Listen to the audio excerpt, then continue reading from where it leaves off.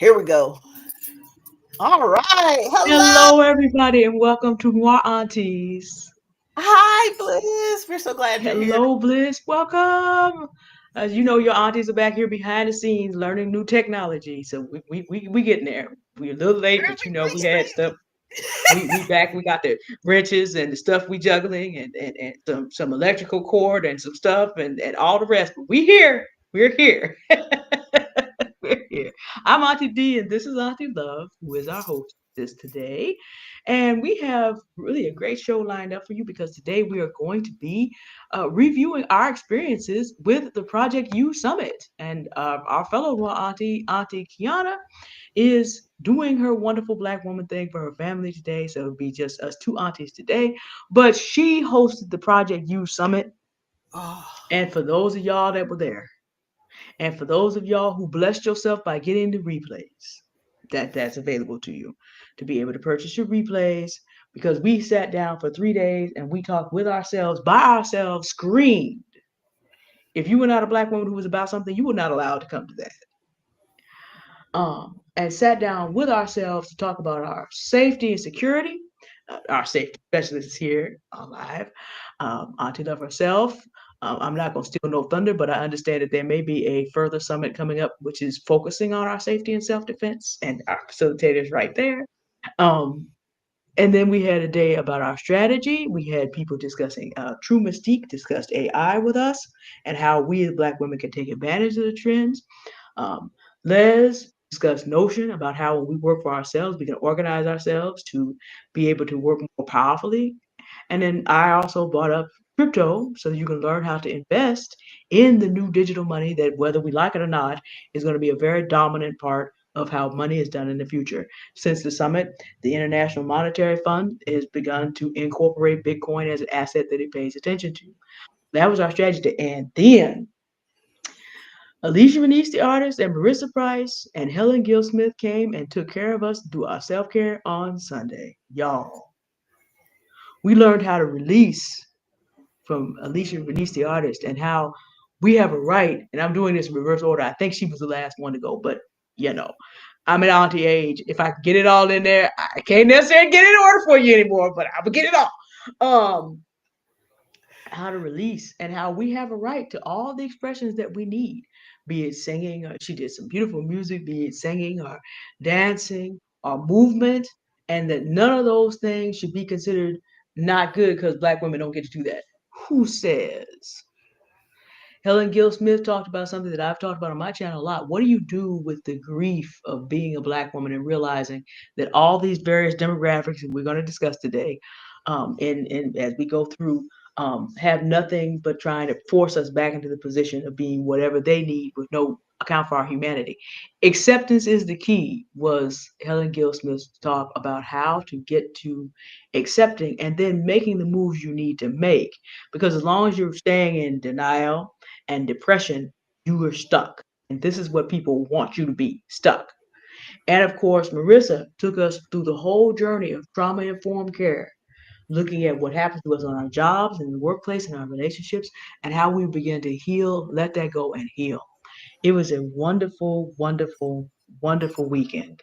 I was privileged to be part of it. I was blessed by the presentations. Auntie Love, you gave us what, 5 entire hours? yeah. And it went by so fast.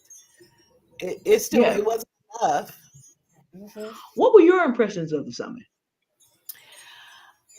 I I have to tell you,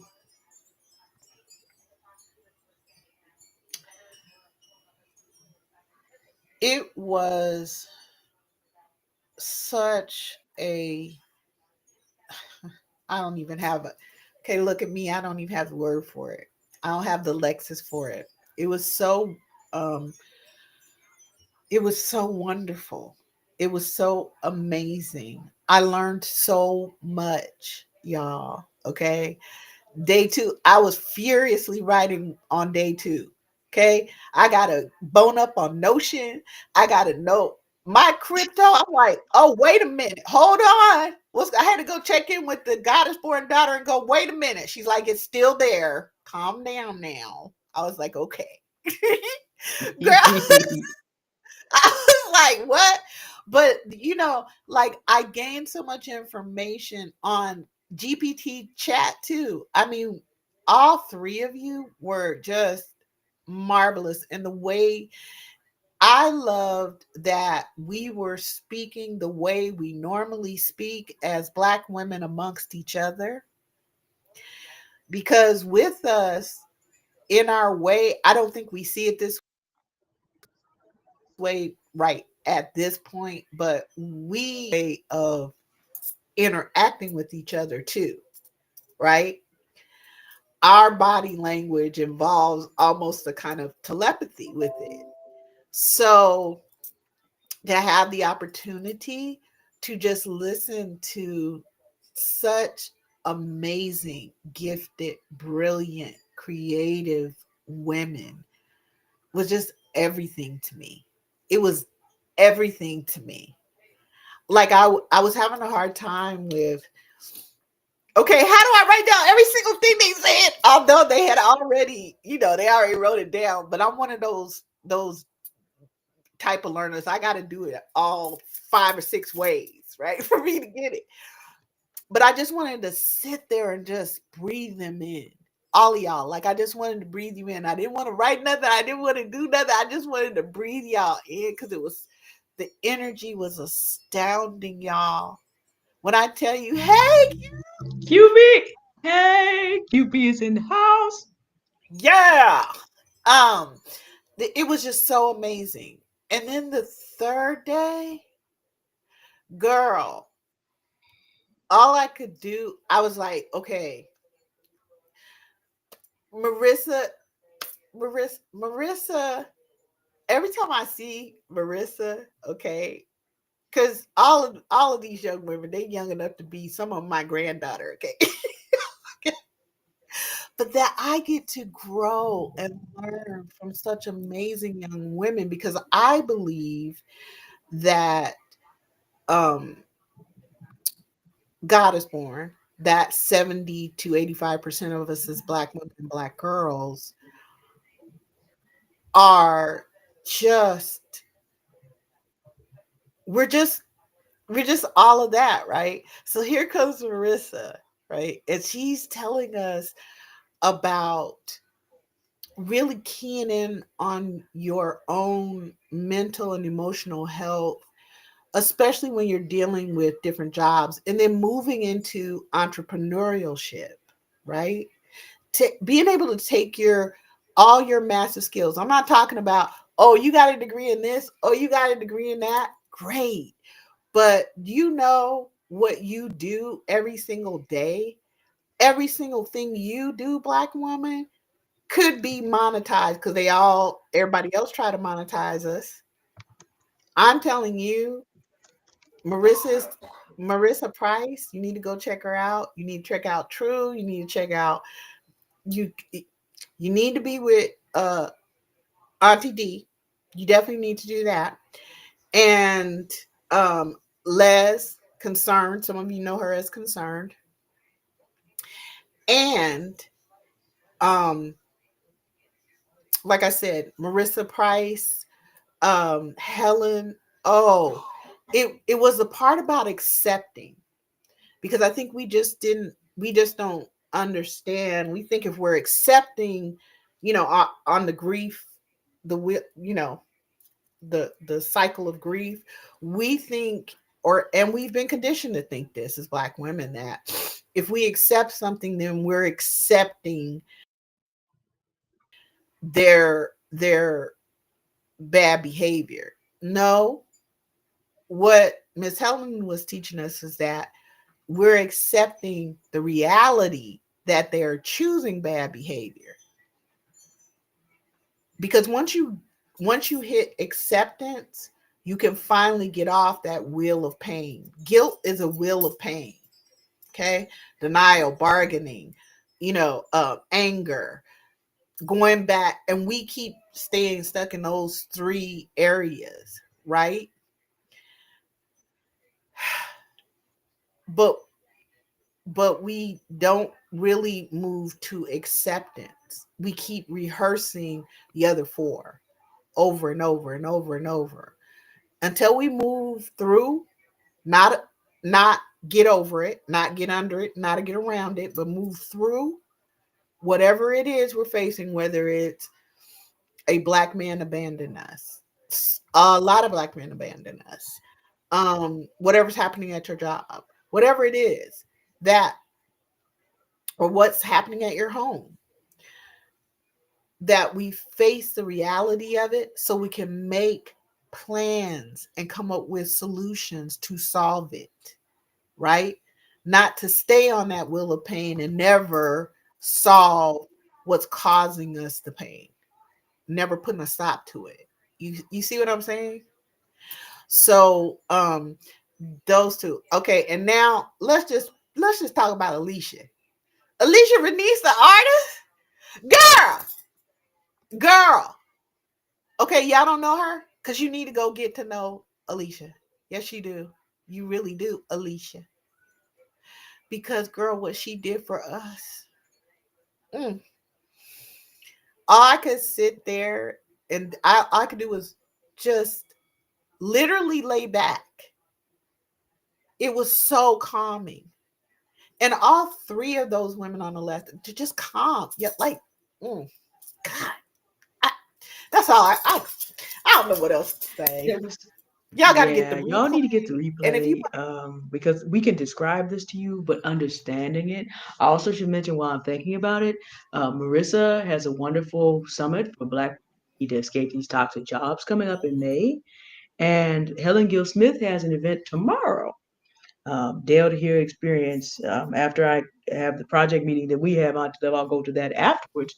Um, these things on a regular basis, these women that we have featured here are available doing real powerful things in the world. Like this is not like Auntie Love said about what Marissa said. Yeah, we got our degrees, but and this is a whole Noir Aunties to talk about by itself. But there is what we learn from other people teaching us, and there's what we learn from living life and learning how to do life. And then there's things that are innate that we have special giftings in.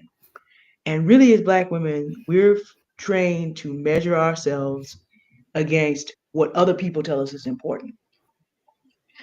The people that we have at Project U are all people that have lived it and have bought their personal. And I'm conceptualizing something that's really big that we don't talk about enough.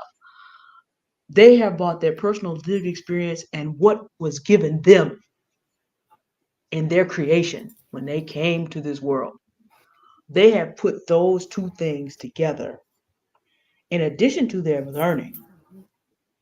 This is, as people say, they're not new to this, they true to this, but on the deepest level, these are the women that you are able to have contact with. And we are still accepting people into the Project U Discord. We're streaming because, we're going to talk about problem solving algorithm later. Even Stephanie Perry and Rashida Dow are noticing that there are, unfortunately, users that are trying to add their male friends into their Exodus Summit.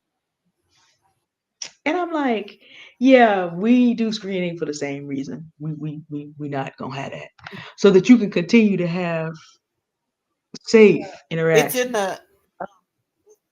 it it's in the, I'm sorry, Auntie D, it's in the Okay, chat. I cool. did put the form, uh, Yeah, Google we're form. gonna have to Sorry, screen go you ahead. to make sure that you can have this kind of quality access to these powerful women that together to bless. Oh, QB. Okay, good. We want to hear the news. We definitely do. But the Discord that QB is talking about is just not something that you just ease on into.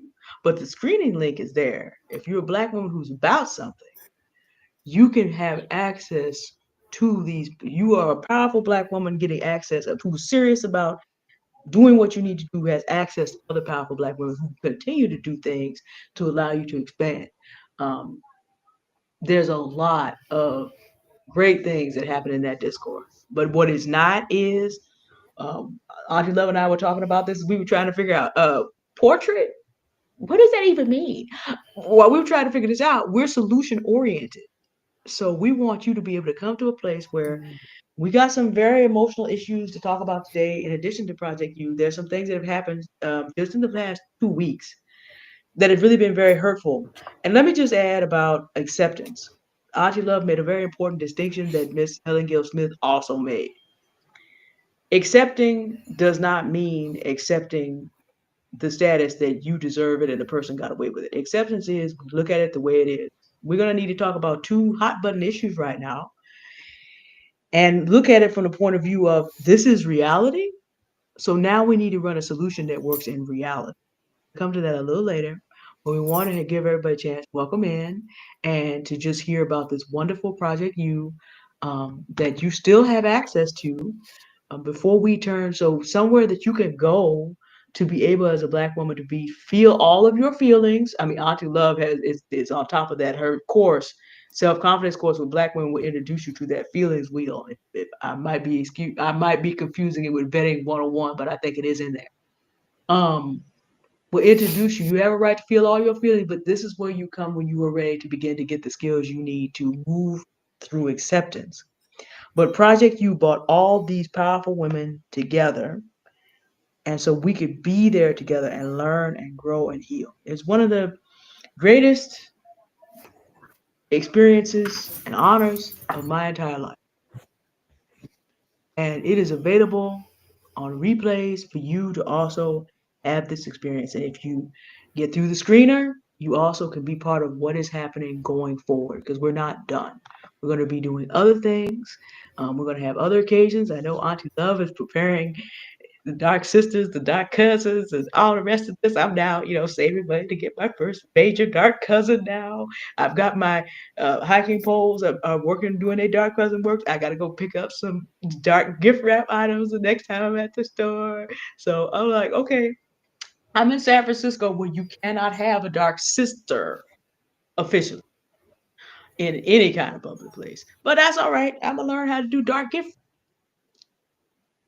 and get me a strong dark cousin. Yeah, your dark, yes, I forgot to tell you it has to be over 16 inches. So I would suggest the 18th inch uh dark Okay, gift. so thank you. So that's from here to about, okay, got you. See, Yeah. things you can do even when places where the law has it set up, and then there's insurances that go with all that. We learned all that. It's just, you know, there's going to be another. I understand there's going to be another self defense summit coming up, but I don't have all the details. I'm just throwing that out there for those of you who are interested. But I'm just saying, if you want to keep up with things as they develop, you need to go through the screener and be in the Project U Discord. If you want to catch up on everything that's already been done, then you need to get the replays. And I'm just saying, I'm and of course, if you want to learn about Bitcoin, I'm there too. So, I'm there to answer questions in the Discord when people have them. And so we're there. We're available to you. But we want to encourage you to do that before we get to the more weighty matters of the day. We want you to know that you can go somewhere and be blessed dealing with the weighty matters of the day because there are many. We are going to move to those agenda items, but we do want you to know there's a place for you. And there's material from Black women who are serious about blessing other Black women. It's available to you. We want you to know it was an amazing experience, and we want you to be part of it. Okay, now we got to do.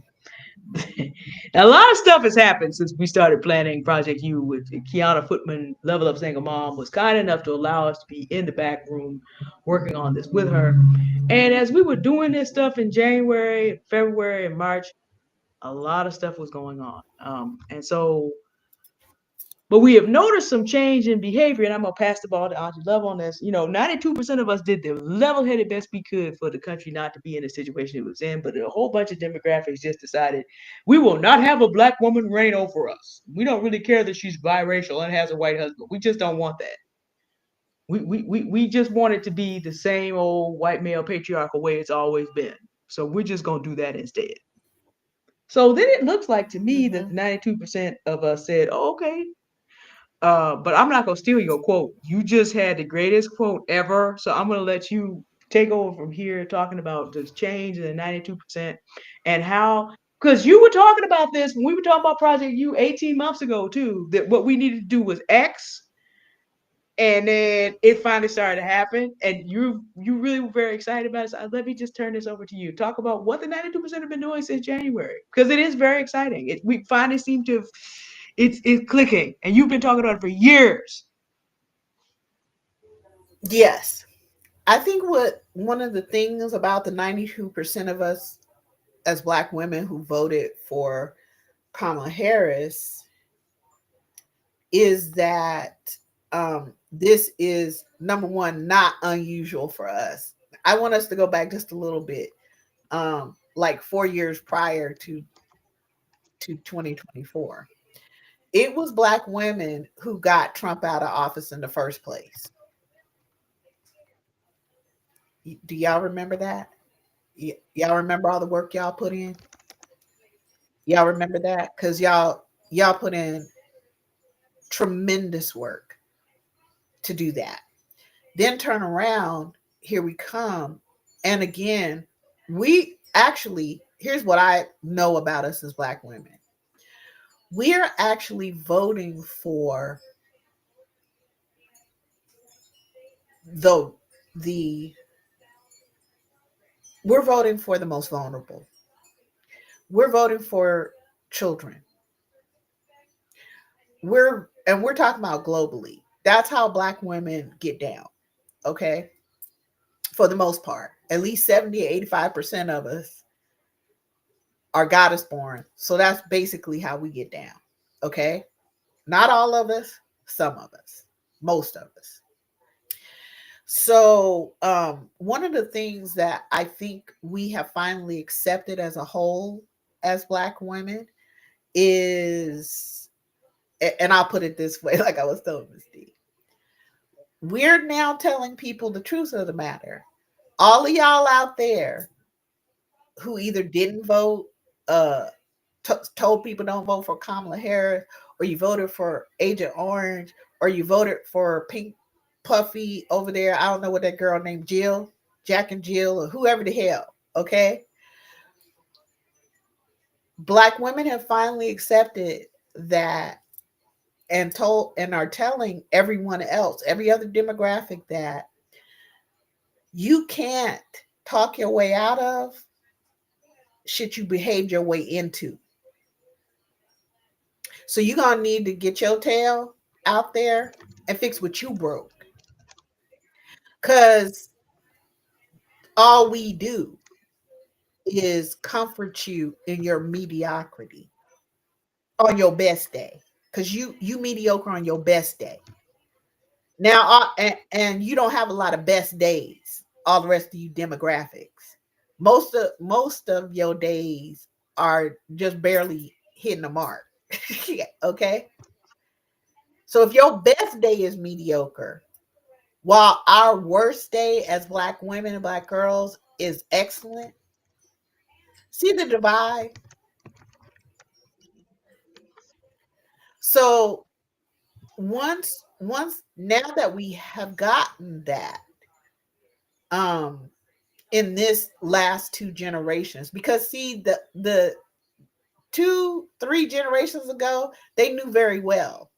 And they were actually the Black women, our foremothers, grandmothers, grand aunties, uh Black women cousins, our goddess mothers, all of them actually put together plans. I don't know what y'all think the Underground Railroad is or was, but I want y'all to look around at most churches, Black churches. Hell, look at the Catholic Church. I don't know, but no, don't look at them. But look at Black churches, and you will find that most of why Black churches are pulling in $26 billion in tithing is Black women. Y'all make the church work. You go in, you open the doors, you put everything in there, you clean it all up, you prepare the dang meals, you open the doors for everybody to come in, you on every committee doing the whole most. You're using your educational skills from all the different things that y'all know, learn, your expertise, and you're giving it for free. You're giving it for free. And you turn around and we do the same thing on a job because we the only ones doing the real work. And that's the truth. And we all know it. But now we're actually saying it out loud. Because I could tell y'all, just a year ago, oh my God, do y'all know the heat I've been getting at basically my entire life, but the heat I've been getting from specifically Black people over this last few years? You can't be cursing like that. How is anybody supposed to get you? Nobody will listen, and this and that. You have to use a different kind of language and a this and that. No, the fuck I don't. I'm grown. I don't need the code switch. You see who this is? This is who it is. This is what it is. I don't need the code switch.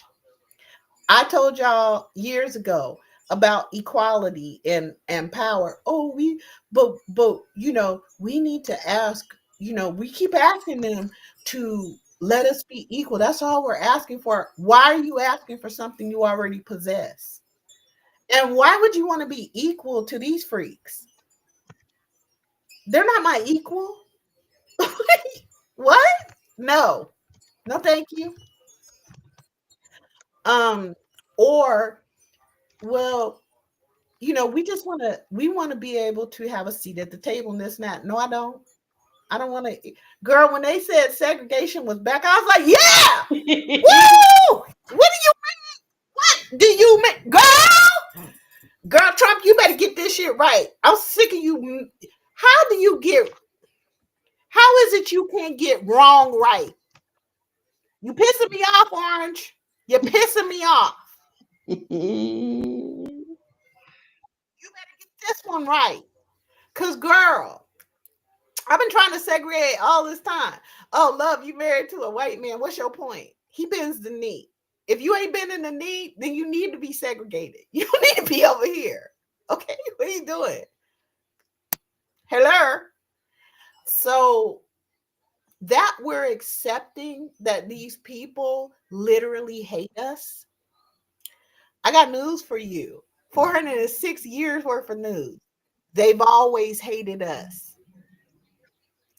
And I hate to tell y'all, Black women, I do, but I don't. Black men hate us too. I don't know. I don't know what. I don't know. But I know this.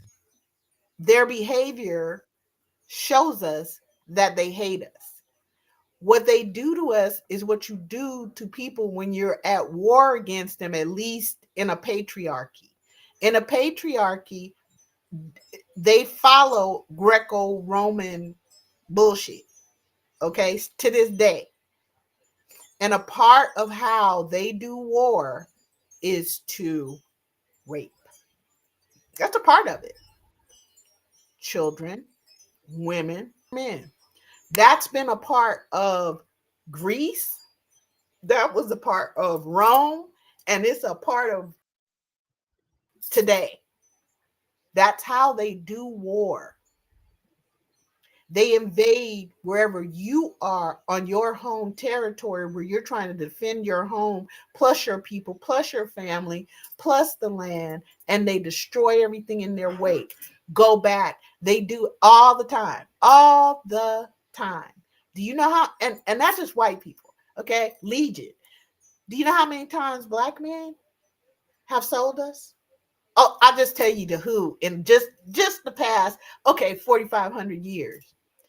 Asians, mhm, Arabs. That's why they have a word for us over there in Palestine, where they segregate themselves from the Black Palestinians. They call us Abid, slaves, because while white folks over here in the United States enslaved us since 1619, oh, Arab enslavement goes back 1,300 years. That At was just the least. first. That's just At the least. round. Second round. Okay, I'm not talking about the rounds Okay, before yeah, because there's more. 4,500 years. There's more rounds. Okay, so I don't care if you Muslim. I don't care if you a Christian. I don't. Well, not Christian, churched. I don't care if you Jewish. I don't really give a damn. I don't care if you Hindi for that matter. I don't care because y'all choosing cows over women Well, over there in India. Don't. just for the record, because I have a great great grandfather from there, the Aryans wiped out the Sudra 1500 to 1800 years before so the Proto-Europeans. If you go look at the Sudra people, who were the original people of India, you go look at the so-called untouchables, and you look at those little girls, they all look like my Sunday school students. They all look like me. In fact, this was a wrap that used to be used for an Indian woman. I once wore this to an Indian restaurant. They thought I was one of them. But they treat us Mhm. exactly the same way. So I cook Indian at home now. Just for the record, Hindi is not, their untouchables are basically look just like East Africans. And when you do your history, you find out why Hitler chose the Aryans as a model. That is one of the oldest Mhm. attacks of their type of on our type of people in Yeah, history. they're the word kafal is Arabic. That's where it originated. Okay, Huh? I mean, whew, that adds another level to it.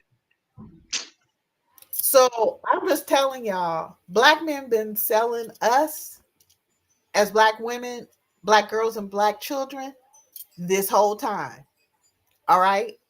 So we've been conditioned and we've been programmed to believe that we everything that we are and everything about us belongs into service of these freaks who have mounted war after war upon our bodies, and we still want to hang out with them for what?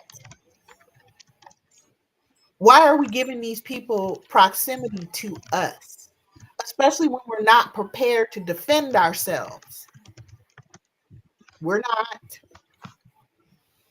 We really aren't. And we have to talk about it. We have to be real about this because our black girls are suffering the consequences of we as black women not properly giving them the tools to be able to deal with the fact that the students sitting next to them, the little white kids, they've been at the range learning to shoot actual what I carry.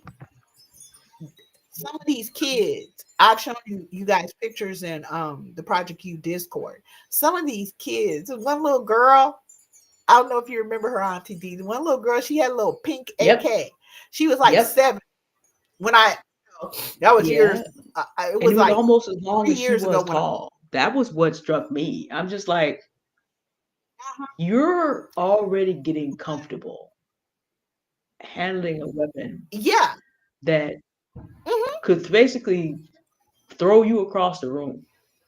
So they're introducing it to you, Hmm. but it's still almost longer than you are tall. I mean, I know that's not quite right because perspective, but it's mind blowing to imagine. But I mean, you're looking at a group of people that basically does not have anything gotten by except got it by pure violence. So of course, down to the last child, everybody there feels like they have to continue because that's the only tool they ever had to get anything. I mean, that's just sad reality. But what did they build that they didn't steal first as a civilization? Nothing. They didn't, and that's why that that little girl. That's what they do. Meantime, our little black girls have no defense whatsoever. So when a white kid comes in and he says to a little black girl, "Oh, I'm putting you up for sale." And these kids are doing this across this country. Little kids are putting black girls on sale on social media from their schools. I've seen young as Yeah. elementary doing that. So you tell me, black women, I would love for y'all to put a one in the chat to tell me, hey, I know black women who have a really serious plan, and they've taught their daughters what they need to do, and they put them in self-defense classes.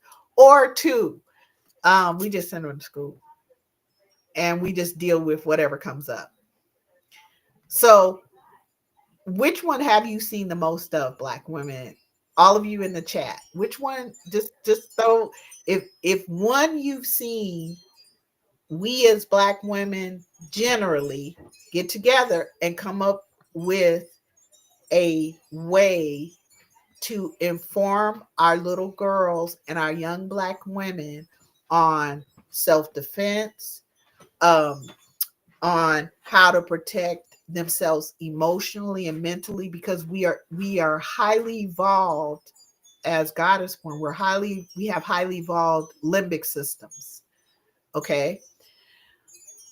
So while we're being told don't believe in your feelings, you can't trust your lying eyes and all that other mess, it's only mess.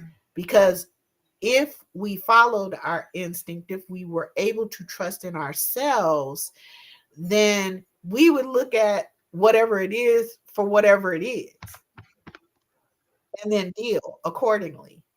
Let me tell y'all something about the difference of a matriarchy going to war and a patriarchy. We already know, I already explained what patriarchy will do. The reason that matriarchy, people who operate from a matriarchy will go to war, there can be only a couple of things. But the most important thing is, are you being attacked? Because that's really the reason that you go to war, not because you see something somebody else got and go to take it from them, or wait for them to get whatever it is and go take it from them and then destroy everything else, including that group of people. See, in a matriarchy, because it is actually, I'm not talking about matriarchies of Hispanic women or Latinx women or Asian women or any other type of white, especially not Legion. Okay.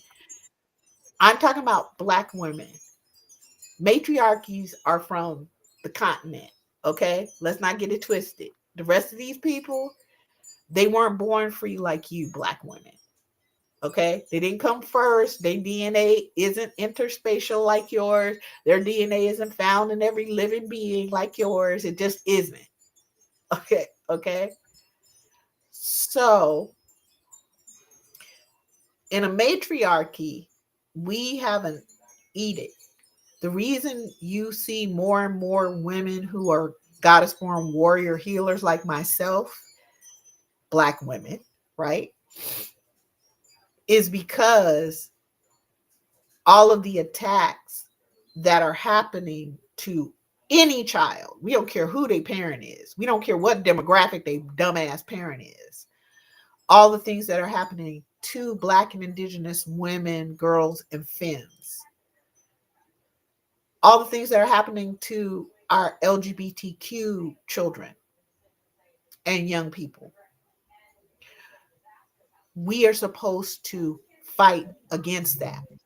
That's when you'll see us go to war. So, this whole idea that we have to stand back and let everybody put their hands on us and do the whole most and try to bring down their emotional state for them, try to calm them as they're choosing bad behaviors and attacking us, and uh, raping us, kidnapping us, throwing us in jail for no reason, or whatever they little head told them to do. I don't know. Okay. Constantly um, trying to harness our powers as black women and black girls, and then tell us we're nothing at the same time. Why y'all are afraid of black women, black girls out there? That's what this really is. And I got something else for y'all, black women. This whole thing, thousands of years, has been about how do we harness the most extraordinary resource and power and element on this planet. You, black women, your black girls? That's the question they've been asking themselves. That is it. And what they found out is if they use violence on our bodies, then they could get to our minds. They've separated us from our living memory through violence, and they're still doing it. And now we're accepting of them doing it instead of accepting that this is the reality and now we need to stand up. Because even if you think, oh, only a thug would stand up. Okay, true, I do embrace my inner thug. But only a thug would stand up. What would anybody need with the pow pow and the pew pew and this? I don't know what they need with them, but I got dark sisters. And we don't play them games. We don't. It is my path hold black women, black girls, all children, and the most vulnerable in this world sacred, protected, and uplifted. And I'm going to die doing it. And I already know that. It's just part of being a warrior. But that's all of us aren't warrior born, and I understand that. But when it comes time for us to stop others from attacking, we all have to start doing our part. Trying to talk the people like me out of protecting all of us doesn't That's a waste of not time. that's not yeah, that's a That's a waste of time right there. You won't waste of time. Try that's that. not it. Take your energy over there to the people who are waging war on black women and black girls and do something about that. And we're giving you the tools to be able to do these things, but you're going to have to take them. You're going to have to choose because we also don't try to usurp your will. I'm here to give you information, tell you what it is, what it isn't from my perspective. You can either use it or not. Same thing with Auntie D. Same thing with Auntie Q when she's here. Use it or don't. But I'm telling you, you're at war, whether you want to admit it or not, black women, because these people have declared war on you, our daughters, and our children. Speaking of tools, because we have a couple things we want to look at today. It's probably a good time for us to look back at the standards, because I understand that people are beginning to look at these as templates for building their own standards. No less a content creator as Cynthia G once said, Black women have no standards. That's not true. The problem has been solved because we're about solutions over here. And so Auntie Love has put together a set of standards, which of course Black women are welcome to look at, use as a template, build their own. And as you pull that up, let me just make a little bit of commentary about the $26 billion that Black women spend at church, since I am a Christian and also in church. There are some very specific things that a church is supposed to be doing. If your church isn't doing any of those things, you're supposed to take your money out of there and leave. Your church is not supposed to be a plantation, the sequel, where all the money goes to the top men.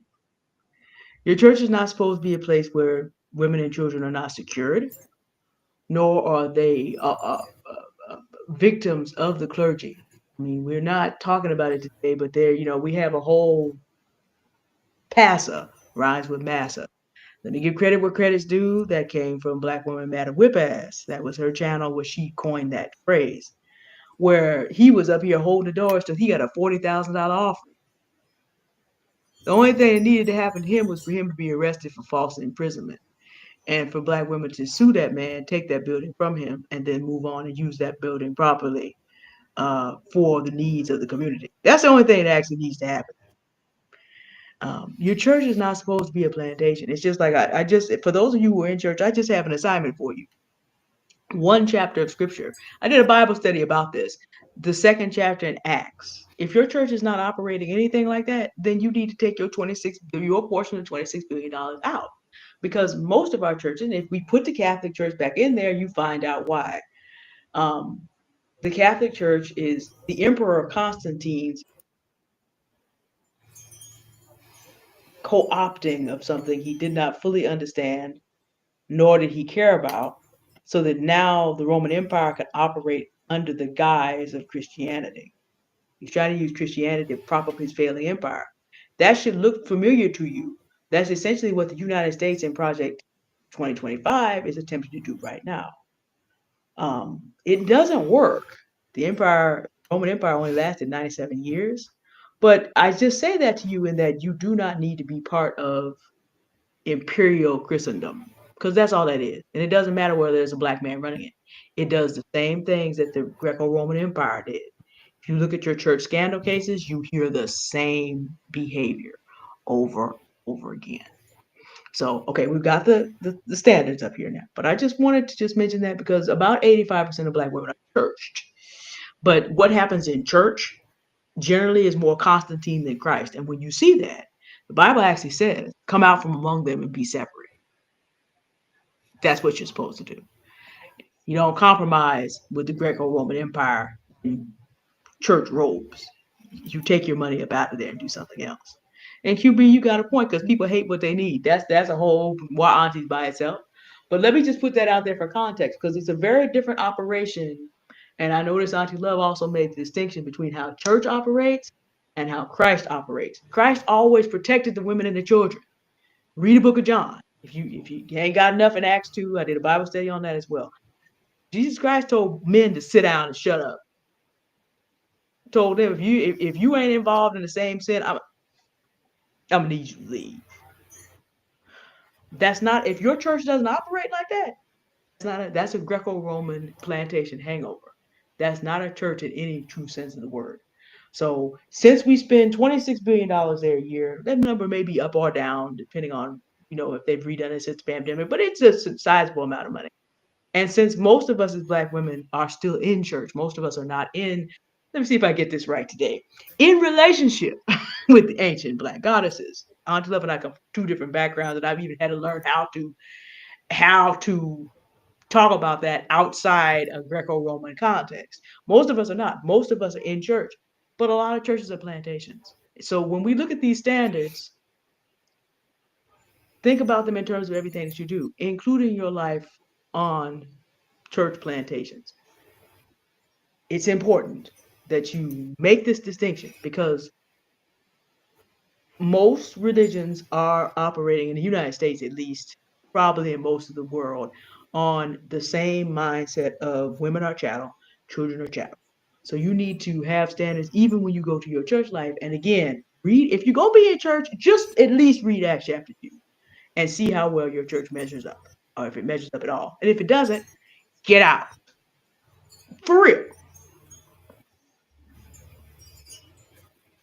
Okay, we got the standards. You got to pull it up. But okay, now we're gonna look at these standards that we have here, and we're gonna then go further into the problem-solving theorem a little bit later on. But I'd like you to introduce the standards as the person who answered the call and put this together for us to have. Yeah. So I'm going to remind us that these standards, yes, I know. I tell us all the time we have to copyright, we have to trademark, we have to do all those things. Yes, I know. But, and this was, however, I'm giving all Black women, you know, permission to use these standards. And some of what I've been hearing from Black women is they've been using the standards to start to they've been using it as a foundation with which they can build individual boundaries and add consequences, because I'm going to tell y'all, Black women, boundaries don't work without consequences. People don't just stop behaving the way they do just because I told them to. Okay, in my case, sometimes. But I'm just saying, um, they don't really, you know what I'm saying? Like, people have behavioral patterns. And so if they haven't changed up, either they are internally motivated or externally motivated. In the case where it comes to Black women, other people are not internally motivated to be reciprocal of us being as respectful as we are, of us being as loving and compassionate and kind to other people as we are.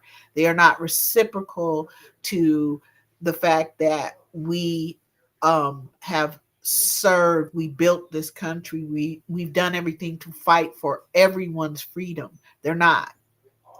And so we're going to have boundaries that have consequences with them because consequences externally motivate people. Okay. So let's go over the standards really quick. And again, you can use them in Project U. Those of you in Project U, you have them there. They're explained out better. And of course, um, the my okay, let's just get into it. Never mind. Okay. So, Black Women's Guide to Thriving Beyond Racism and Misogynoir. We've seen these before, but I want you to know you can use them. So, Black women are, and I got this from Catrice Jackson, who wrote The Becky Code and Weapons of Whiteness, which I suggest everybody pick up, but you know, that's just me. Oh, and my favorite book that she wrote, Unfuckable With. Okay, I'm just saying. Okay. Um, all of us as Black women, Black girls, Black and Indigenous women and girls, um, globally need to be held sacred, protected, and uplifted. Okay. The first place that starts is with us. We have to feel this way about ourselves. We have to believe that this is how we need to be treated. Otherwise, we're not going to demand that other people do that, or giving them consequences when they don't. You see? And you decide what being held sacred means to you. You decide what being protected means to you. You decide what being uplifted by other people means to you. Okay? Um the other thing that we want to be able to do as Black women and Black girls is um we need to be able to listen to people's behaviors, not just what they're saying. If what if the way they behave does not match up with what they're saying, then okay, I hate to tell y'all, they're lying. Okay, there. Dang it. Um, so we need to be able to detect behaviors. Um, we also need to be able to prevent them. What do I mean by that? Well, we need to come up with some plans because the ladies in the chat, these beautiful Black women, they were honest about the question I asked prior to this, right? Do we really have plans to ensure that our Black, what plans, what physical things are we putting in place? What actions are we taking to give our Black girls and young Black women the upper hand to be able to defend themselves, to be able to protect themselves emotionally, mentally, spiritually, fiscally, physically, sexually, um, um, our senses, the fact that many of us are empaths. What are we doing to protect ourselves? And when I'm seeing the answer was two, not really anything. We don't have no plans. We ain't put nothing into action in the general sense, right? So we are gonna need to do that. So we need to be able to detect, prevent, and mitigate the damage that's already been done. Okay. But you can't do that if you're unwilling to accept the reality of the situation, or even something as simple as, let's say, I don't know, Reading Project 2025. Um, Let me say this, Auntie D. Okay, I don't know if you, I know you have, I know you've seen this. Um, what are those freaks? They were on some sort of signet or Yeah, you something, know. hexes, these people are up in the white as hell house, okay? uh supposed to be in charge of national security and whatnot. And they're just having a group chat and inviting, people just willy nilly and everything. Okay, about bombs they were dropping on Yemen. The foolery. Okay, just just more nonsense. Okay, but the point is they did they they're doing all of this stuff. And the reason why it's a problem is because if the other group of people knows your plans, then reasonably they'll be able to thwart those plans of you mistreating them. So if Yemen finds out that you just gonna willy nilly be throwing bombs all over the place, then they can come up with a plan to prevent it before they have to come up with ways to mitigate the damage after the bombs have been dropped. You see what I'm saying? So the fact that black women generally would not read, and girl, we can just go in my family. Okay, my family alone would not read Project 2025. And it didn't matter how me and Auntie D explained, listen, the only way you can make plans against something is to know what they're planning. So see, we were able to come up with, that's why I was able to come up with standards and rules, regulations, things like that, because I read my enemy's plans so I can come up with good solutions before they even get started. So you see what I'm saying? Okay, so let's move on. Let's let's let's move on. So matriarchic think concepts, okay? Black women, black girls, 80, 70, 70 to 85% of us anyway are goddess born. Yes, I assert that. And I'm not taking back that I'm calling us goddess born. We have got to start seeing ourselves as sacred. Okay. We have to start believing that we have intrinsic value and that our worth is beyond measure. And nobody else gets to tell us how we're going to roll, what we're going to do, and all of that. We decide that for ourselves. Okay. So, um,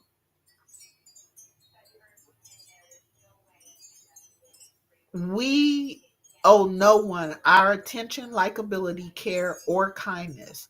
Only we possess our self body autonomy. Thus, only we decide the next one, two, or three. What and who we are, um, and whether or not someone outside of ourselves is allowed access to us. Girl, I don't care if my mama is sisters with your mama and you do something girl, I don't care. I don't care. I really don't. I just explain it to my aunt later or whatever while we all at the funeral of you. I don't care. Okay, you don't get to have access to me when you have crossed my boundaries, because that's one of my consequences that I give people. Oh, you no longer have access to even speak to me. Girl, you better walk on by. You better Walk walk on on by. by. Just turn the song on and keep That's it right. moving, y'all. I'm telling y'all. Keep moving. Girl, I don't care. Well, my auntie will be mad. I don't give a damn. She knows I'm gonna come through and I'm gonna let her know. I don't know why you told your daughter or son or whichever what that this was okay to do, but I absolutely beat their ass. What's your point, auntie? You should have trained them better. Anyway, um, we also decide who gets to be in our spaces and our children, which is why I love the idea of segregation. Yes, because Black women were never trying to integrate in the first place. We created civil rights, but it wasn't to integrate. We handed that shit over to Black men, and what did they do? They used it to integrate, and we went along with that. But I'm gonna show you guys how that's not what we were trying to do. Okay, so we are the architects of our own destinies, the keepers of our own boundaries, and the guardians of our own well being and personal security. Your security and protection as a grown Black woman is your responsibility and accountability. Yes. I, people love to say, well, if you have, I let my husband do whatever, and my husband better protect me, and oh, I'm a girly girl. Girl, I don't even know what you're talking about. My husband can't be with me 24/7. What kind of sense does that even make? I don't get why that's even I don't know what y'all are talking about. Okay. And Can, primarily I be talking about my cousins. Okay. Cause okay, I don't know what y'all are talking about. All right. can we make a note here for when we have the self defense summit? The girly girl thing. I mean, that doesn't belong to us either. Just a note for that particular one, because I mean that really disturbs me. Mhm. I've just gotten back to wearing pink because I got so tired of that growing up. Don't you want to be a girly girl? Y'all, I'm a full grown woman now. But Yeah. another day, I don't mean to interrupt, but I just No, want to no, put a no. You're pin right. there because That's that has to do with absolutely. the cute and lethality. You can be being able to defend yourself does not make you unfeminine. It means that you having your human rights. We can we just address this and be honest because people are telling us that as women, we if we're gonna be proper women, we have to be able to just roll over and take whatever they dish out. I just like I said, I have my pink on now. I've come to terms with that, because no, I'm still likely to hurt you if you do. I mean, there are people rhetorically all the way. I was telling Auntie Love, I was at City Hall and they already had bomb sniffing dogs, and the sheriff was already there. And I was wearing my pink that day. Had nothing to do with nothing. But I had to let some city officials know what we ain't about to do. Mm-hmm. So that's for another day. But I just need us to put a pin there because that concept had me wearing colors that don't work as well for me, and I passed that now. But I'm just kind of like this whole thing that we got to be girly girls. First of all, that's for white girls, Mm-hmm. and they have their little pink AK-47s At 7 years old. at 7 years old, and ain't nobody telling them that they're not girly because they have a pink AK-47. I need us when we do the self defense summit. I'm just putting a pin out there for that because that's gonna have to be addressed. I literally did not wear pink for 30 good years as a regular color because I got Mm-hmm. so tired of that foolery. I'm back to it. Thank you to Auntie Love and Kiana, Love Love Single Mom. But that's kind of important because I don't know how we have. I mean, I do know how, but we do not have to accept that people define girl and woman as absolutely helpless. Stop it. Like, what did Michael Jordan say? Stop it. Get some help. And we're here to help you. Yeah. Continue. But I just needed us to just put a pin in it because that don't make no sense. No, but you're so right. But it's also our mindsets that have to change as Black women. And it's not a put down because I understand that we've been conditioned and Right. programmed to believe that we need to be willing prey to other people from from little girls being raped by Black men by the time they're 18. Then we've told you at 60%. We're not doing enough as Black women, as grown Black women, to protect Black girls. We're not. Now that's the truth. I don't know what we're waiting for. Maybe we are waiting for people to. We're either trying to fit into a stereotype or not fit into a stereotype of the people, the very people who hate us, who have declared war on our bodies. Why are we listening to these freaks? All they do is run around destroying shit. I don't care if you're talking about a black man, a white, a legion, white woman, which I call them Karens and Beckys, uh, crossroad demons, crossroad corner hoes. I don't know. Okay. I don't care who they are. I don't care if they Latino for Trump. I don't care if they Palestinian for Trump. I don't care who they are. Okay. We're gonna have to take seriously um giving our daughters the tools and building their skills to protect themselves until they can get to us. And people should know beforehand that if I show the fuck up, y'all all gone. I'm blowing everything up. That's not a legend. When it comes to my goddess born daughter, I'm tearing it all the fuck down. I'm reaching down and I'm raising hell. So I've put plans into place. Have you, black woman? Oh, I can't. Well, blah, blah, blah, so and so. No, I don't. I really Can I, don't. can I also mention here that planning is not, and this is a whole nother set of issues, but planning is not something you do for the performance of the people that you're trying to impress. So that means that you get to wear your pink and have all kind of plan A, plan B, plan C, plan D, plan E. There's probably very few people, most people know me as what I primarily am. I am your uh, classic, kind hearted Christian black woman. That's fundamentally who I am. That's who my mom is. That's who my grandmother was. That's who my aunties are. But then we need to talk about the fact that people didn't know about Aunt Alberta and the 22, the dark sister that she carried. My mom was telling me about this recently. Didn't know about the 22s, the 38s. Didn't know about any of that. These were all kind hearted people. But they also had a plan. There are women in my family who removed their abusers from the earth. They planned it, they did it.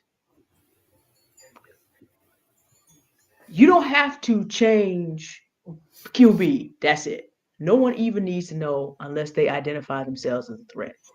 I think that's very important for us to understand. Hmm. Everything is not for you to try to impress someone else. A plan is for you. And unless people, it's like you have the plan, and unless they trigger the necessity for it, yes, I use triggered on purpose because that has two meanings. Unless people trigger the necessity of it, that doesn't change who you are. One of the hardest things I have had to learn in the past 5 years is for me to stay the sweet, kind hearted, generous person that I am, I've got to defend myself a little better on a personal level. After the first three of those standards, they are very helpful to me in person. Some people are only going to try to take advantage. And if I become embittered or broken severely, then I can't be that person for the people that I need to be that person for.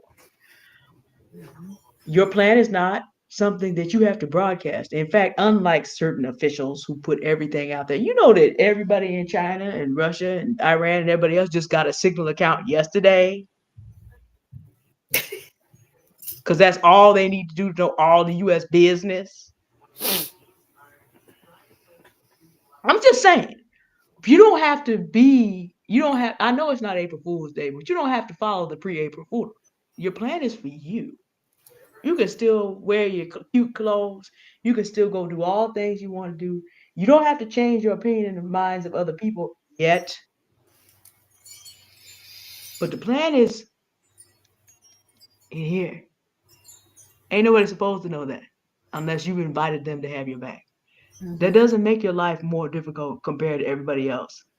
That's something you do for you. Yeah, because I'm gonna tell y'all this. Um,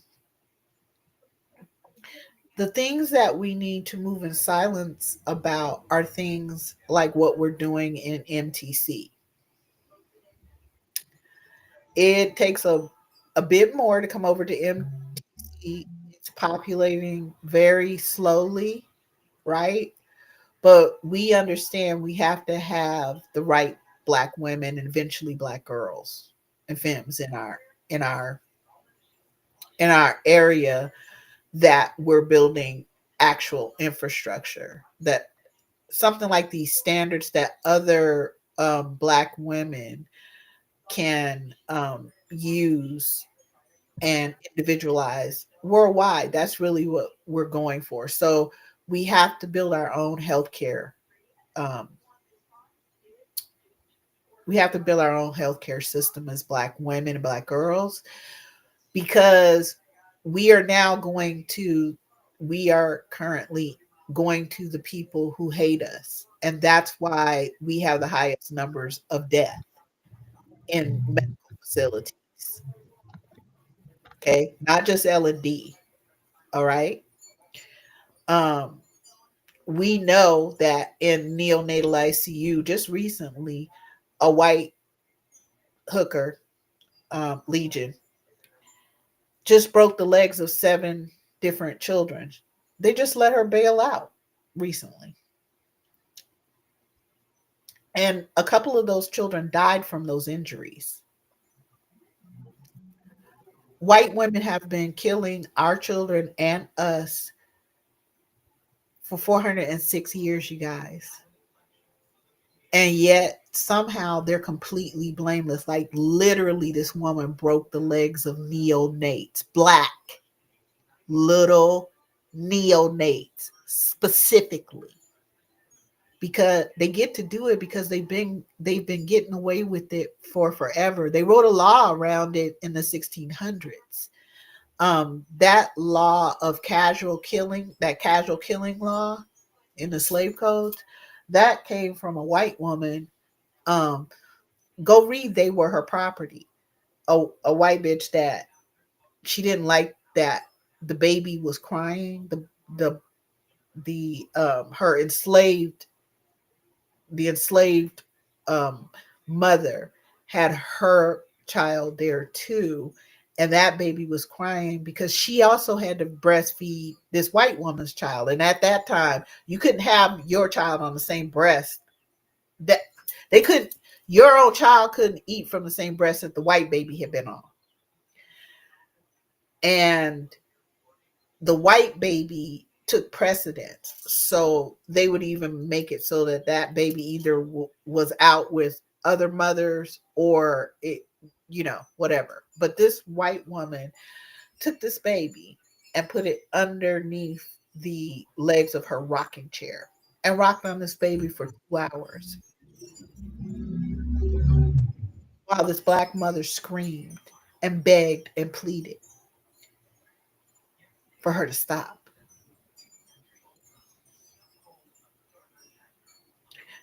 These women did this on a regular basis.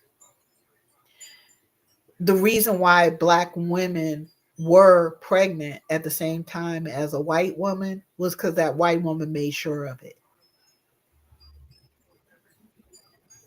So these standards matter.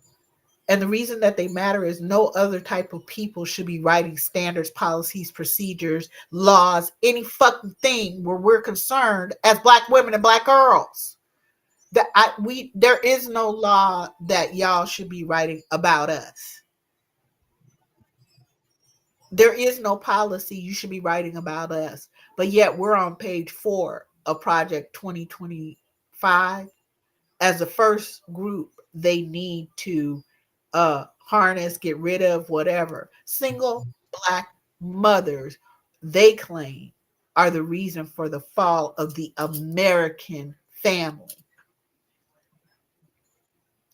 No, the reason for the fall of the American family, meaning white children, is white fucking non-ass acting mothers.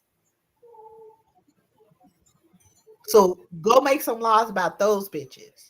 But you're not going to sit here and try to destroy black women because you're afraid that other groups of women will see that they don't need men to do any of this.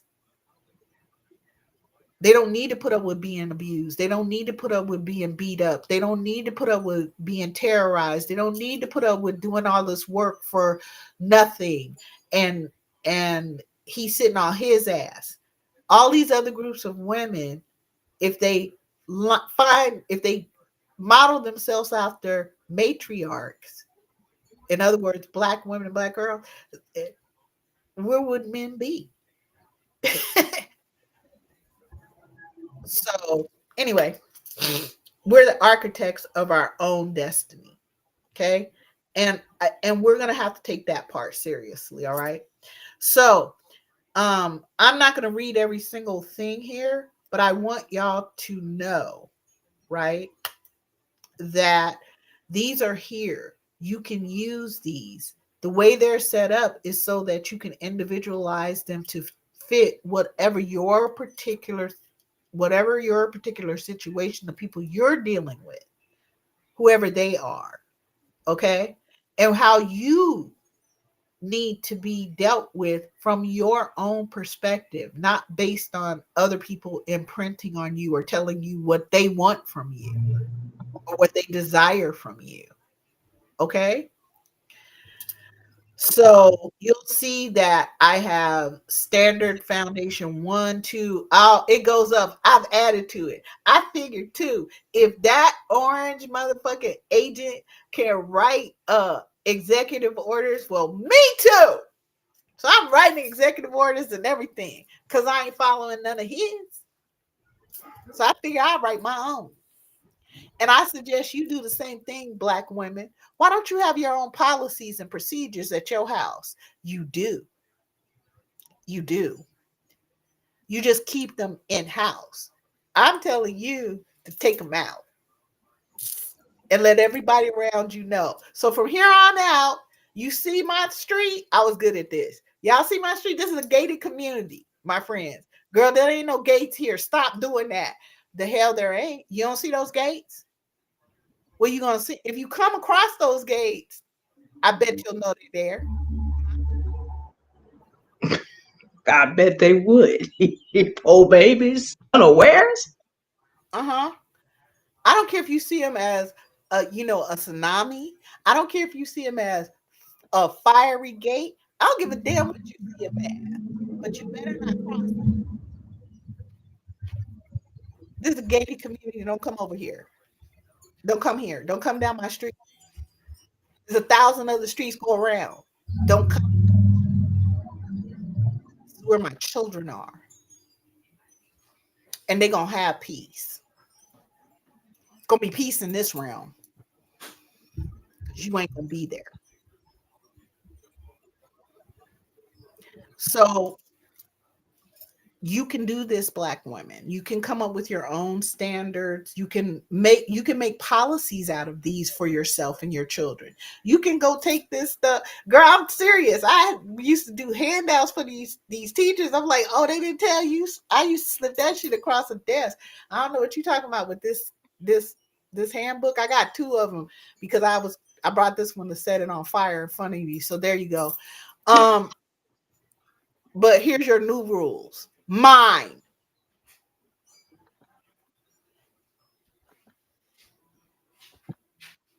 You don't dictate nothing in my house. You ain't telling my kindergartner that she had better have her homework done or else. Or else what, bitch? I've been at work all damn day. My baby learned how to read before she ever came to your little crazy ass school. Okay? And it's actually me who's educating her. You just the reason I really sent her to CK was for the math and I don't know, uh analytical part of reading. But really, to me, y'all was a social experiment. And she got to experiment on y'all. That's what y'all are to me at a white people school, which is all of the United States. Girl, y'all ain't teaching nobody except for how to stand in line. Y'all act like this is a mini prison, like it's a prison for little people. hard ass chairs, 8 hours. You Made by gotta, prisoners. yeah, girl, what? What in the hell? Oh no, no, no, no. My daughter is going to know her history, who she is. She's going to be introduced to her power. I'm going to make her wield it over y'all. She's going to decide whether you get to live or die today, actually, allegedly. What would you like to do, sweet baby girl? That's what I used to do. I used to bring her with me and go, would you like for them to continue to breathe, baby? And she's like, yeah, oh yeah, please, mom, don't. Right in front of, I don't care if you, the principal is like, did you just, you can't threaten us. The hell, what the hell are you talking about?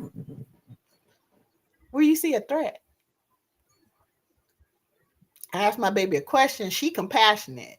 I don't have none for you. She trying to save you. You maybe should listen to her. Maybe. Cause me, I don't give a fuck. I think you need a real object lesson. But apparently she's in charge today of your fate. So I'm gonna let that go because she said that I need to let that go. So I'm gonna let that go. But you need to thank her, girl. You need to, as soon as I leave here, you need to get on your knees with her because she just saved you. And I don't know why, because you don't deserve it. But okay, Goddess Born has spoken. I shall comply. Black women, you can do that same thing. I did that throughout her life and still do. Okay, so again, you can see you have even more standards here. Like, for instance, don't approach Black women and girls. I don't care who you are. Don't walk up on us. No. Mm-mm. Don't question us. Well, how come Black women ain't out here? Where's Kamala Harris? I know you didn't just question us. This is the only question they can That's ask. so dumb. This is the only one. Okay, this is the only one I'm gonna let go of, and I'm gonna fuss at every other one that y'all just let them ask you. Okay, the only question they can ask you is, where do I tithe to you?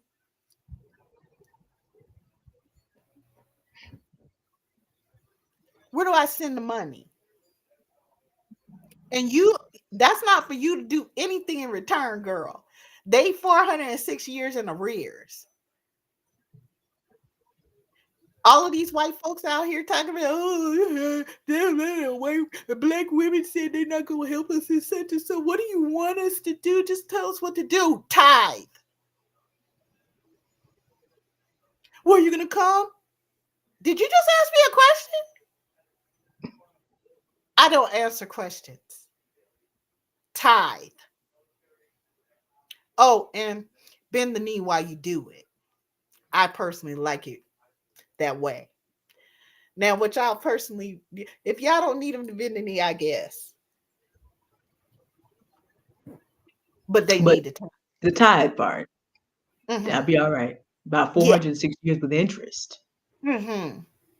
Yeah. They 406 years in arrears. You ain't got Which is nothing. why the country which is why the country can't which is why the country is in debt exactly that same amount. Mm-hmm. If you go measure it, you find out something very interesting. The debt that we're owed is almost exactly the amount. If they had done right, but that was explained in The Color Purple. Go on, we'll come back to that later. But it's just like y'all, Mm-hmm.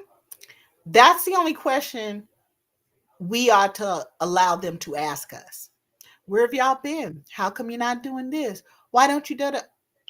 Girl, I know you're not questioning me. Now, see, our goddess born daughters, need to be able to question us so that we can help them to have tools. I don't mean in some disrespectful white child way, okay? Because that's not what goes on here. You understand?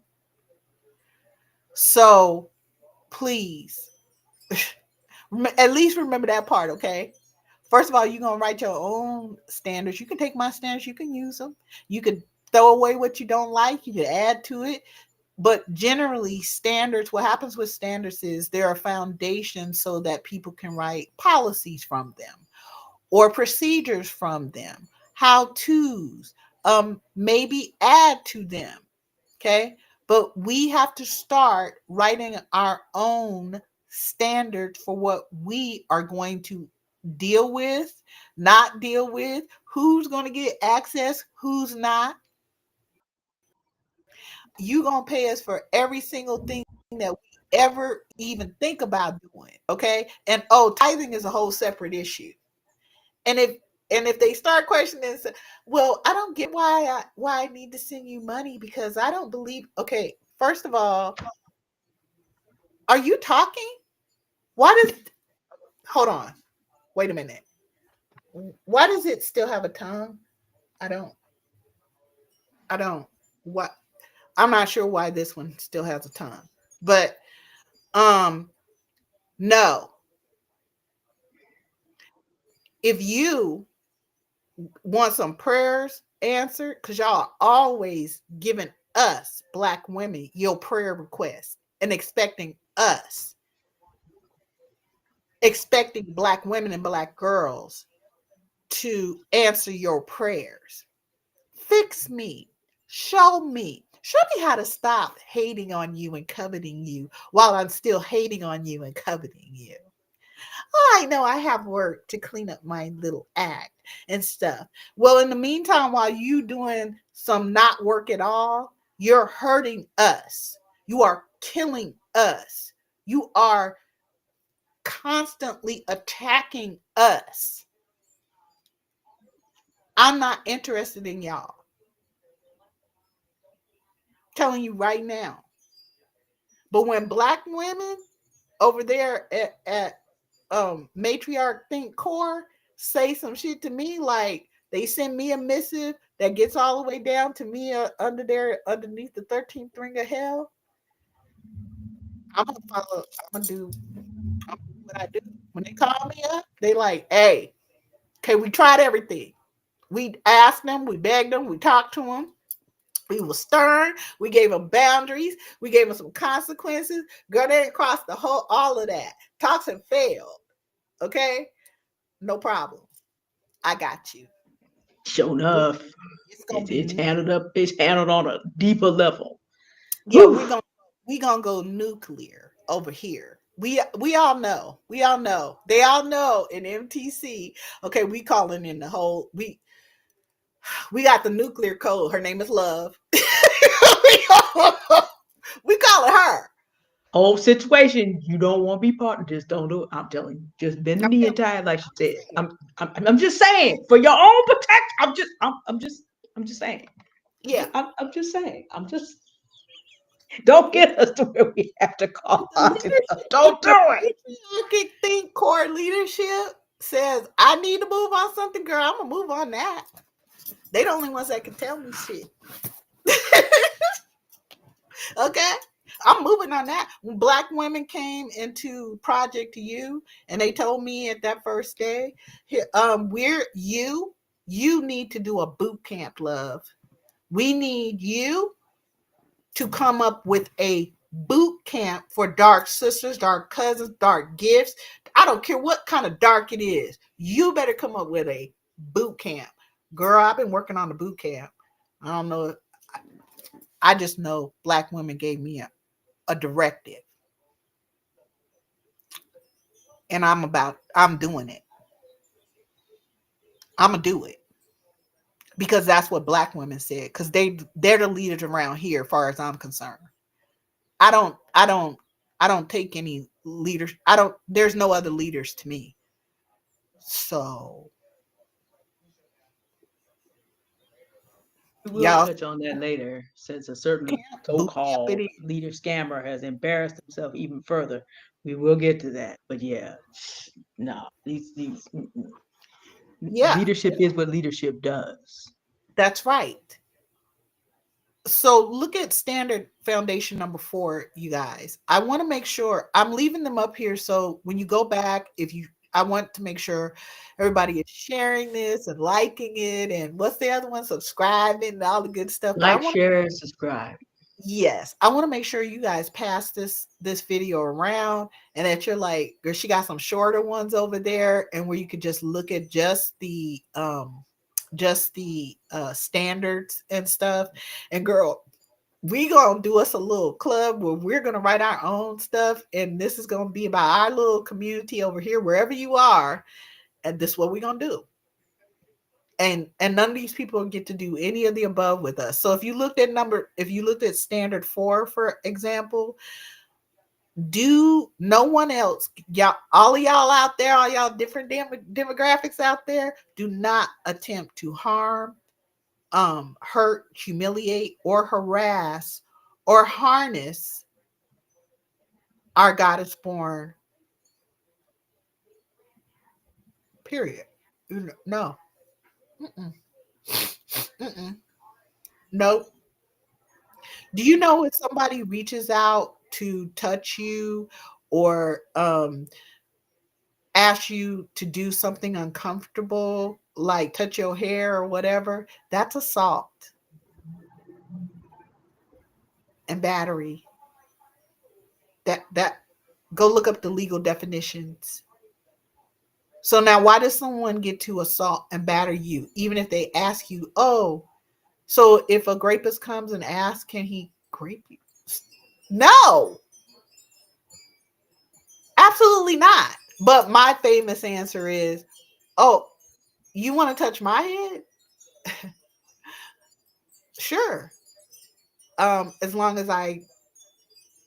you understand I'm punching you in the throat. Assault and battery for assault and battery, even exchange. I just had that conversation with somebody. It's St. Patrick's Day. Whole grown men talking about who they gonna pinch. I'm like, sir, I played piano for more than 30 years. Mm-mm. Try that if you want to. I don't know what's wrong with these people. I really don't.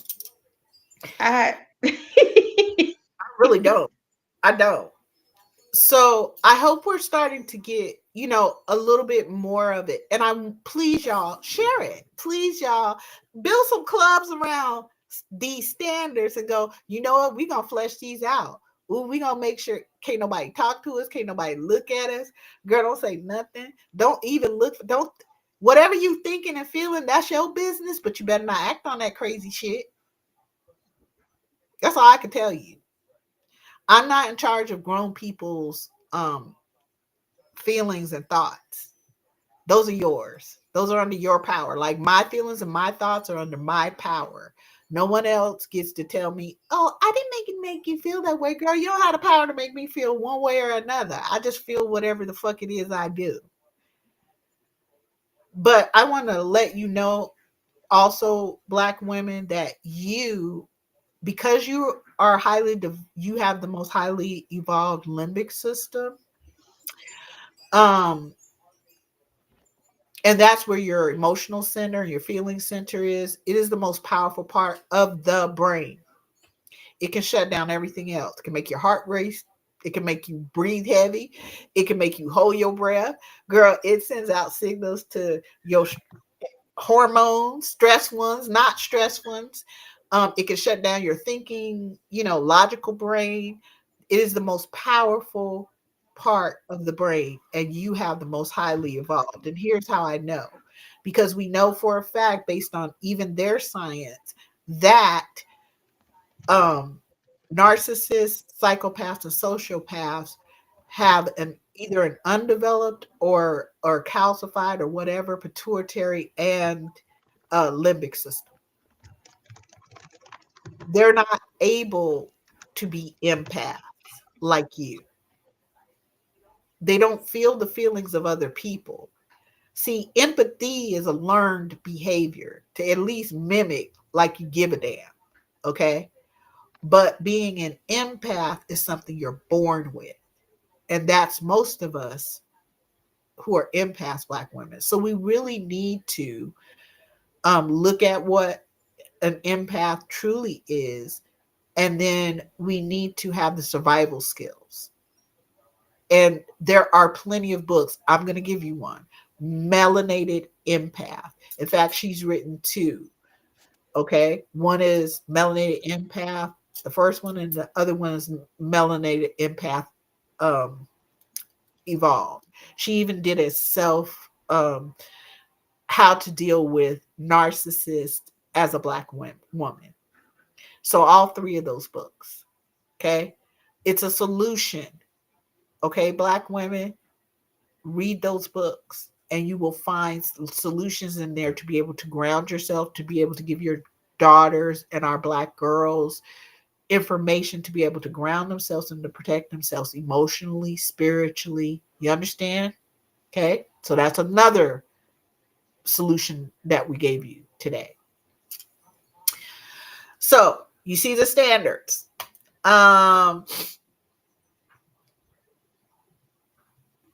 this, I'm still adding to them. Okay, I had last time y'all saw me, we had only gone to standard foundation 9. Girl, we had That's 10, right. We 11. up in 10 now. Okay, all right.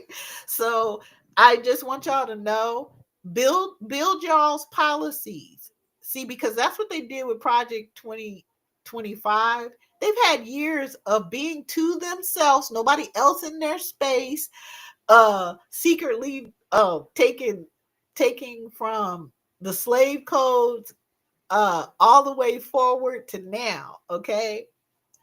And they put all that mess together as a repeat of a repeat of a repeat. But they did it quietly and they did it behind the scenes. And we Plans. black Yeah. women basically were not there at all.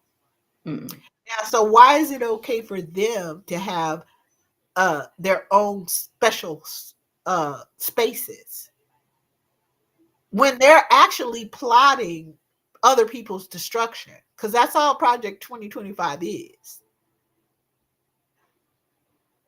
But we can't have our own spaces without a white hooker being in it or some white man or some black man. I don't know. No, absolutely not. They're not coming, not on my watch. They should go to the other millions of social media and places where they're welcomed by other black women, because they're not welcome over here. All they have done is harm us. And I'm not going to allow it in the spaces we're in. So there we are with that. Oh, look, there's a whole page 7 There's because yeah, a I there's did it. 11, 12, 13. Wow, we moving here. So, girl, come back to this. Get the black woman to talk about this. Y'all go back and forth. Go, love has lost her mind. Oh no, I like this one. I don't care what y'all say, but I want y'all to get around these standards and talk them through. See what's useful to you. Develop you some policies and procedures. What people can and can't do with you and black girls or any of your children for that matter. Okay. All right. So, let's go. We're getting ready to go to this one, Auntie D, and the Okay. last part of what I'm showing here is I'm sorry. Am I supposed to share this tab instead? Do y'all see? No. Okay. But while Okay. you do that, let me recognize Auntie Key is in the house. Level Up Single Mom is in the house. Hey! And Miss Ma'am, you coming up? she has not asked, but I just wanted to acknowledge the fact that she is Okay. She here. don't need to ask. She a auntie, ain't she? But I mean, she didn't interrupt the conversation, is what I'm saying. She doesn't have to ask, but I'm saying she didn't let it be known. So she might want to, but she hasn't said it. But she's Okay. here. Well, And I she knows she. also want to just acknowledge Liz's Mhm. last comment. Project 2025 planted seeds over generations. Well, it's the same weed seeds that it was. I mean, it's actually the same seeds all the way down. So they're just seeding their new generations with the same weed seeds that they've had all the way down. Mhm. Project 2025, I'm only 44 years old. You have to consider that, just for reference, I was born 5 days before Ronald Reagan took office. So you got to look at, oh, there's a eighth page of this too, 14 and 15 standards. Um, uh, you have to understand these are things that they have wanted to do ever since civil rights. We're back 60 years. But if you go back before 60 years, then this is the same behavior. What they do is they look at what worked and what didn't from 1960s. That didn't work. This didn't work in the 1980s. So what they attempt to keep doing is they attempt to keep refining it based on our reactions. So yeah, it is planting seeds over generations, but it's the same seeds that have always been there. Ruby Bridges, who was spit on by white children and their parents allowed this to happen, is only 70 years old. So you got to consider Donald Trump is 78. So you got to consider that there are plenty of people around who are of the exact same mind they were in 1964. And the mind that they were in 1964 was the same mind their great grandparents were in 1864.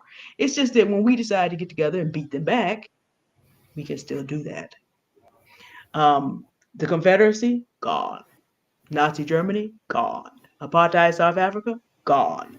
The United States is still here, although it's kind of messing with its own stability at this moment. But the thing about it is, if we don't decide to get up and save the United States from the situation that it's in, it can be gone too, and people don't understand this. But we got to have plans because look, people plant poison seeds and forget that their own children have to eat them. They just expect us to come do cleanup. Well, we Mhm. may be and we may not. But we have to have a plan for what goes next. Because these are the same weed seeds, and they just don't read history and understand that this never works in the long run. But sometimes people just have to find out. Yeah, because remember, we don't do FA over here. We only do FO. It's like you. So people be out here planting bad seed with the bad crops. Lots of years before this, but they just think they're gonna plant these seeds and it's gonna work this time. Well, at this point, we find out. Yeah, because I don't do the fuck around part. Okay, I just want just in case nobody didn't know that I don't do that part. No, you finding out before you fuck around. I'm just telling you. That's what that's what I'm doing now. I'm letting all of them out there find out right now. Yeah, that's why we have standards. One of your standards could be, I don't do FA, I do FO. I do FO. That could be a standard for someone. So you again look at the standards and adapt them. Like I've gotten a lot of from the preamble to the standards. Those three things there. Silence from a black woman is very powerful. I've just Hmm. decided if you just disturb my peace, I don't need to talk to you. You will figure it out. If you're a Christian, you can go ahead and talk to the Lord Jesus Christ, because what you need to do anyway. Submit there, do things the right way, and it'll work out for you. You can't use me as a substitute, Jesus, because you don't want to No, be accountable for your bad behaviors. You want to be able to have divine powers applied to your account to get what you want, but you also want to bring all your, to put it in Christian terms, you want to bring all your sin with you into glory.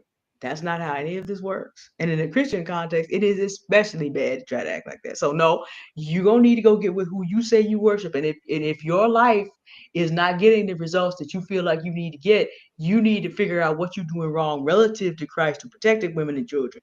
Get that straight. And later on, years down the line, we may or may not talk again. I actually don't have to deal with you till we see each other in glory, and heaven is big.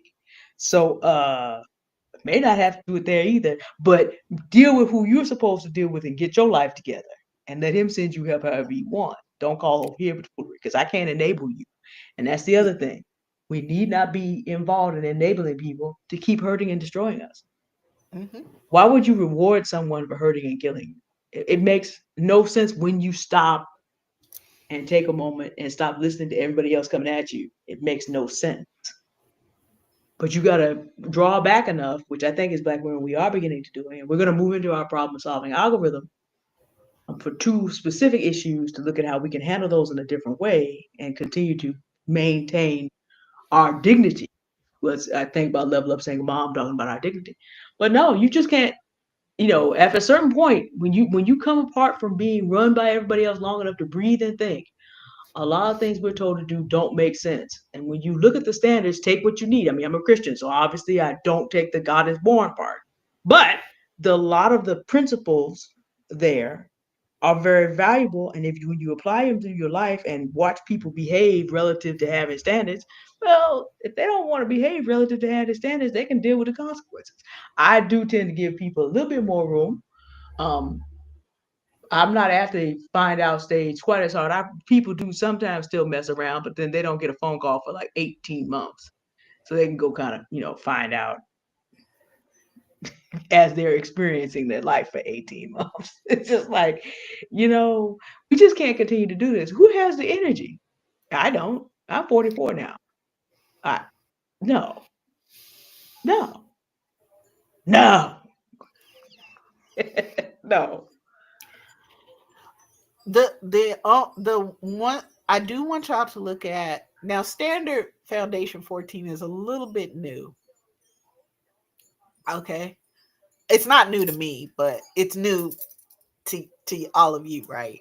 Blow the screen up just a little bit. There we go. All right, I can see it now. You see it? Okay. Hmm. Um,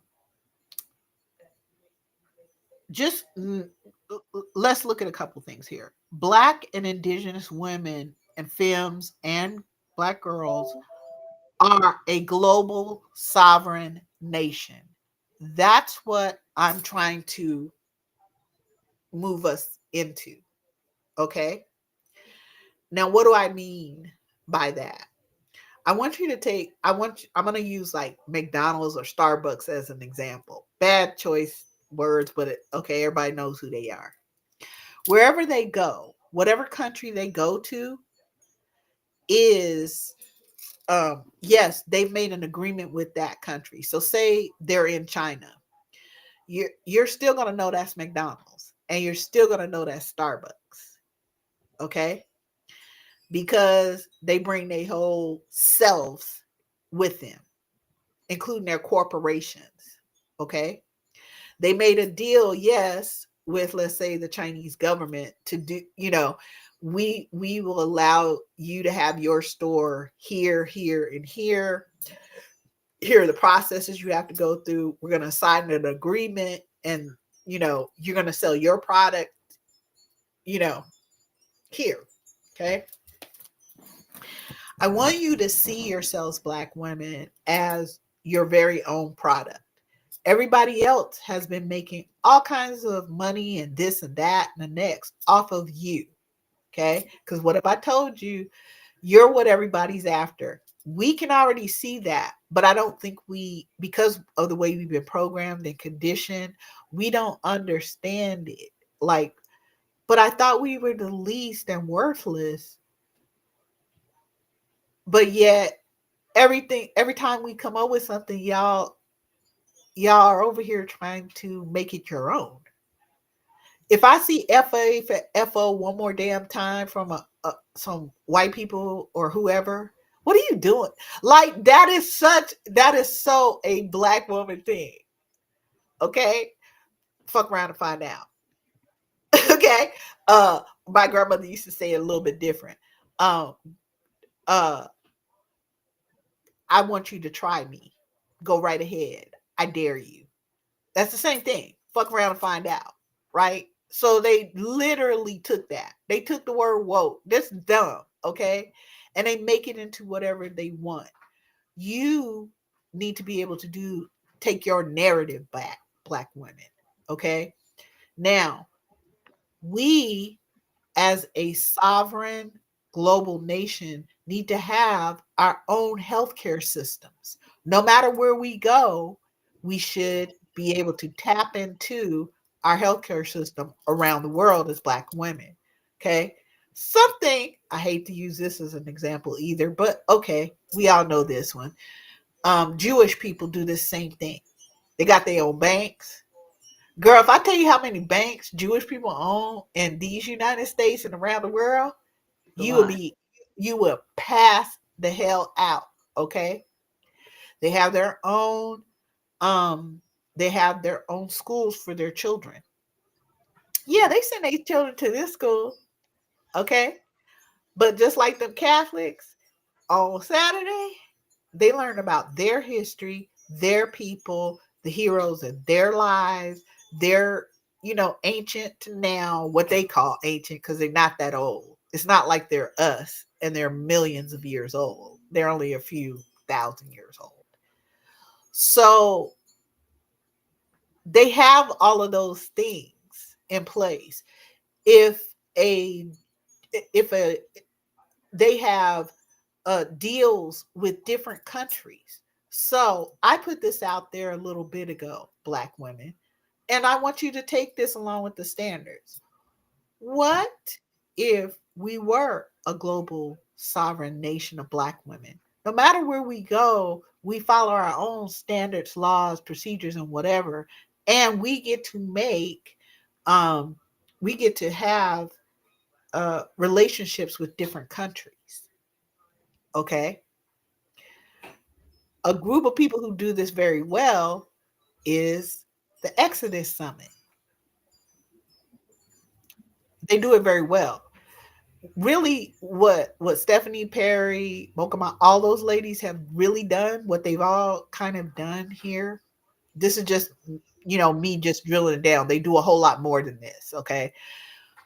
But they have made relationships with different countries and embassies. So they really are already the foreign affairs division of infrastructure. The Exodus Summit, those women are actually a foreign affairs infrastructure of Black women. And you, does that make sense, Auntie D? Yes, it does. And Stephanie Perry describes what she is doing in that way. She has said live that she knows that Black women, herself and other Black women, are making space for other Black women to follow them. I'm trying to remember, did she quote the last words of, and let me make sure I get all her honorifics there, Mother Brigadier General Harriet Tubman, who built most of the Underground Railroad with the Black women who were around her, how to put all that together. So she has talked about that. She is literally doing the things she's doing to build infrastructure for Black women because she knows the time is going to come that Black women, as a much larger group, are going to need this kind of access. So she describes herself in these terms. So what you picked up, Aunt Love, is correct because I've heard her speaking in these terms. I don't know if she's thought about it in terms of, well, no, because I think this is the first time we've discussed this live, global sovereign nation. But in terms of understanding that Black women need access to infrastructure to be able to move freely around the globe, she's described this herself and is actively trying to get, I don't want to say trying, working to make sure that Black women have that kind of access. Hmm. Yeah. And so you can see how, when I'm talking about infrastructure, it isn't just one thing, of course. It's health. It's you have to have education infrastructure. You have to have foreign affairs. You have to have trade infrastructure. You have to have economic infrastructure. You know, um, those things do need to be built. We can build them. The mistake that we've made as Black women is we did not put levers into place, or we thought we did by giving it to Black men to, I don't know, supposedly protect, but they've come up with nothing to protect. So you have to be able to defend what you create, right? Especially when all the other groups of people around you are so hostile and violent, and they operate from a very violent system of patriarchy, which includes caste, racism, colorism, misogyny, misogynoir. It includes all of those things. Patriarchy includes all of those things. It uses them all as weapons, though, against whatever people. So when we decide that we're going to create our own standards, we're going to create our own infrastructures, those are things we do quietly. Those are things we come together and we do. Um, and we get serious about that.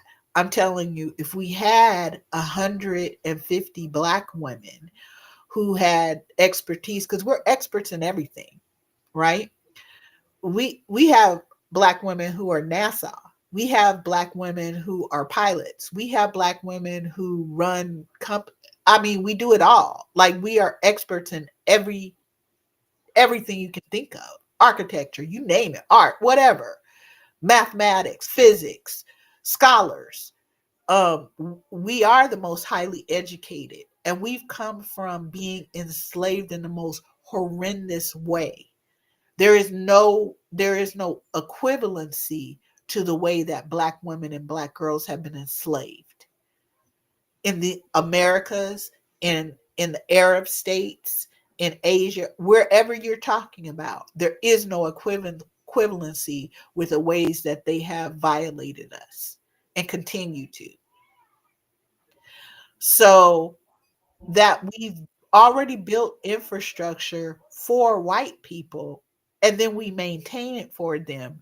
I can tell you, I'm taking my knowledge of building infrastructure and I'm doing what you see me doing now for black women, black girls. That's what I'm doing. That's what I'm doing. I have a lot of expertise in a lot of different areas. I just don't know everything, but not by any stretch of the imagination. But I know a whole bunch of black women who do. You put them all together, they know everything. And I mean everything. Okay? So we have to stop reacting. We have to start being more like a Stephanie Perry and the whole Exodus Summit, right, of black women. They have come together and they built that particular infrastructure. We can build different parts of infrastructure. Why haven't we built a curriculum for black girls? We are always writing curriculums for the schools that we work at as teachers. I know that for a fact. I know plenty of black women who are teachers at every single level, and they write curriculum. But if I say, okay, let's get together, have y'all write curriculum that y'all put whatever group of you together, whatever, however many black women is, let's say it's 10 black women, they all get together and they write the K through 12 curriculum for specifically black girls. Okay, do that. All right, you should be copywriting that as a group. You should be putting trademarks on that as a group so that you will be able to take and sell that and do courses for it and all of those things as a group. You see what I'm saying? So when I'm pulling black women together, not only are we vetting them, but we're giving them the this is how you know we're not fucking around with people. We're not mistreating people. We're not just trying to use people. First of all, we've been at this for years behind the scenes. The reason why we have the matrices that we do in Project U and MTC is because we've been working behind the scenes all this time. We listened to these people's behaviors, past and present. We knew this was going to happen.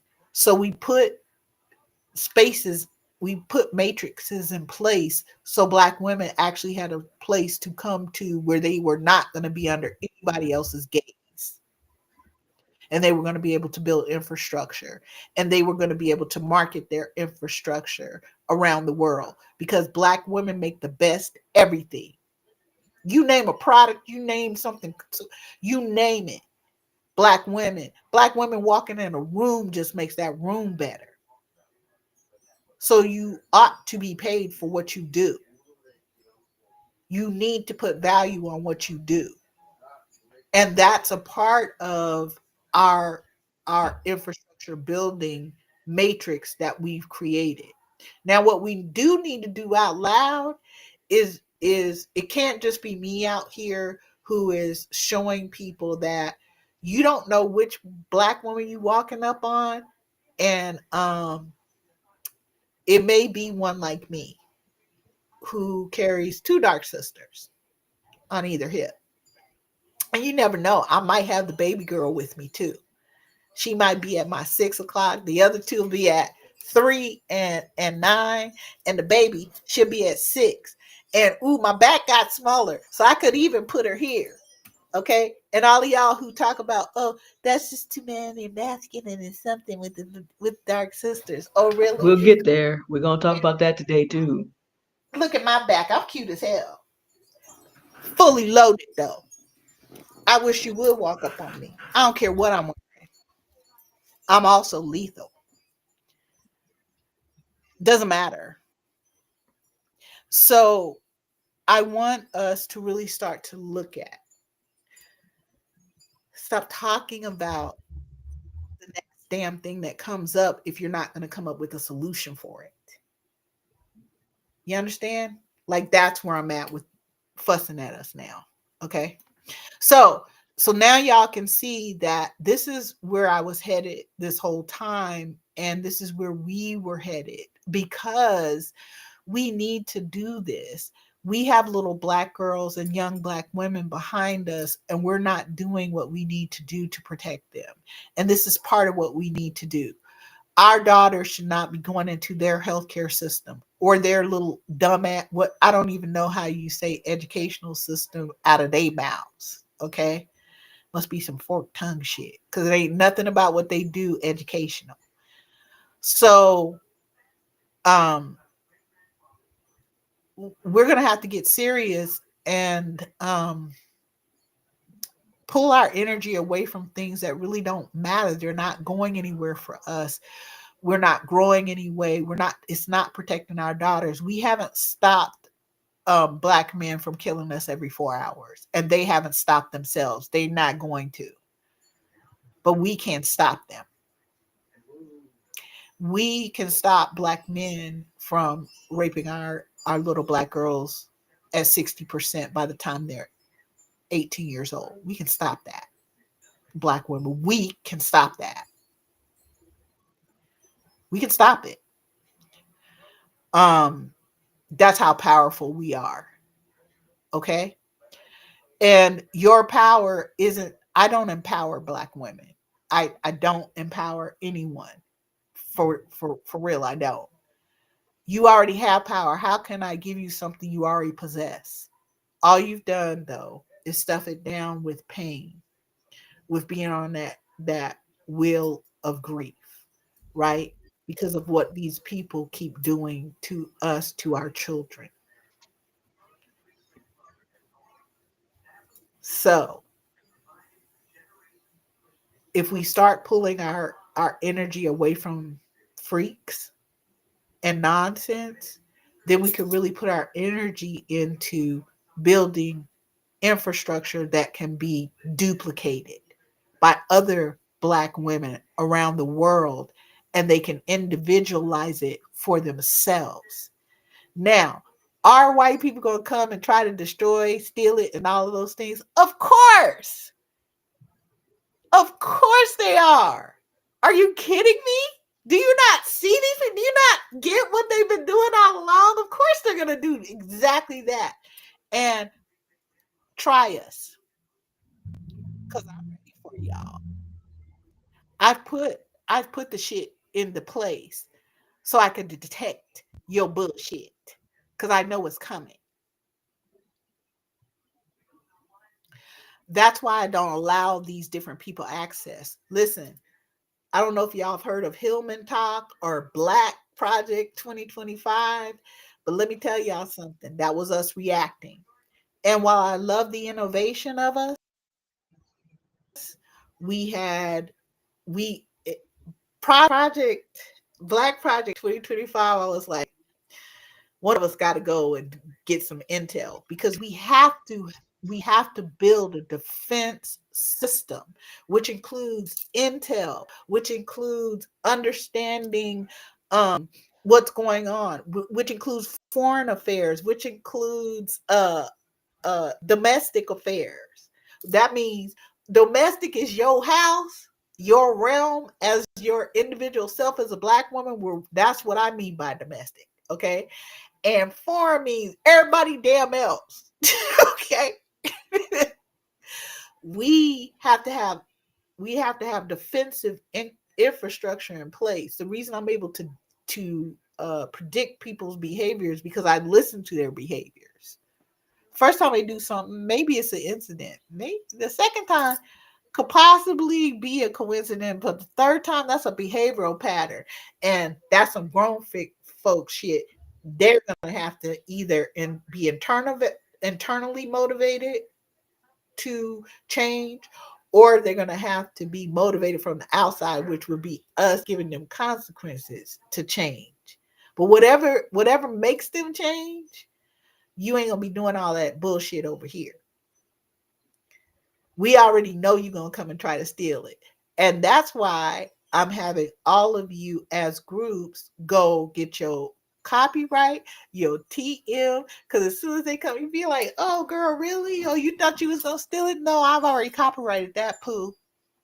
No, I already got a trademark on that, but I can tell you how much I'm going to charge your ass. Pay us for the privilege of touching it. Uh-huh. And girl, it's gonna be at least 100 times more than any black woman ever paid. Whatever y'all decide, right? However y'all decide it. But when they get ready to come and steal, they're gonna have to pay.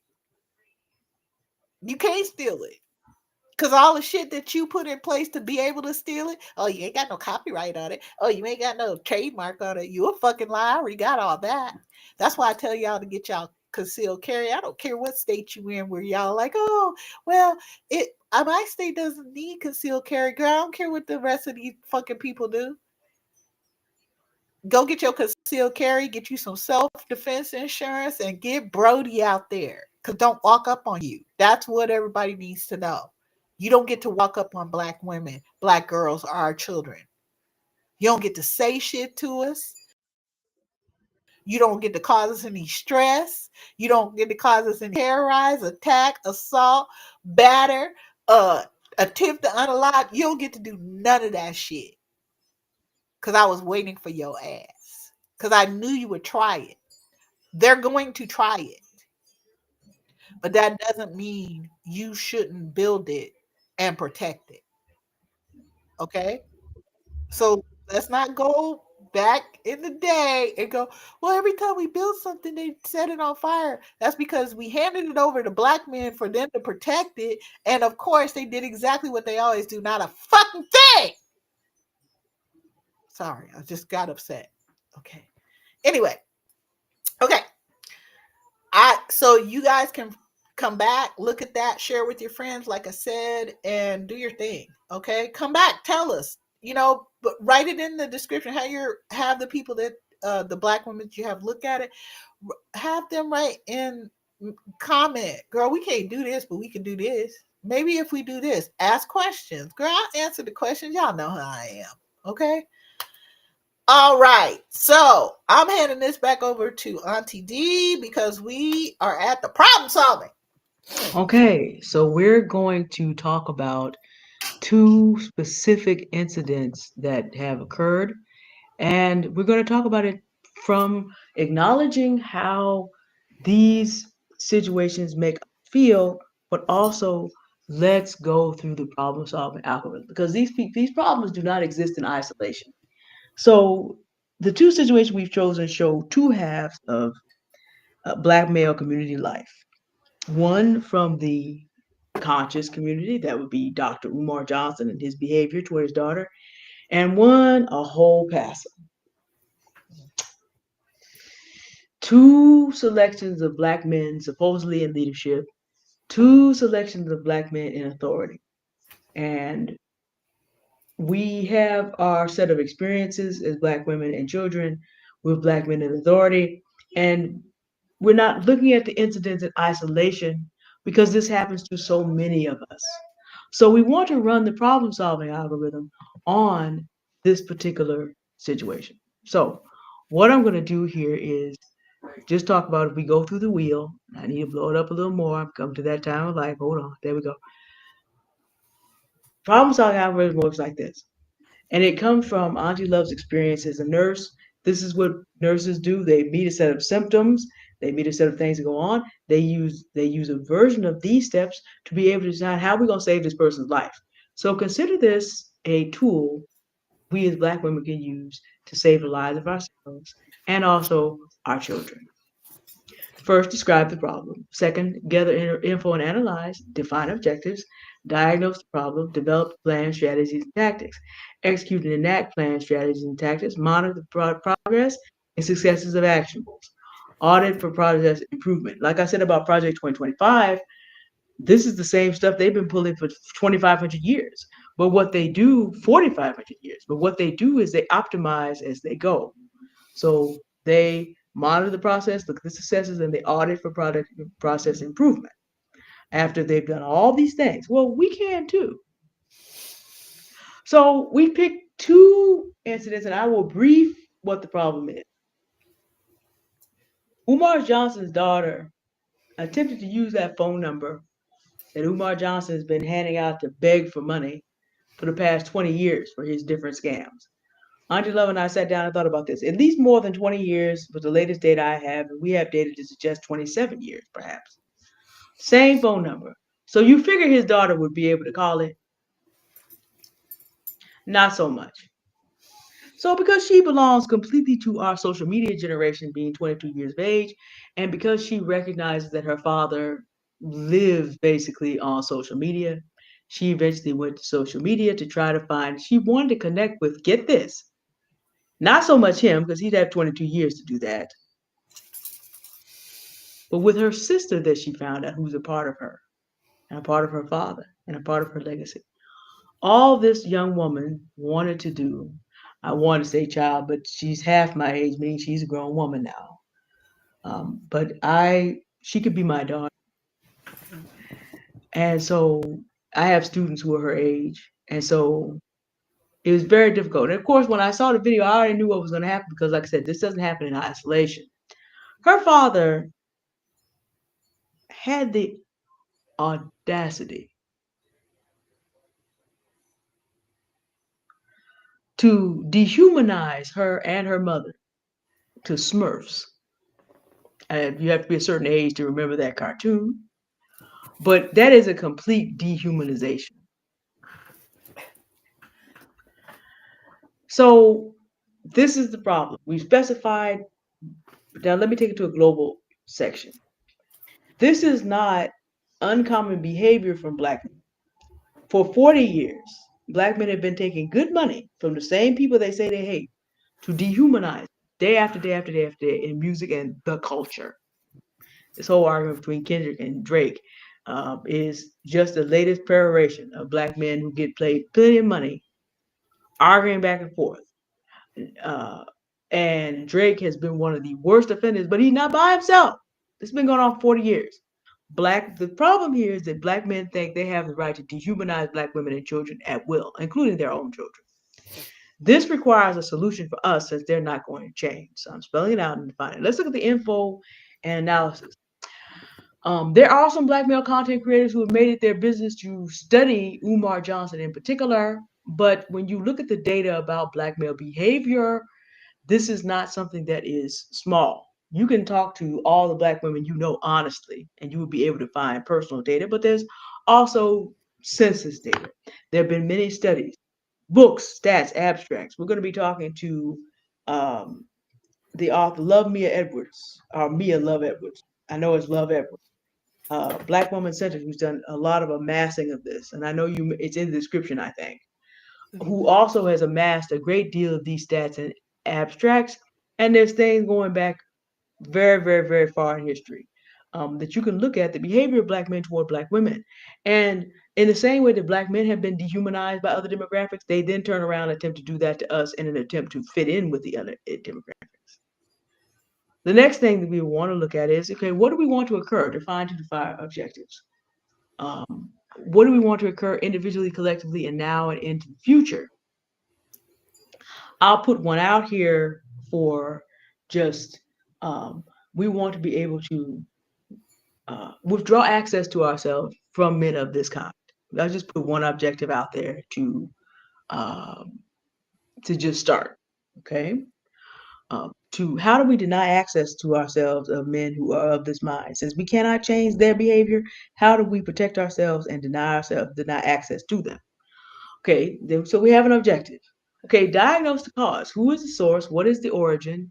And love, I can't see the bottom of the I'm screen sorry. because we have the overlay. I'm sorry. Let me get this out Thank of the way. you. Is it better?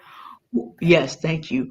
Who is the source? What is the origin, foundation, substructure, past and present? Well, we know that the proximate source of this, if we take past and present, happen to be enslavement. But if you know your African history well enough, you find out that it predates American enslavement, it predates Arab enslavement. No, black men have chosen to behave in patriarchal ways, perhaps back to Nimrod and Semiramis, because I have heard that the first thing he did as soon as his mother had passed away was to tear down her idol and tear down her image and put up his own. So, and if as a Christian, I can go back and tell you that Adam threw Eve under the bus as the second sin he committed.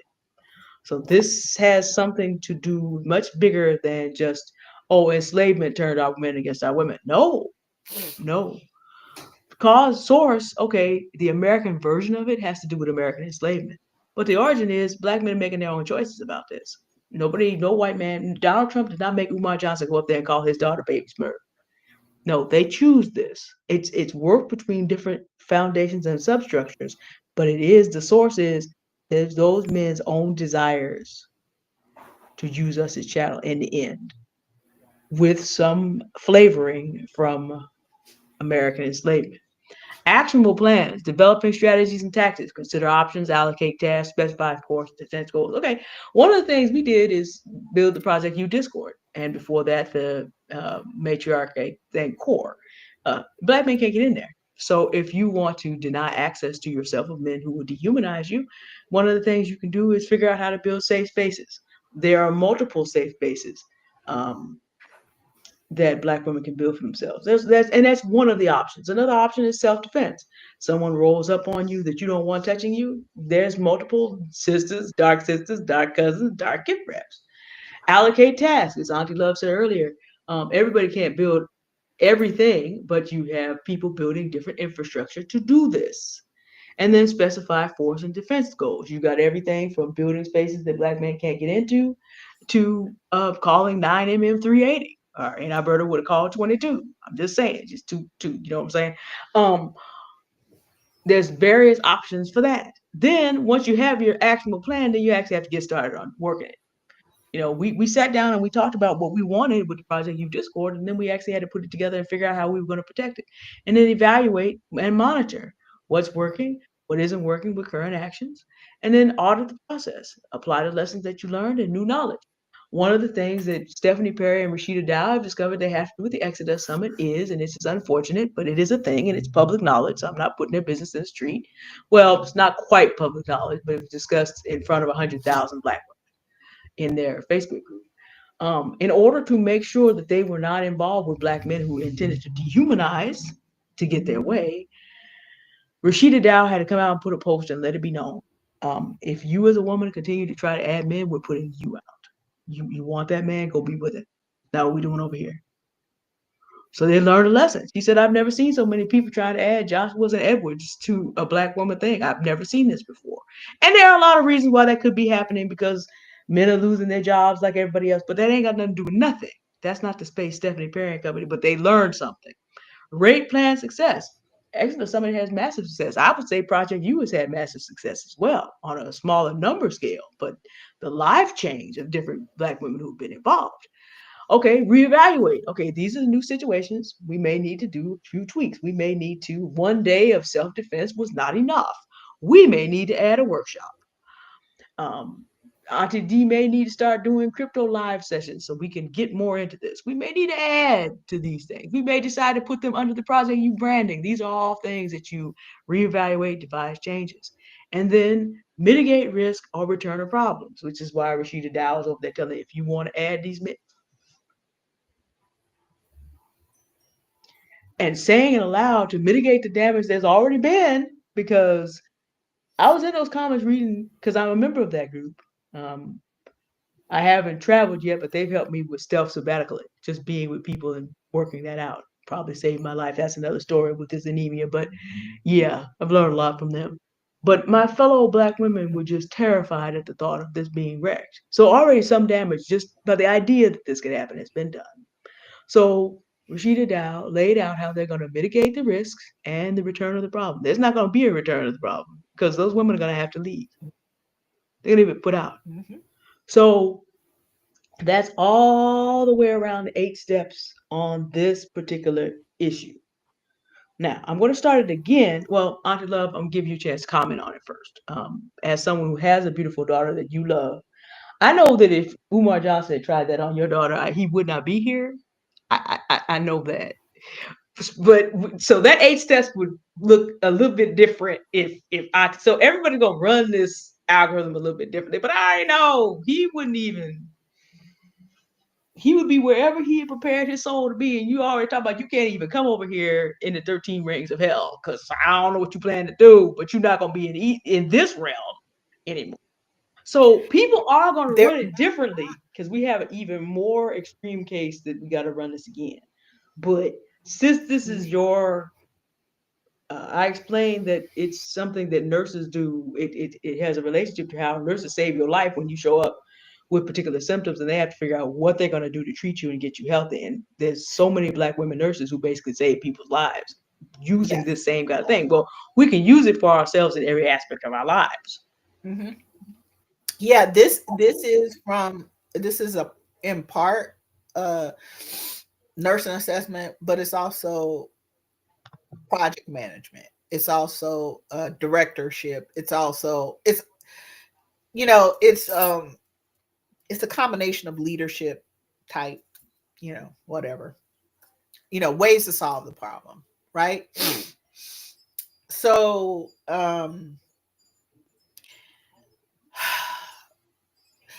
you know what, you guys, I'm gonna read something to y'all from Sojourner Truth, okay? Because this actually includes Umar Johnson and the pastor that just locked Passa, sorry, they just locked all of those people into the sanctuary for and told them they couldn't leave. He had the ushers. I guess they were male ushers. Most of them. He had them lock the doors so the 1,000 people in the sanctuary couldn't leave until they coughed up $40,000. $40,000. Okay, well that does include the. He said there was 1,000 um, on the live too. You know, so you're holding all of these people hostage because a couple people like got up to use the bathroom or something like that. I don't know, or maybe they were just leaving and they would not unlock the doors. They would not unlock the door. So people are going through the hardest time right now, and even though you don't hear Black women um really telling everyone how this is affecting us, how this administration is affecting us, we primarily don't do that because nobody's listening to us anyway. They don't care. You know what I'm saying? So, but we are the heaviest hit for any form of violence. We are the heaviest hit. So anyway, let me get to uh Sojourner. She was actually she actually was the original person who talked about, aren't I a woman? Yep. Okay, ain't I a woman? All right. So this was a speech that she gave in 1867. I want y'all to listen, Black women, and see if you hear anything familiar to today. That's all I'm saying. Okay.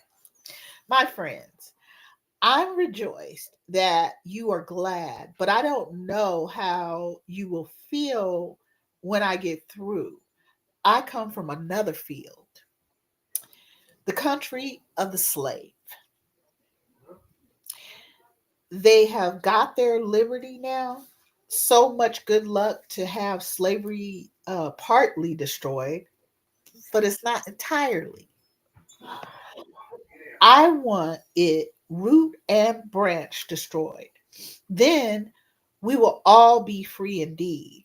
I feel that if I have no, if I have to answer for the deeds done in my body just as much as a man, I have a right.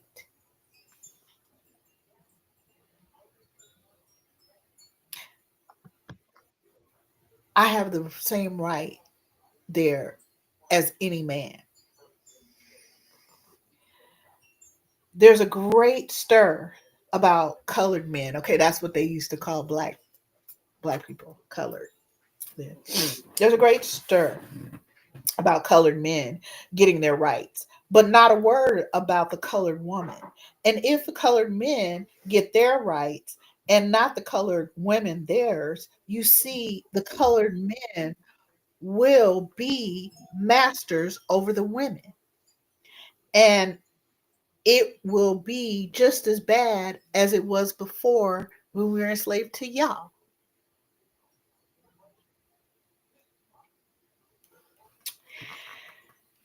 Let me interrupt right there. Let me tell y'all something, black women. She's one of the reasons she's saying this in this particular way is because black men generally made a deal with white folk.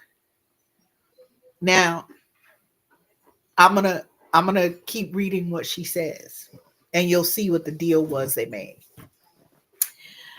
Okay, so so I'm for keeping the thing going while things are stirring because if we wait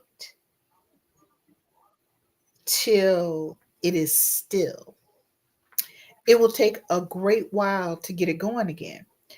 You know, white women basically, she said they get to do what they want to do, but colored women do not know scarcely anything. We didn't get to read or write or any of those things, right? So colored women, they go out washing, which is about as high as a colored woman gets. And their men go about idle, strutting up and down. And when the women come home, they ask for the women's money and then take it all and then scold because there's no food ready for them. This is 1867. This is Sojourner Truth at 80 years old.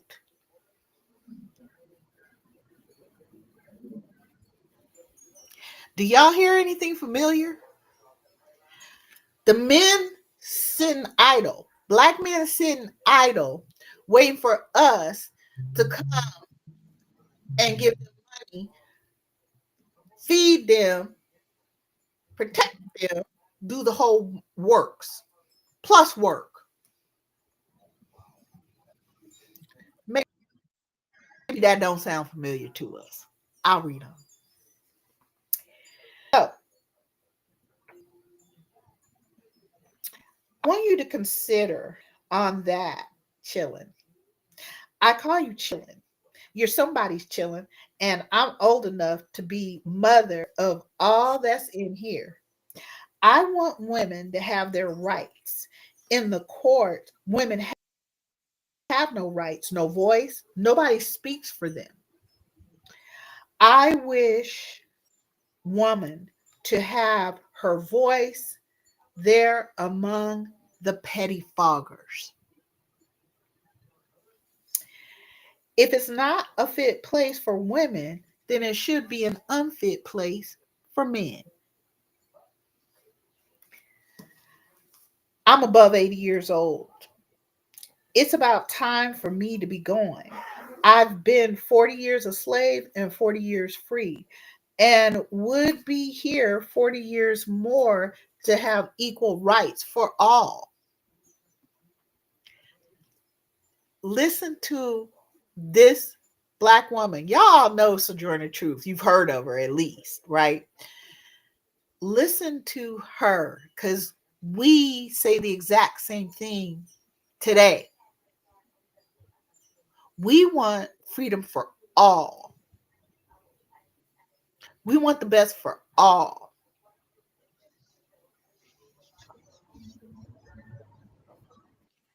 That's what that's what we were saying then. We were also saying black men ain't doing shit, okay? Except for you gave them the right to have now rulership over us. And it's just as bad as when we were enslaved under you. All right. Maybe this part will be familiar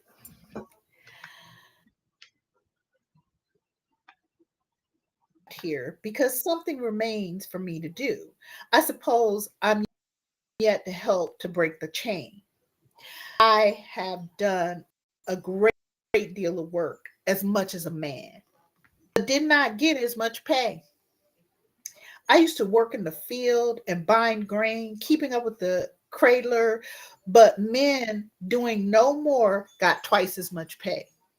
She's talking about black men because they used to be able to do quote unquote special projects like making nails or whatever. It was more black women. If you look at some of the older pictures, there was more black women and children in the fields doing that all that hard work than there was black men because they learned how to shoe horses or they learned how to they got a skill in which the white master could um rent them out. You know what I'm saying? And oh, don't let them be a what they call it stud because he would get extra food and extra this and that just to g- grape black girls and black women. Oh, And you he maybe he did it. Maybe they were doing it because they didn't. It was either that or death. Then die.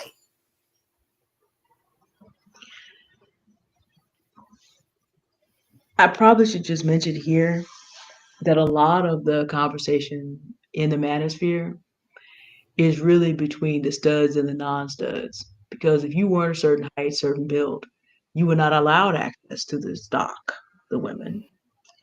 And a lot of the argument between black men and that they take out on us has to do with the fact that the studs felt entitled because they were taller and stronger than other black men to be No, able to grape black women. They began to some of believe that entitled. There, I mean, of course, there would be individual exceptions, but I'm just talking about the culture because at the same time, you also had black men who were being paid to pick out black women for white men too. So those two things actually run right. yeah, Pimping and studying, two sides of the pimp, same coin.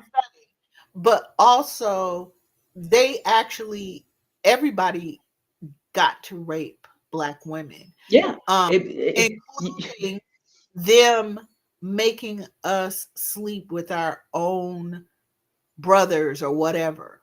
yes. If you wanted good strong stock, that was common. Yeah, but black women and black girls in general, by the time they were 10 or 11 years old, they had to be pregnant at least every other year. And what I mean by that is, I don't know why other human types of humans thinks that pregnancy is just when the baby is born, but pregnancy is actually before the baby's born.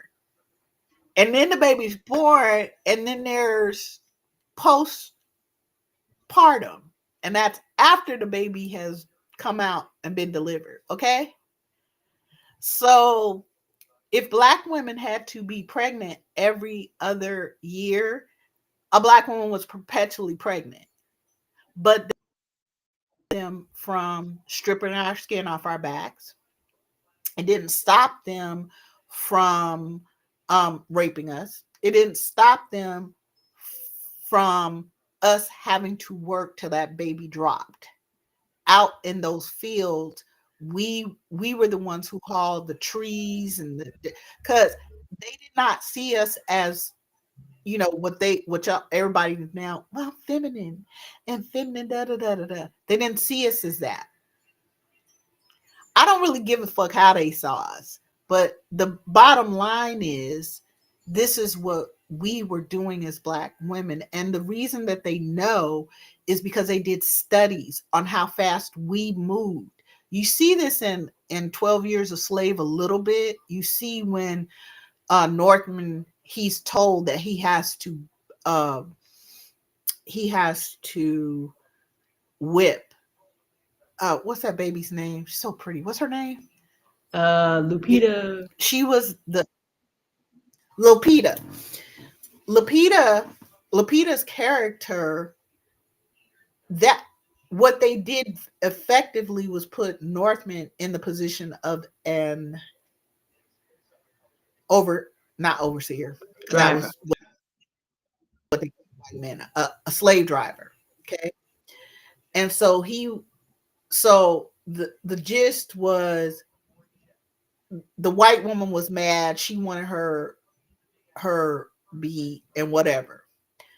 But I want y'all to really look at this. She was the fastest moving of those enslaved, Lupita's character. And they found this to be true. If you look at the half that was never told, has never been told, um, they they know that black women not only moved faster to plant and to harvest and to, um, get everything ready to be shipped out for manufacturing or whatever. Um, but what they found out was that black women move so fast because of the way that we think, the way that we problem solve, the way that we approach something that needs to be done effectively and efficiently. We're millions of years old. We created farming, we created markets before there were men, before we chose to give birth to men. So we've had millions of years of this, right? We moved faster, they found, than black men. We also moved faster because they did another study right after the end of the Civil War of particularly, I think, Irish white men and black women moved 30% faster in every part of the work of seeding, planting, uh, growing, and harvesting and packaging. 30% faster. Not because of our musculature or all of that, but because of our minds, because of the way that we think about things, the way that we're just able to instinctually, we are preternatural elemental powers. I keep trying to explain this to us, but the only equivalency I have for it is what all of these other people and us call black girl magic. Okay. So she goes on to say, and I'm almost done. Um, we do as much, we eat as much, we want as much. I suppose I'm about the only colored woman that goes about to speak for the rights of colored women. I want to keep the thing stirring now that the ice is cracked. What we want is more money. You men know that you get as much again as women. When you write or for whatever it is that you do, when we get our rights, we shall not have to come to money. For then we shall have money enough in our own pockets, and maybe you'll have to ask us for money. But help us now until we get it. It is a good consolation to know that when we have got this battle once fought, we shall not be coming to you anymore. She's talking to black men.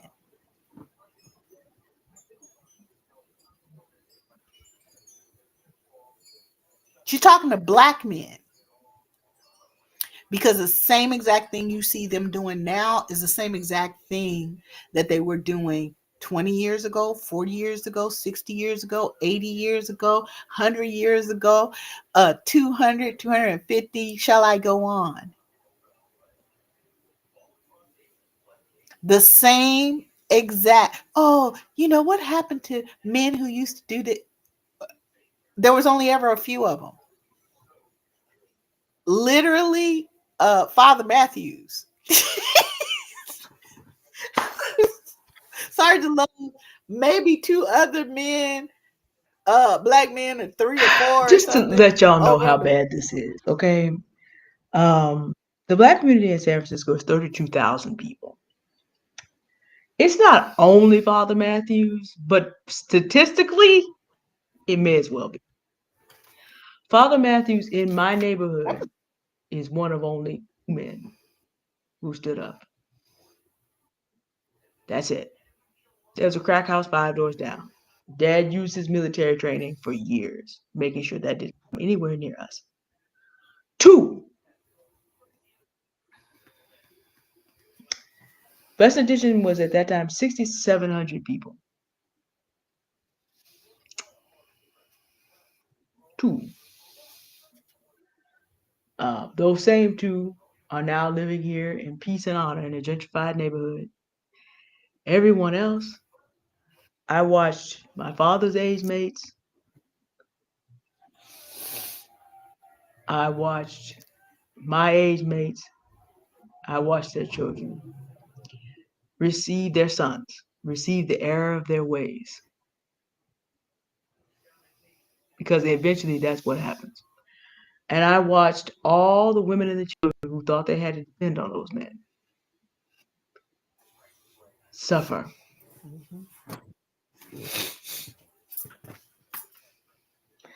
It's not something I talk about that often because I still can't tell my mom what happened to one of her best friends growing up the way that woman. But what Mother Sojourner Truth says is accurate. You keep coming to people that don't want to do anything for you. My dad was by himself. My pastor is another one of these men. Do you know how many other black pastors he can get to do things that are necessary for the community? There were only ever three. One moved and the other one passed on. He's in Father Matthew's generation. Now, if there were no black women backing him up, he would be completely alone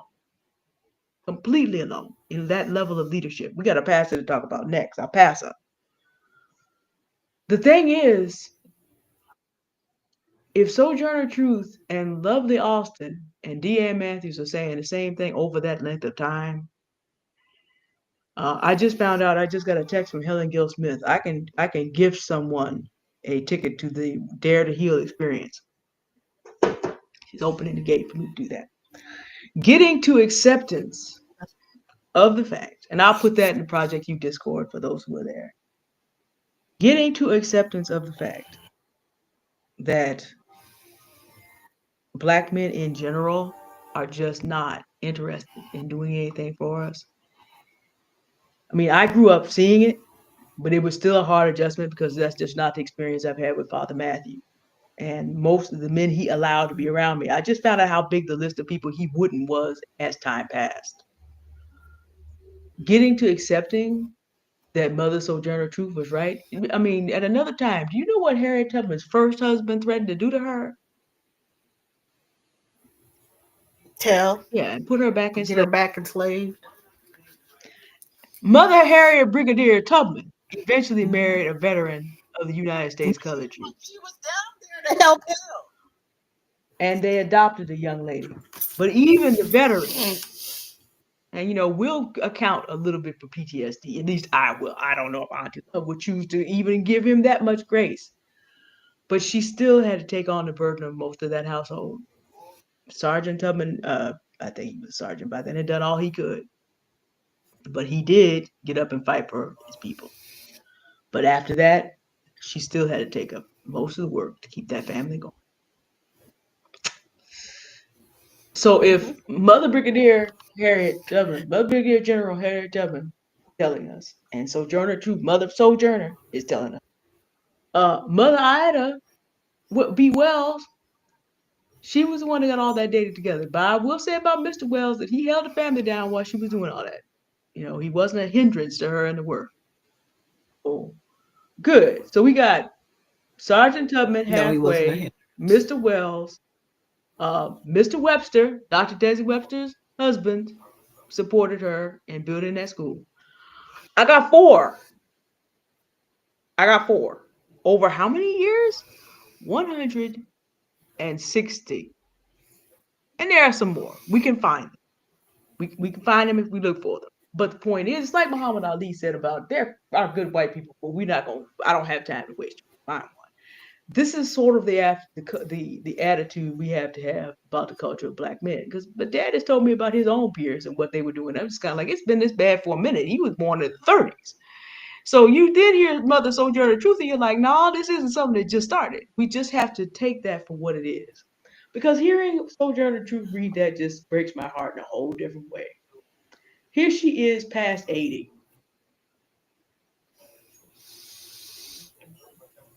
and she's the only person speaking. And she's like, I'm going to live 40 more years if I have to.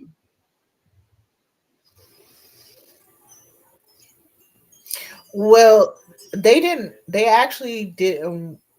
They didn't want to I let her know. speak because there were some white women there, right? And it was more in her, but um, because black women, we we everywhere trying to uplift everyone while they crap on us, and worse, literally work to destroy us, right?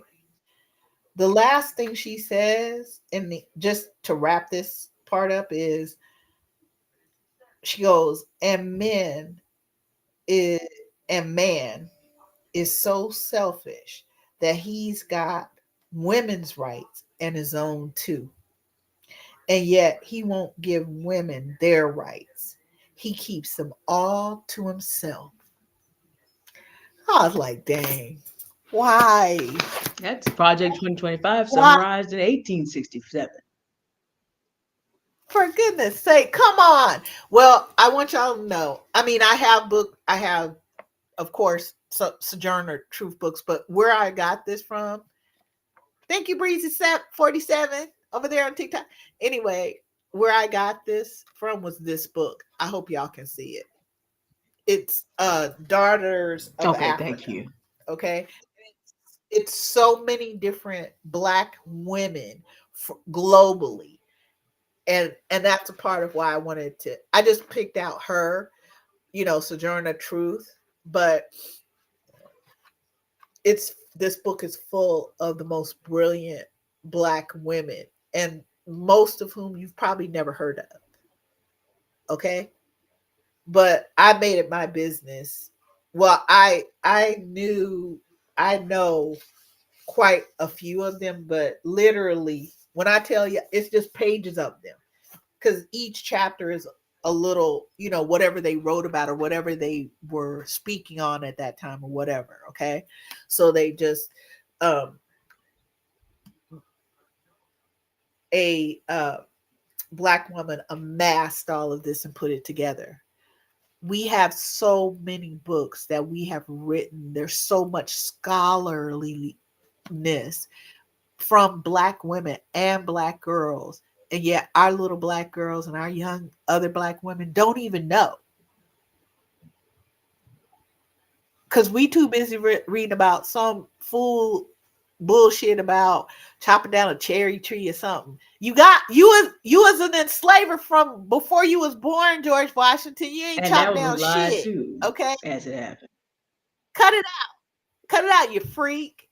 So we have so many books, black women, and on my, if y'all look in my TikToks or wherever, but if you're in Project U And remember, we had a sign up there. Don't forget to like, subscribe, and all the Like, good share, and stuff. Share, subscribe. like, share, and subscribe. Your fellow Black woman. But I wanted y'all to.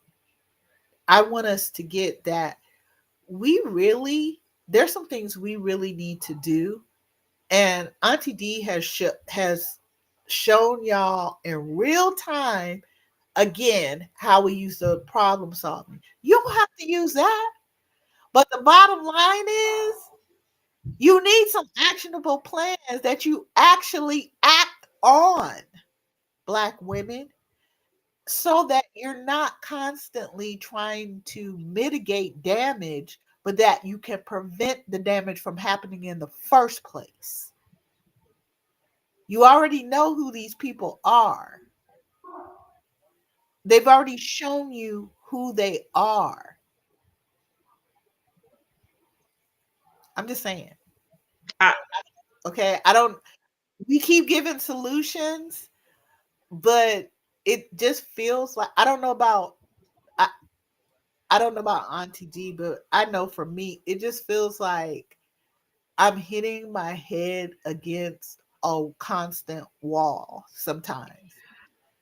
Now, I this is my calling. This is what I'm for. Believe me, I've tried to get rid of it, set it on fire, everything, and it just keeps coming back. You are going to serve Black women and Black girls and all children. Okay, period. Okay, we don't nobody care if you need to sleep or rest or whatever the hell your damn problem is. Girl, we keep trying, and I sometimes I get lost in, am I not communicating clearly?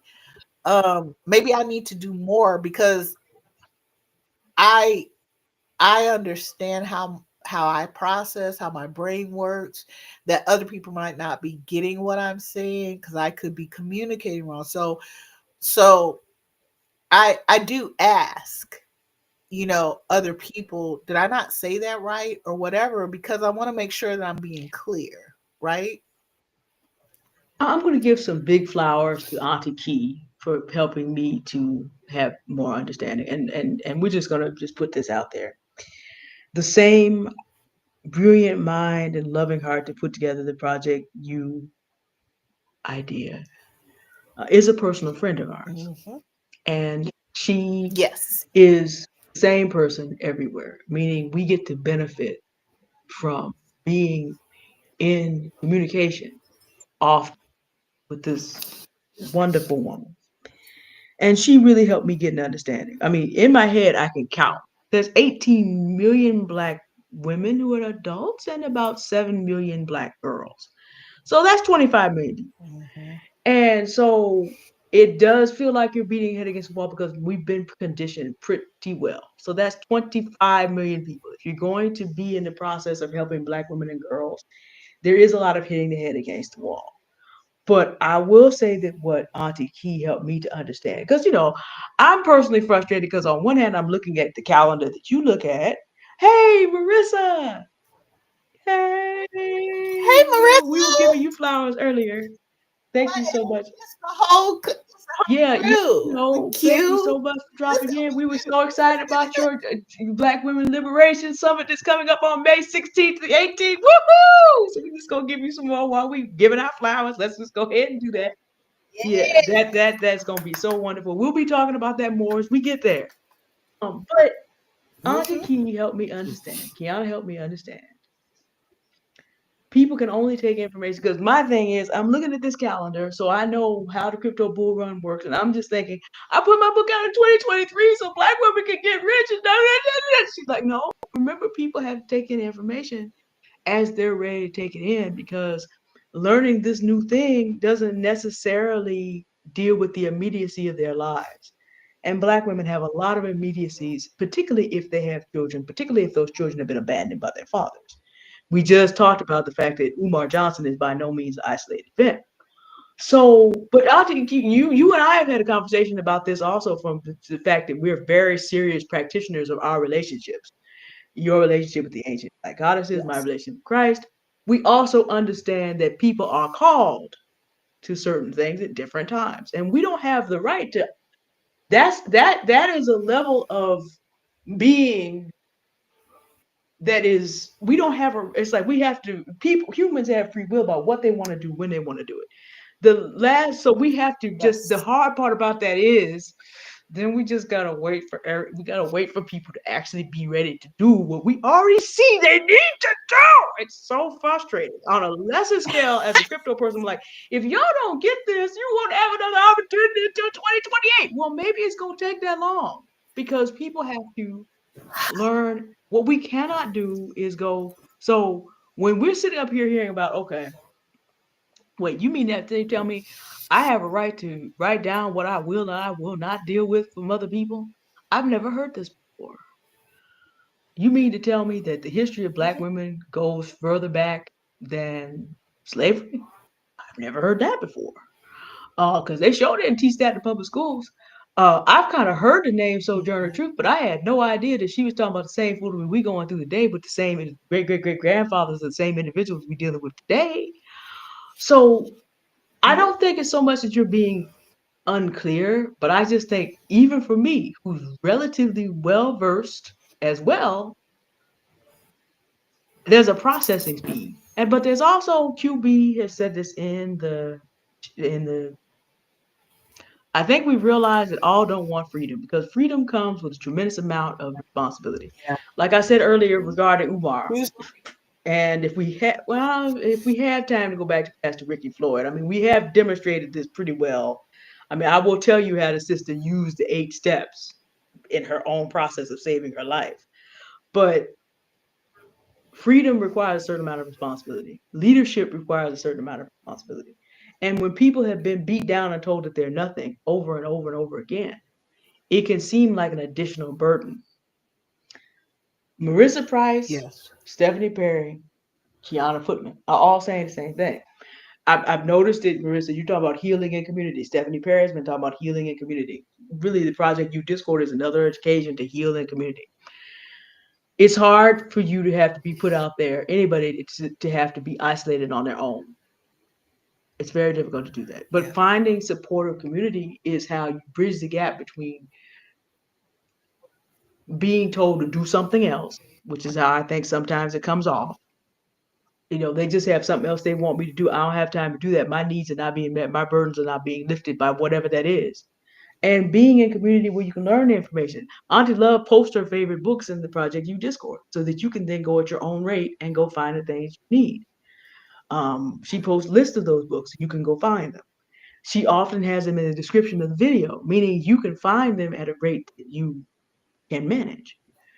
The thing about it is, many are called. The Lord Jesus Christ said it this way: many are called, few are chosen. The information is available to everybody, but there has to be a mutual choosing. So we're here choosing to share with you tools. Our responsibility, like Father Matthew says all the time, I'm just the bus driver. I drive the bus. Now I stop at every stop. I break everything down so people can get it. He's been teaching the Bible for about, wait, how old is he? Almost 60 years.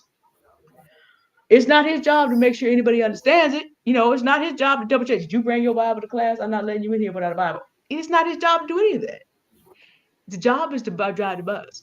So all we have to do, on to love, even though releasing responsibilities for outcomes is really hard. This is a personal struggle for me too, because it's so urgent what you're Yeah. talking about. It's so urgent because the life of the next black woman could be on the line as we sit here and we speak.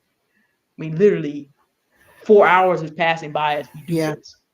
We're not quite at 4 hours, but we will. Well, we're getting close to the end. But I'm just saying, a auntie live, Yeah. a Noir Aunties on average is 4 hours, and every 4 hours, approximately, another black woman we trying to get to doesn't make it. So it's that urgent. And I don't know if we completely are able to Yeah. comprehend sometimes that it's that urgent, but people can only comprehend at the rate that they can, which is why we thank all of you that bothered to come through today on your way, chose to be here to pick up this kind of information because you're making sure that you're not the next 4 hours. and that some black woman you love is not the next 4 hours.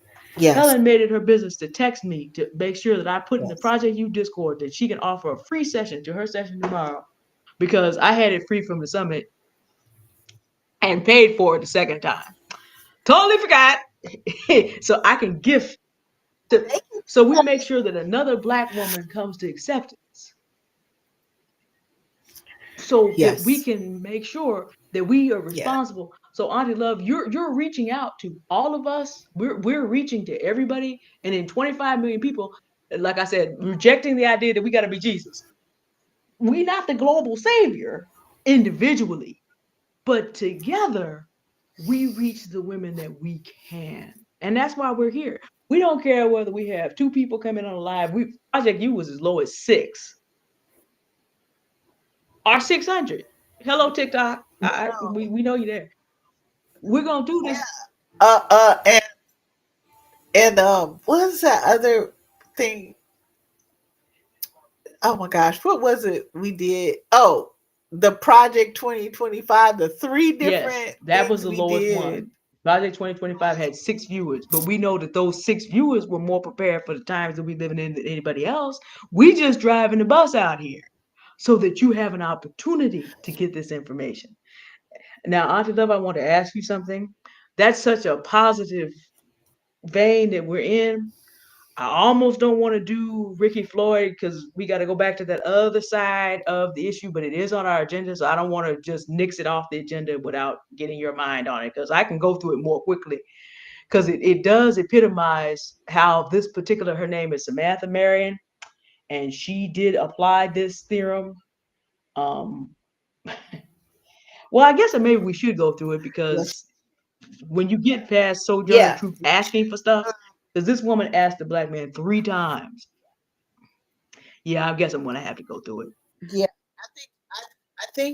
I think please do. And I haven't I just hadn't gotten around to or whatever the incident that I had that was very Ah, similar. yes, you did describe that in the Project U Discord, and I have a similar Yeah. incident I, also. I It's not uncommon. yeah, it happens to us all day every day as black women and black Yeah. girls. And I don't know what we as black women expect our little black girls to do. I mean, I clearly remember being sexualized, um well, especially with my parents, by because my father was a heroin addict, and my mother, though she is an RN, she would leave me with him, and he turned out young women and pimped them, you know?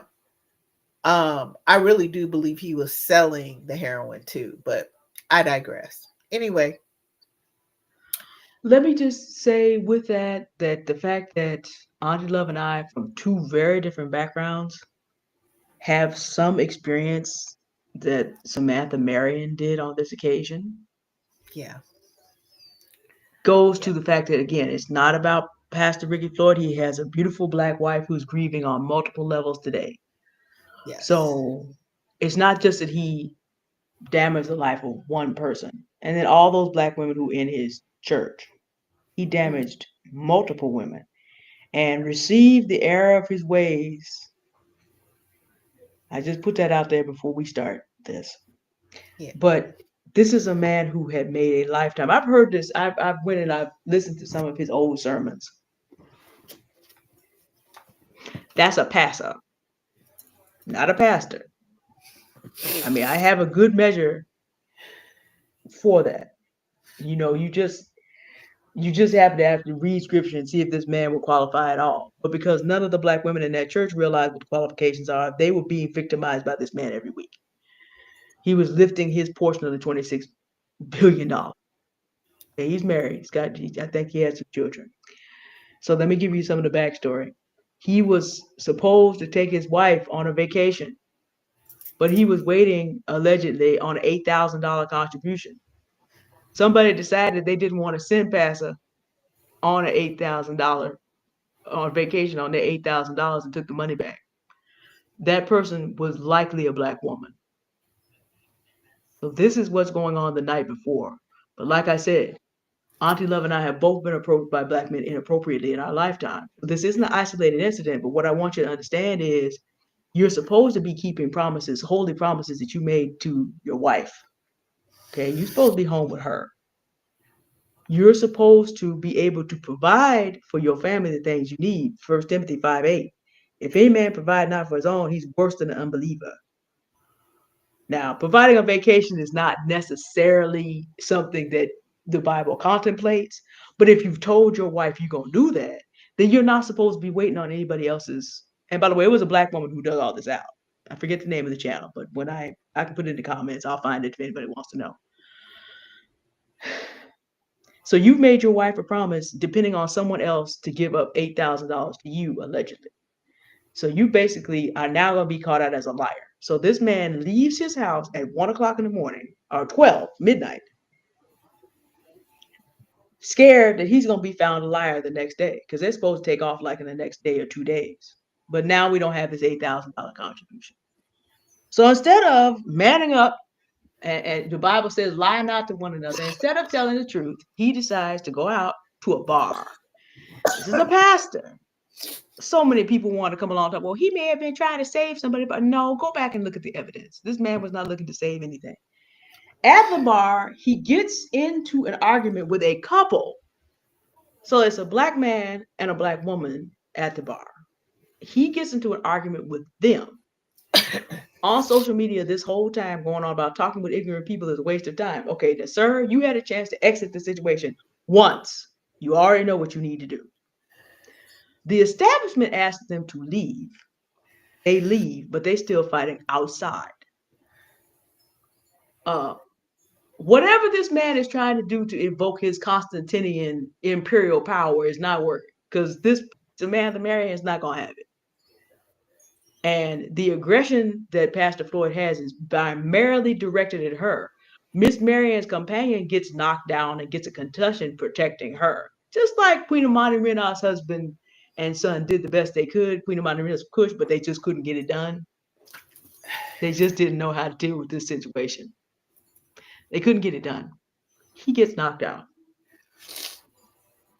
The passer, realizing that he probably should go ahead and leave at this point, gets in the car and starts to drive off.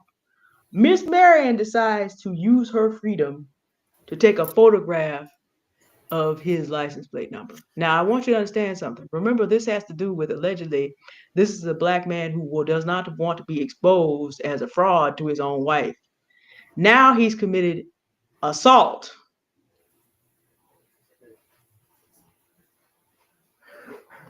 So you've gone from losing $8,000 donation to possibly getting a civil suit, which means you're going to lose every single thing you have, but you still have the option of leaving. This black woman has not done anything to you worthy of you walking up on her. Now, the problem in terms of the project solving theorem would be that the black men have this attitude about black women in general. We have presented in this particular case data, studies, stats, abstract. We have heard from Mother Sojourner Truth, no less an individual. What we want to occur is that black men get over, that we defend and remove ourselves from them being able to think that they can go take out their anger with one of us on everybody else. Take one objective. We went over the cause, same cause with Umar. Okay, actionable plans. The actionable plan cannot be that Samantha Marion should be behind, like Kevin Samuels, up 2 weeks before he got snatched up out of here, talking about black women need to not even be out after 5 o'clock. Who says? That's not the action solution. The solution is black women are going to have to make it so that black men understand there's consequences for when they choose to behave like the overbaked version of Thomas Jefferson. Consider options. What nobody knew at this time was that Samantha Marion had a baby girl at her 6. Ooh. A baby dark sister at her 6. That's right. Now, this man's already had multiple chances not even to be there. She does not know him, so she takes a license. The man has committed an actual crime. She takes a picture of the driver's license. He stops the car and comes back. There is a video I have seen. She tells him 3 times, She's got the phone in one hand, filming him. You can see this immense individual walking up, but she got that phone in one hand. He gets close enough to her to knock that phone out of her hand, but what he does not understand, she has a plan, and she executes and enacts the plan.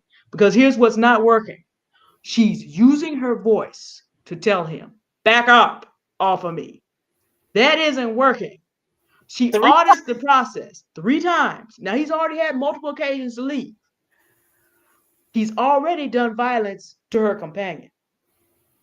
He's on the ground, unable to get up. He hit his head when he landed. Because like Queen Amani Rinaldi's husband, he did do the best he could. He just got overpowered. So she's auditing the process as she's sitting here. Apply lessons and new knowledge. We already know he's violent. Companion did not have any success physically subduing this man. I need to reevaluate and devise changes, mitigate risk of the return of the problem. This man has come back twice. So what am I going to do?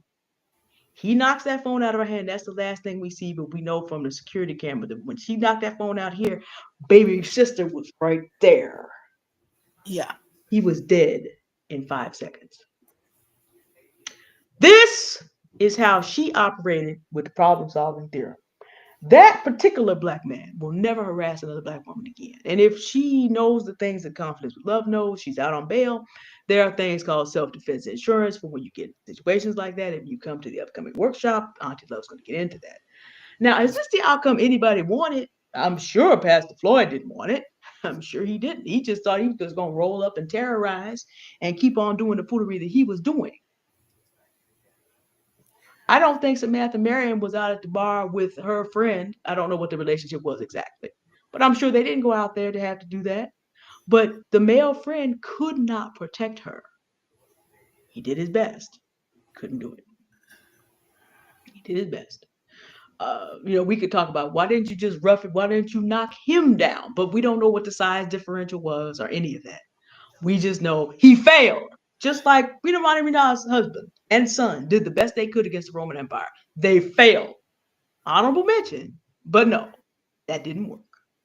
She did everything peaceably that she possibly could against this man, and he kept coming. The police were not going to get there in time because she got, you don't have time to do all that. So she went home because she had baby girl at her 6. But she called the police. She Oh, because okay. They didn't even get there then. So they okay, haven't even gotten there then. She was the one that's right, you're right. She was the one who called for backup.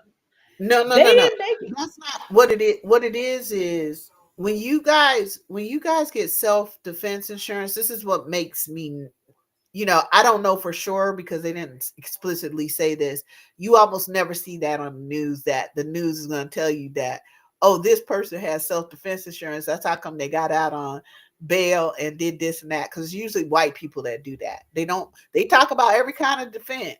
I mean, every kind of insurance, health, dental, vision, uh, car, house, but they never tell you about self defense insurance. So they can walk out after they've committed violence. Okay. But for us, we are not going to be judged in the same way that we would without that self defense insurance. You see what I'm saying? Yeah. So when she, one of the things they teach you, because I have two different types of self defense insurance, you guys. I'm just saying. And one of them has a bunch of classes, like thousands of classes that you can take, just to get your brain cells pumping.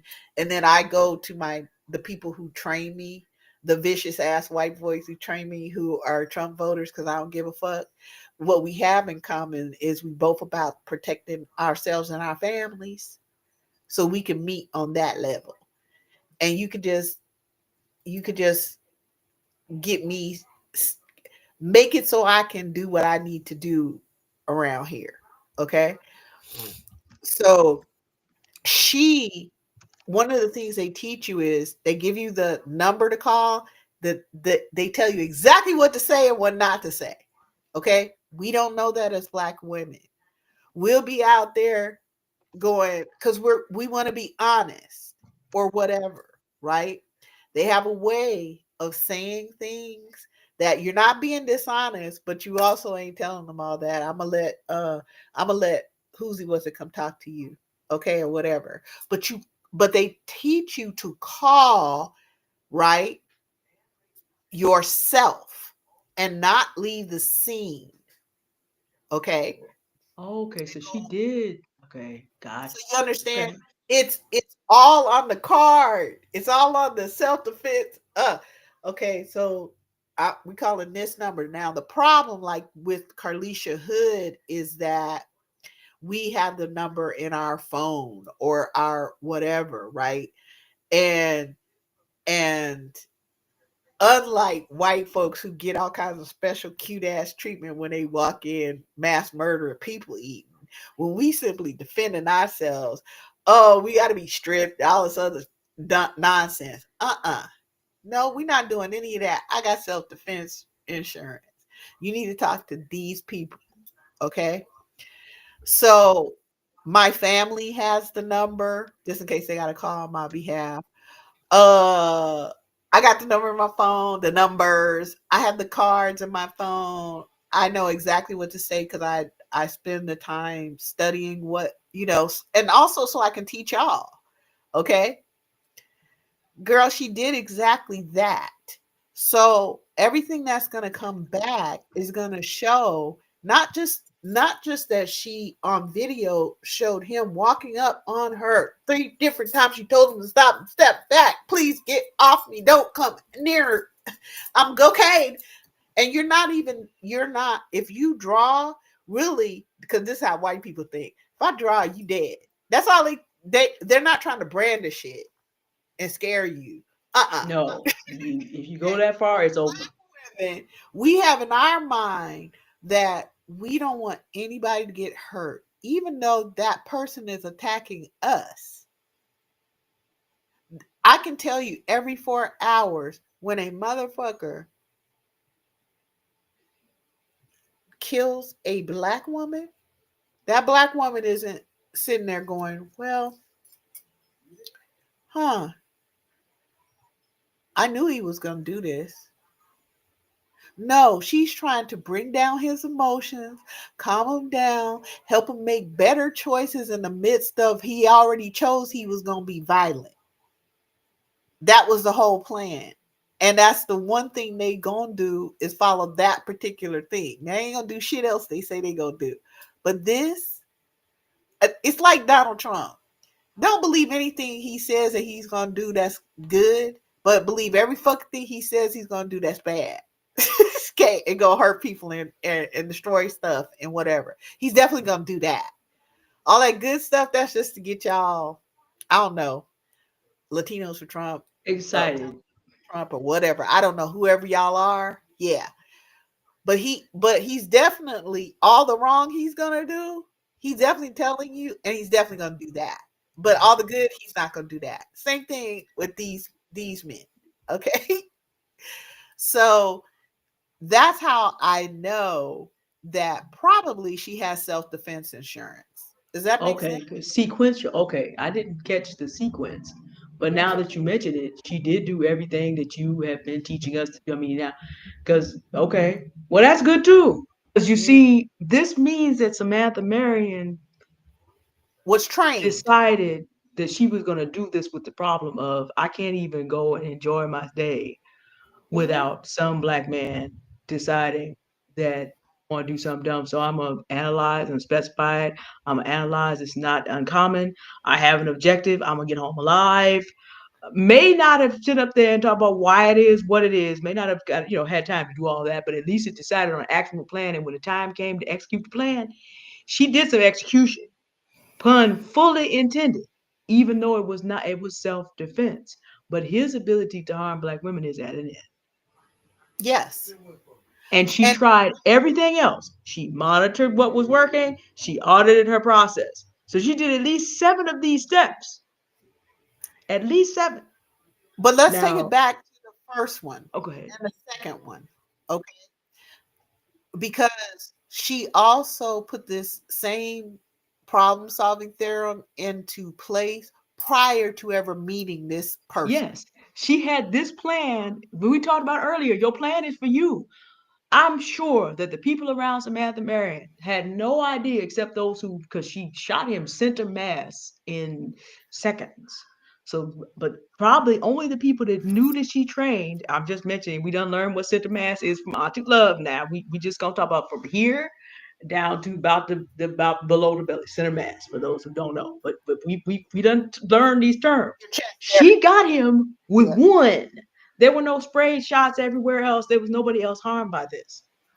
So she had a She been plan for what she practicing. was going to do. She'd been practicing, apparently, because it's just not that easy to do that in a moment. But the plan was put in place before. And this is why I say it's hard for me to discuss this because we talk about a human life, we talk about a wife, we talk about a church, we talk about kids that are all grieving today because of what he chose to do.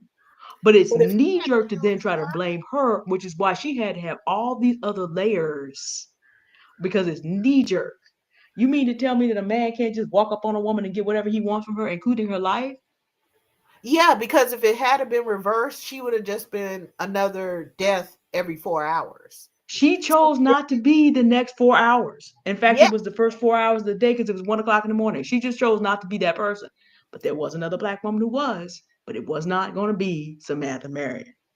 And she had to make up her mind about that and then do some thinking about how do I have my freedom after I take care of it. So she figured out what she was going to do with men like Pastor Ricky Floyd long before he ever walked up having no idea that this was the plan.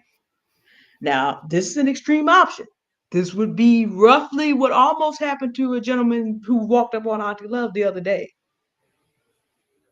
hmm This ain't and quiet as kept. Quiet Christian me used to carry a cane when I had an injury, and a brother found it at his throat, at his nose, just that quick. He had to walk up and put his arm around me, and I didn't know because I was looking in the opposite direction.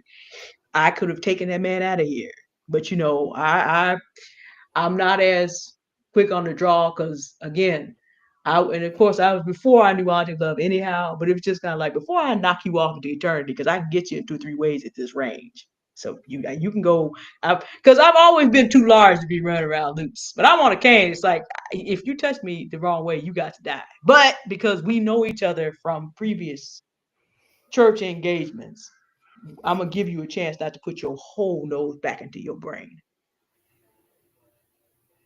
I know how to do that. Quiet as kept. Quiet church woman, me. Uh, I'm just saying, those are not the only problems. But Umar and Pastor Rick Floyd represent two sides of a coin that's been there since Sojourner Truth was talking about it. Is it every black man? No, Father Matthews has some students.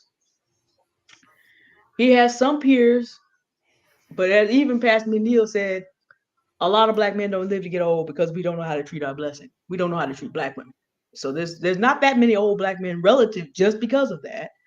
hmm And he has some students and he has some grand students. And then I have some students who are boys that grew up with me and were trained and understand that, first of all, if you do anything to these black girls, they're not the problem. I'm your problem. So, hmm and my peers, if you do anything to these black children in general, I'm your problem. You don't. So there's a certain number of black men who have, but the thing is, like Muhammad Ali himself said, and he was problematic. As much as we revere him, he was also problematic when it came to women. hmm He said, "I there are good white people, but I don't have time to look for them." He was right about that. There are good black men. I know several. They have proven themselves to me. I do not have time to go look for them. Now, of course, being from a Christian background, I don't require that anybody tithe because quiet's kept the New Testament does not require that. And then bending the knee, no, you can when you if you know Jesus when you see him, you can do that.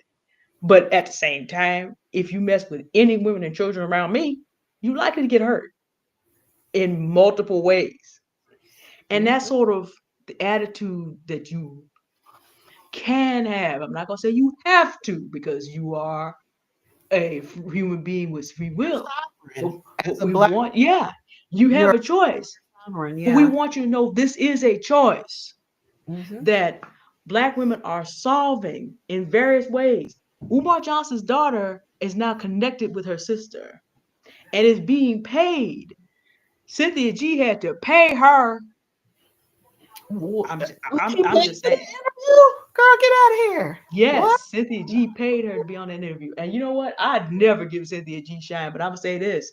Cynthia Wow. G is rebuilding her platform and she understood the value that this young woman was gonna bring to the table, and she made sure to compensate this young woman. And we know it because of Miss Anissa, that's her name, said it.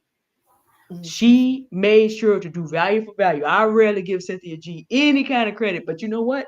I have to, when you write, you write. Even the stop clock is right twice a day.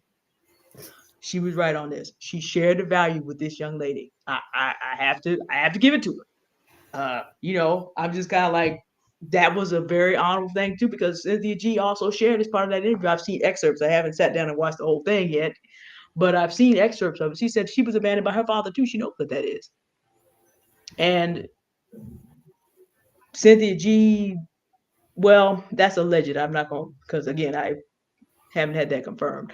Let's just say that she's been through multiple generations of Black men behaving badly toward their daughter. Yeah. And so she connected with Anissa on that level. And so I'm gonna give we gonna give flowers out. I will give Cynthia G that much. She compensated that young woman because she built her platform, but at the same time she helped this young woman get a good start in life. So I got to give it up for that. Yeah. I didn't see the I interview, haven't seen the whole thing yet. But I have looked at some excerpts. but I did listen to the young lady separate, when she was going, Yeah, saying what I she had have to say. to. But again, back to this man and you Samantha Marion. the this young woman, again, this idea that we have as black women, well, if black men would just do right, if why don't black men want to protect us and this and that, so that's what you're waiting on. But also, like Auntie D said, look at this particular situation. She actually had to protect both herself and whoever that other person was that he had hit. And the man fell to the ground, hit his head. We're Ooh, taught as black women wait, that we Auntie have. Love, can I interrupt you just a minute? I need to go do a wellness check. I'll be Oh, right back. go for it. Is it I, six? We done been here. I'll wrap We at this three up. and a half hours. I'll I'll be tell right back. people what happened over on my end, but as you could see, whoever she was with actually needed her to be able to be prepared um to defend them as well. So that's actually how I think about it when it's, let's say, being my husband. Yeah, great. He has his dark sister, but I have mine and I'm quite capable. And in fact, I've trained enough that I'm actually better than he is now because I train much more often and he got trained years ago. Of course, he's a crack shot. I tell you right now, he ain't gonna miss. He ain't gonna miss. But the different levers, um, I have trained more in the past few years. He goes with me to the different ranges and stuff. And he films me and stuff. But and he's also the one that films me when you see me practicing back in the back 40. But anyway, I'm just as capable of and more so of protecting him. What if he fell? What if he got hurt? We were in a store or something and somebody decided they were going to be a fool and try to take people hostage and do this whole thing. I'm just as capable. So it's not fair. I don't know how to say this in a different way, black women, but it's not fair as black women when we're like, oh well, uh, somebody else will protect us, right? Um, because we're adults. We can protect ourselves. We can learn how to do this, right? So one of the solutions that I've had about for black girls is self defense classes. In other words, martial arts. Little black girls could start learning martial arts as early as 3 years old. Why won't we give them that tool so they can build their skills around it? It's not just going to help them be able to physically defend themselves. It is also going to lift them up and give them options. They can choose in a altercation to walk away. But if someone decides to keep coming to attack them, just like what happened with this young lady and this passer, um, they will have the option to be able to physically defend themselves. Okay. And when they're that little, you do need to check with your doctor, their age and stage, how they process as little girls, as little babies. And it also builds their sense of value and self-worth. And it's also exercise. Okay. So there's a lot that goes into baby girls learning martial arts. Um, One of my little sissy, uh, they call her Miss D too, uh, Dahlia. Okay, she's on YouTube. She's there as Miss D, I believe, and I've known my baby girl since she was a preteen. Okay. Now her daughter I think she's 15 now. Um, and her daughter has a fourth degree black belt. Looking at her, she's this little willowy, tiny thing, and you wouldn't even imagine. But girl, when I tell you the girl can do a roundhouse kick, she had me out in the garage one day, and I was like, "What? Wait, hold on, whoa!" Because her mother had set up tennis balls and they had a whole like physical body, a pretend body. Girl, that girl was kicking ass left and right. Okay. I can't. Okay. I love this baby. But she's the sweetest, kindest, most compassionate young lady. She always has been. Um, and she's a fourth degree black belt. Now her mama just got her fourth degree, right? My little sissy. She just got her fourth degree, and she's in Cali, Natomas area. She has her own doge, and I don't mean doge like that them dummies. Okay, that should be called dog, but she is a master herself. She teaches now, because she went through martial arts when her baby girl was a baby girl, well, little girl. Okay. So they did it together. And you can do the same thing, just like you can work with your daughters on learning about Sojourner Truth. Why don't you start a book club with little black girls, right? And that once a month they do a book.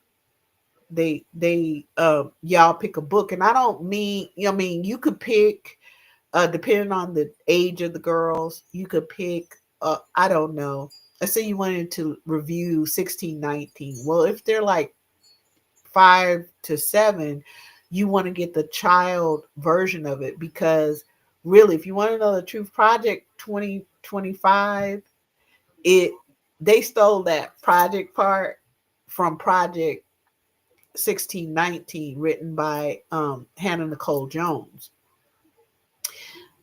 That's who they came up with this whole, oh, we don't want CRT. No, Donald Trump and that whole group of miscreants did not want Project 1619 to come out. On a Pulitzer Prize, they took the book and they made a curriculum out of it. but those freaks called it CRT. It's not CRT. It's not making somebody feel bad about their whatever. You trying to make black girls feel bad about being black girls. Oh, so now we got to care what how little children feel. Well, we need to care about all little children, not just yours. You know, so you can start book clubs because I want y'all to know little black girls are brilliant creatrixes. They are, most of them, goddess born. Okay. So you don't have to put limitations on how they learn like these all these other groups of people need to do for theirs. Our baby girls are just brilliant. You can make things palatable for them, okay? Depending on their age and stage, but they should know about the diverse black women and black girls who have done so much, who are so powerful. Everyday ordinary, what's everyday ordinary for us as black women and black girls is not what these other freaks do. So help your baby girls, help the black girls that you know and the young black women that you know learn and gain their living memory back. Help them to learn about the black women and the black girls who did all of these wonderful things in the midst of their own pain and suffering, because we don't have to go through pain and suffering with these people. We can do things to do as much as we can to prevent it, right? We can put plans into place. We could use problem solving. We can come up with our own standards, our own policies, our own ways of doing things. Okay. And we can tell people this is how you're going to have to get with us, or access denied, prayer request denied. Okay. I'm not telling everybody they need to be up on, every single weaponist that I'm into. Okay. Dark sister, dark cousins, dark gift wrap. You ain't okay, maybe that ain't you. And that doesn't mean that you can't give yourself options to be able to defend yourself. And I think it's really unfair and wrong, really, of us as black women not to have plans and suitable procedures that and actionables and tools and skill building for our little girls. We're sending them out to the same heinous world that we go out in every day and barely make it back home. So we're not going to give them any type of. We're going to keep talking to them about Santa Claus and that little green dude that if and what's that, White Rabbit or something? Is that what we're going to keep doing? We're not going to be. We tell them how to appease these people and code switch, but we don't give them the okay. We don't give them the ability, the tools to be able to go, okay, so I know my history, I know what you talking about, but you're gonna have to talk about that with my mama, because that's what my daughter would do. She'd be like, no. So I said this and da da da. The teacher didn't like it. I don't give a fuck. Which who? Okay, I'm coming up there. I'll be right there. And girl, I'm working my ass off. I'd be three places at one time, but I sure will be right there. You don't question my daughter when it comes to, well, that's not that's not really what happened during slavery. Bitch, you don't question my daughter. She knows her history. You do not. So you don't question her when it comes to what I'm training her in. Okay, I know that I gave you my standards, policies, and procedures about how you got to roll with her. Now, my daughter had to be respectful of adults, but they had to be respectful of her. I'm not putting up with none of that shit. Okay. And my daughter didn't get to lie to me, because how else am I going to help you, girl? Just tell the whole truth, nothing but Tell me how you participated in bullshit, the part you played that you didn't do right, and we're gonna deal with that. But I'm gonna come up there and I'm gonna make sure it's all good. Cause you grown ass white women, black men, white men, whoever the fuck you are not gonna keep mistreating black girls and young black women. You need to know there's those of us out there like me, and we're not putting up with that shit.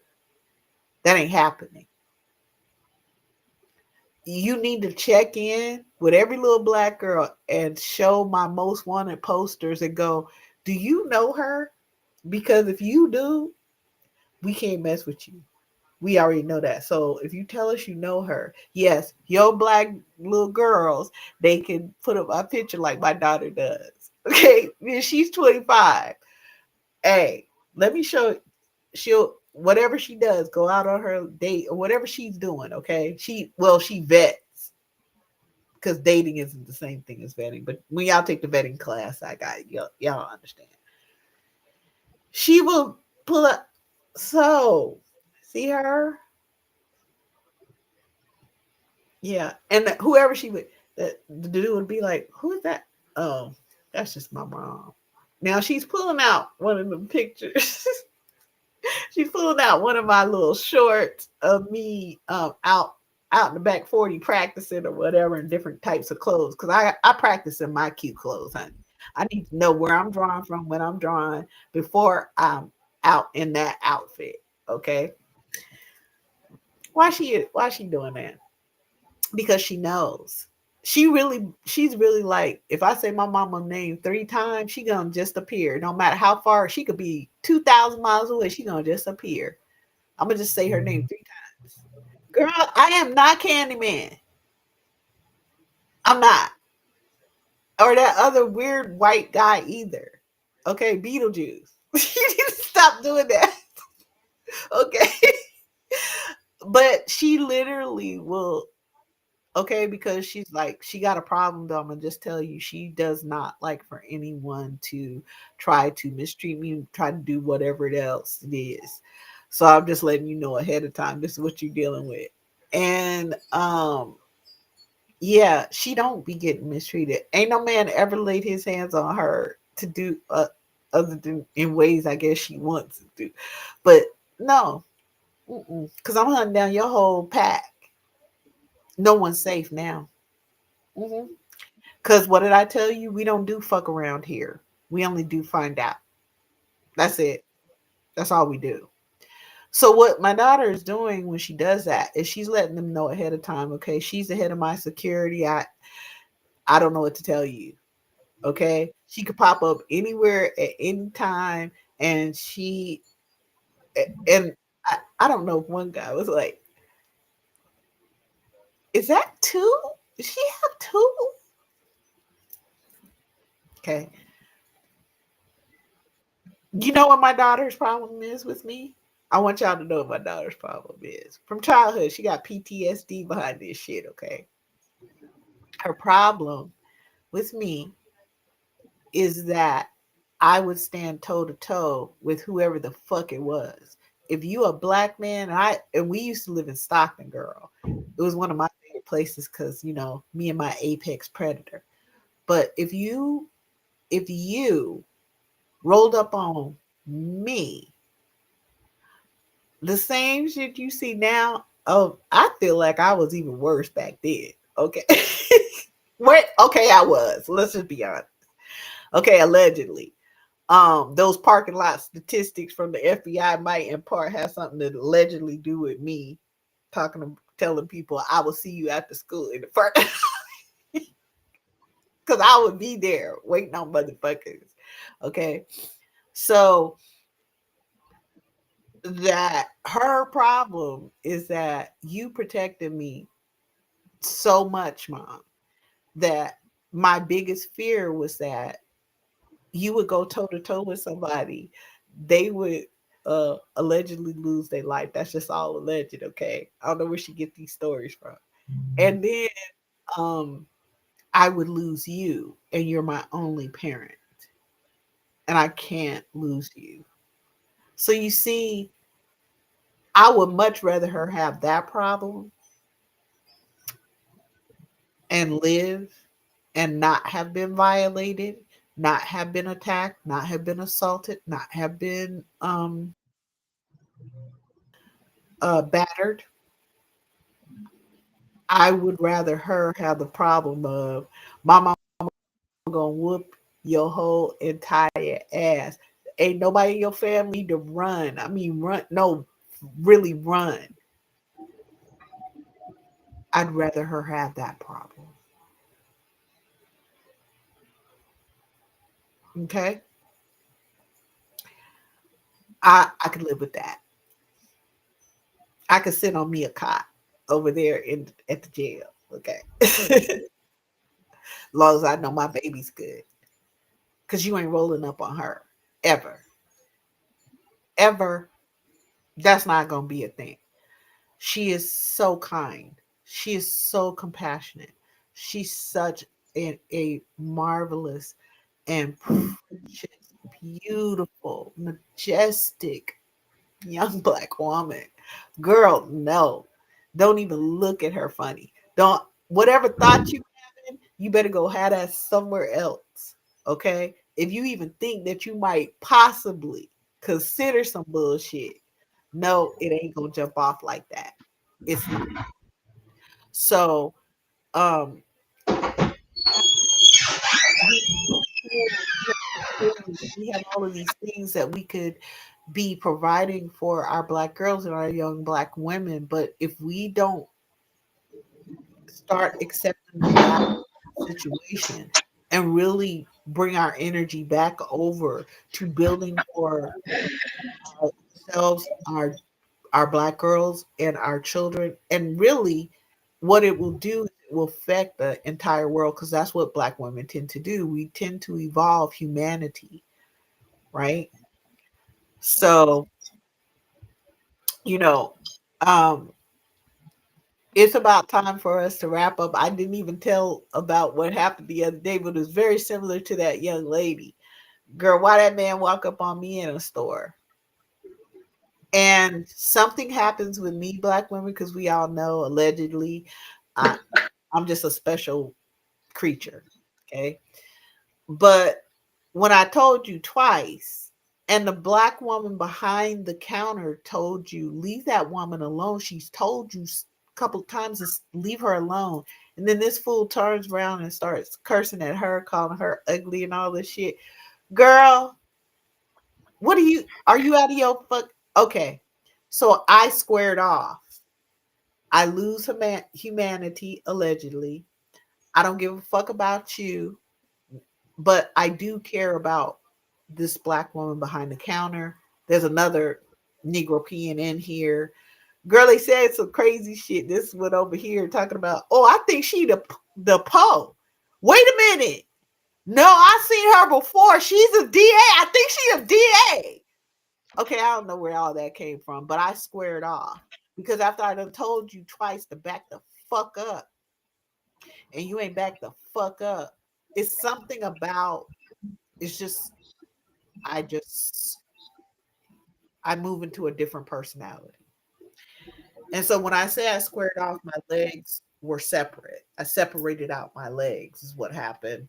And my girls, they're always on either side of me.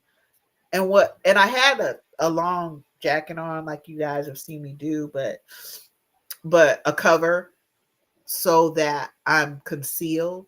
In my state, I don't have to conceal. But the reason you conceal is because it gives you an extra added advantage, black women. Not everybody No, has to know what you're doing. Yeah. yeah, that's what we mean by conceal carry. We don't want everybody else to know that you're carrying because it gives you the element of surprise. They think when they're walking up on me, I look like any other black woman from any place around the world.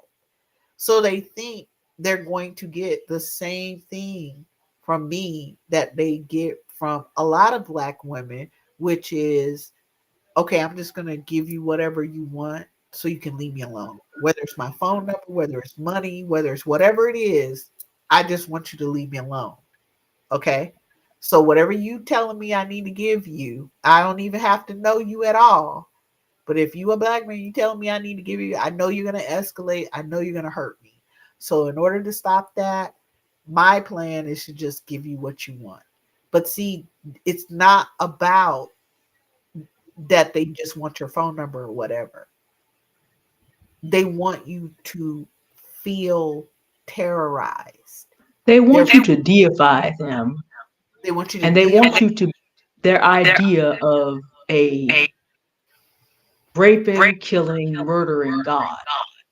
Yes, yes. They feel like they are potentates. Okay, so we as whoever we are, and that's another grown person, they've already decided that they were going to be violent. Because if you're trying to coerce me, that's violence. If you're walking up on me when I've told you to back up. Now, there's several reasons why you need to back up from me, but realistically, one of the reasons why you can't come within a certain proximity of me is because on my 3 or 2 or 5, or on my, you know, 9 or 8, or wherever I have my girls on my body, I have them. And when I come to pull out, right? See how long my that person can't be within that reach of me, of my hands all the way out like this to shoot. You understand? I can't have people in proximity to me like that. First of all, what if that person tries to grab my gun? Well, here's the thing about this too. If that person trying to grab it in my case, I have a second they don't know anything about. They don't really know about the first one, even if they see it. And I don't know. This guy happened to see this one. I don't know what happened. I think I was leaning on her when I spread my legs out, when I squared off and faced him, like this. And so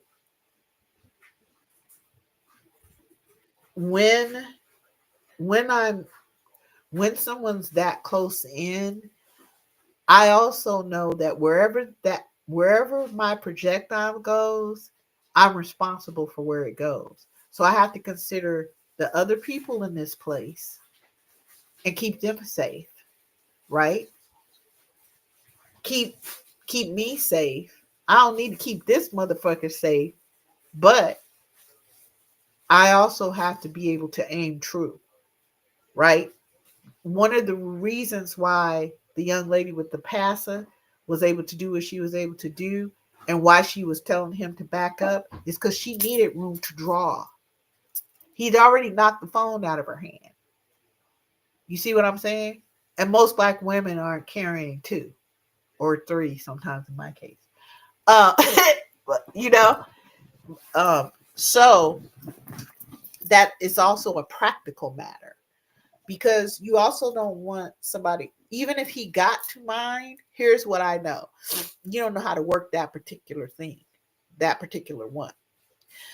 I'm gonna take y'all back really quick. When what happened to my baby Megan happened with that little motherfucker leprechaun or whatever he is, I don't know, one of them special kind of people.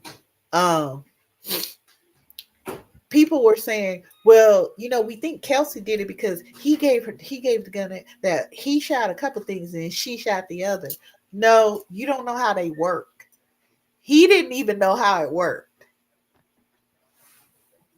He didn't know how it worked. Because most black men don't go practicing and training unless they're in the military or they're a cop. Most of them don't. Okay, they put weird bullets into the wrong kind of gun and stuff, so they don't know what they're doing, and that's why they miss, and that's why there's so much collateral damage. Children get killed, all this other stuff, because they don't know how to aim. They haven't been training, and they don't practice, so they don't know what they're doing. But you will, black woman. That's why when she's telling him to back up, and and he doesn't, she only has so much room to pull, draw, and aim. You understand? And because she's not aiming at an arm or a leg like we always be thinking, oh, can't we just wound them? You're not a, what do you call it? What is it they're called, Deanne? Help me. It just went out of my head. Sharpshooter. Well, no, it's Yeah, the name for uh come on, the Green Berets that yeah. The Green Beret, Navy SEALs, yeah. um, Uh oh God. the Air Force and Marines. They have their group too. Special Forces might be what you think about. Yeah, special forces, but they're snipers. Yeah. Snipers. That's it. Sniper, you're not a sniper, sweetie. Okay? I'm sorry, black women. Most of us aren't snipers. Okay. So it's gonna be very difficult for you to hit an arm or a leg or a head.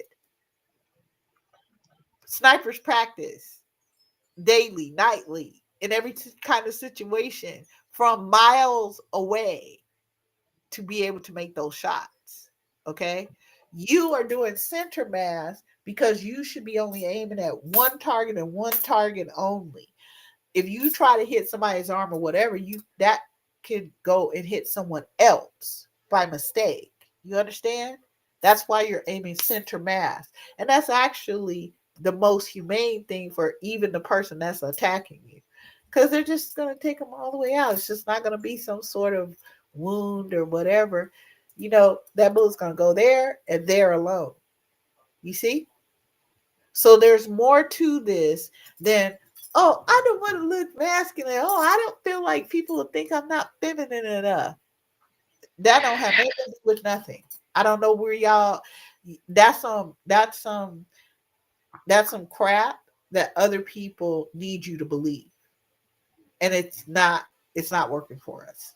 In fact, it's not. It's doing the opposite.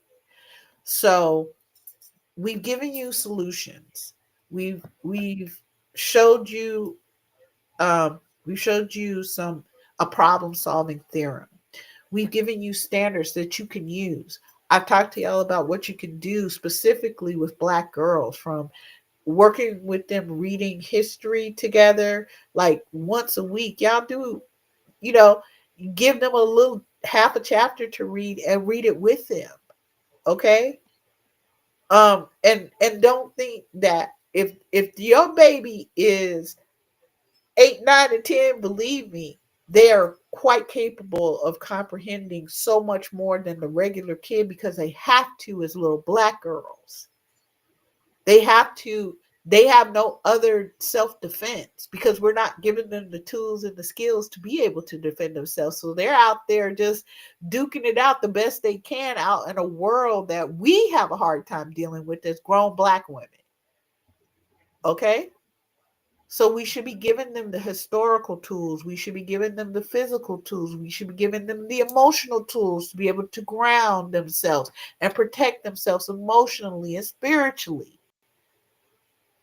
But you are going to have to be the ones to do that, because all these other people don't like us.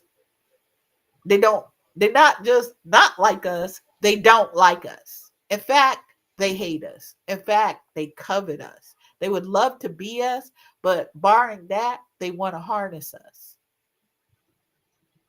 And they will do whatever it takes, especially violence, because they actually enjoy it. They're doing it because it's enjoyable to them. I'm sorry to tell y'all the truth, black women. We don't keep doing something that uh, just because. We either have a belief in it, we enjoy it, or we have reasons for what we're doing, Yeah, whoever and we we are. do repeat it. We have patterns for that. Yes. So I'm gonna let Miss D take us away and wrap us up. Cause girl, We're going to discuss more of these issues in depth next week on next Friday, same time, same Black Woman time, same check on the channel. We're going to be sitting down with Mia Love Edwards, who is the author of Centering a Black Woman Centered. I'll have it in front of me. I'll try to remember. And we'll be getting into the ways we have been conditioned, and also She only gives a chapter to black men and white women combined, I think. But briefly getting into what these patterns are, how other people literally are getting up. They can't deal with the real problem. They can't punch up on the white men they really have problems with. So everybody tries to punch down. And that's how they relieve the trauma, particularly black men, relieve the trauma of not being able to punch up. So we'll be getting more into the details of the conditioning and how we recondition ourselves next week at the same time. In the meantime, we also put the Project U Discord link in the description of this video. So if you are a black woman only who desires to be part of a community of powerful black women who are looking for solutions and who are willing to consider both the most peaceful and the most extreme options as things that are your choice, then you're welcome to go through the screener. And if you meet our requirements, you'll be welcome to the Discord. I want to thank Auntie Love for, as our hostess, for being a little patient with me. I am a black woman who is in the midst of life, and I have two wonderful aging father and mother Matthews, and sometimes I got to step away and make sure they're good. They are. But thank you for, especially for being patient as a hostess. And thank you for all of you who came through. Marissa, QB, Bliss, Auntie Key was here in the house. Everybody, Um, I love and y'all. there's a bunch of people on TikTok that I can't see, but thank you very much for being here. And we'll see you next week. Okay, right before we go, I need to let y'all know. Um, see this right here? That's Oh, Auntie D's Cash App. I want I want y'all to do what you do. She does so much work, um, and I believe Black women need to be compensated for their work. Right? All of you, all of you need to be compensated for your work. So I expect to see you posting your cash apps and things like that because I need for people to start if if they're in your comments doing the whole most, you need to charge them. Now I just like to play with my food. That's why I be jacking them up. I just use them as examples, hang them high or whatever. But oh my gosh. but I need to make sure that y'all are putting value on every single thing that you do. Oh, you want a smile? Ain't nobody giving no smiles, but what you need to do is go put money in my cash app. All these little voters of Trump that's trying to get y'all to go out and do whatever it is. First of all, hell no, ain't nobody doing none of that shit, girl. Goodbye. But what I'm gonna need you to do is because you even said anything to me, put put the money in the bank. So I'm gonna expect you black women to start having cash apps on whatever it is you do and go, did you just speak to me? I know you did not just question me. Okay, you're gonna have to tithe now. That's all there is. Okay. That's all there is. I'm serious, black women. So there's Auntie D's Cash App. She does so much work. She's done so much. And she continues to do so much. And she is a woman. You know how long it's taken me? She and I have literally been together, what, 2.5 years, 3 years? Like Almost three now. 3 years, okay? And it has taken me this long for me to get her to allow me to put her cash app up, okay? Yeah, because it's not something that I think about being conditioned as. I just, no, literally, I'll tell you a story on the way out. It just occurred to me this week that give and it shall be given unto you was not just a command given to me as a black woman. And that me not requiring that people who say they worship the person that say that to give also and be supportive is actually enabling them in sin. It just hit me this week. I'm 44 years old. That's how deep the conditioning goes. Yep. So That's how the conditioning we it get to just hit me this week Yeah. But being in the presence of Auntie Love, although again she's a more extreme option than I am, I'm gonna do what my pastor said. Someone wanted to pay me some extra to do some work. I'm like, I'm not sure because that person is up in age. He said, Sister Yan, receive the blessing. Auntie Mm-hmm. Love, I appreciate you posting my cash app. And for any of you that would desire to bless it, I'm going to very gratefully thank you and receive the blessing and keep blessing y'all the way I intend to keep blessing y'all. Because that's not going to change whether I receive money or not, but it does help. And while I'm on here, y'all see Conference with Love's QR code. Don't act like you don't see it. I'm a Well, reciprocate right now. She got some and great courses for this you. is yeah, this is something I want to make sure that we do with one another. You know what I'm saying? Yes. And that's why I was on y'all. And oh, here we go. Um, Yeah. Auntie, she's Auntie Key's our third auntie over here. We do have guest aunties, but she's one of the permanents. We got some permanent aunties that come through. Okay, we try to keep it rolling, but we got some other. We got all kinds of aunties around here. All right, I need to make sure that their cash apps are up and that all of you as black women start to reprogram yourself into going, you want to what? What did you say? Did you say hello in my comments? Girl, you need a cash app. You ain't got no business saying nothing except what's the cash app? Okay. So, to all those outside folks, other for me, I give grace to black women, black girls, and black indigenous women and girls. But these other folks, you need a cash app. Okay, that's all I can tell you. Or whatever black women are telling, wherever they telling you, whatever bank they telling you to put that money in the bank, because nobody want to hear whatever the hell else that is. Okay, I need to mention that just because we looked over Project 2025, ladies, please explore. I'm going to just put this out there since we mentioned it. The people in Project You want to attack your money in your bank. So what you might also consider doing is getting to know some credit unions that have what's called American Share Insurance, ASI. So Mm-hmm. while you are having people put the money in the bank, this is why you need to understand Bitcoin. This is why you need to understand how the government works with banks and how there are alternatives even to that. So first of all, get them to put the money in the bank, but also understand other options to keep your money safe, which is one of the things why Auntie Love and I do the work we do, so that you have different options. Now that's a whole different show, but I just thought because it was on my mind, we broke down Project You just to make sure. I just opened. Oh, by the way, I just opened my first credit union account, and do you know they had security before I could get in there? Hmm. Okay. It's the only time I've ever walked to a financial institution in my entire life. I had to stop at the desk because I wasn't a member. And the security guard is like, "What's your purpose for being here?" I'm like, "I'm getting ready to become a member." He said, "Put your first name, your last name, your purpose down right here. I'll forward it and they'll call you when they're ready." I'm Oh, like, "Okay, I'm about to be a member here." So they make sure the membership is protected. mm-hmm. Across the street is the Jewish Community Center. You think you Wow. just gonna roll up?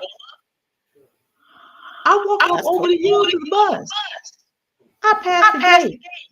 They up there talking about cameras and this, that. I'm like, oh, this is a neighborhood where Presidio Heights and Laurel Heights meet, and we only a mile from Billionaires Row in San Francisco. You can't just roll up over here. Wow. I'm like, okay, so, and that's what caused me to realize what was going on. Like, if they have a right to protect themselves, Yep. and they class me as a threat for just being there, because this ain't the kind of neighborhood that African Americans would have been in even 50 years ago. This would be kind of rough. I'm like, well, wait a minute, if they have a right to all this, I'm a daughter of the Most High God. So if they can secure all this stuff that they got over here, that's actually what caused this to finally come to my mind. Just experiencing people that live who are not doing as much, in that neighborhood is not doing as much for the world as black women have done. Just I'm talking about the demographics that are there. I haven't been in that neighborhood since my parents bought me a pair of shoes because my feet were pronated. So maybe 40, almost 40 years. I'm like, y'all secure yourselves. I'm in the Republican Party now, and y'all are not trying to do for the people what I am. And this is how y'all live. I Uh-huh. don't deserve it less than you do. I don't. Uh-huh. Don't they make rules and expect you to abide by them? Look, you ain't getting in there. If you don't abide by their standards and policies, you got look, if you're an African American in that neighborhood, number one. But number two, each institution has standards and policies. If you don't have a reason to be what you are, you better find somewhere else to be expeditiously. Over Yeah. there, they're not closing up the Walgreens and stuff because you ain't getting up in there to shop for nothing. Mm-mm. You got multiple people watching you, multiple cameras watching you. I'm just like, okay, well, wait a minute. They don't deserve it more than I do. They Nope. don't deserve safety and security more than I do. This is how they live every day. They take this for granted. Yeah. And we won't do that for ourselves. We literally write policies. I know black women who have written policies. We know, okay, Kamala Harris, all these women, Jasmine Cross, these women we write policies, but we're writing them for everyone's sake. Just like Sojourner Truth was saying, we want freedom for everyone.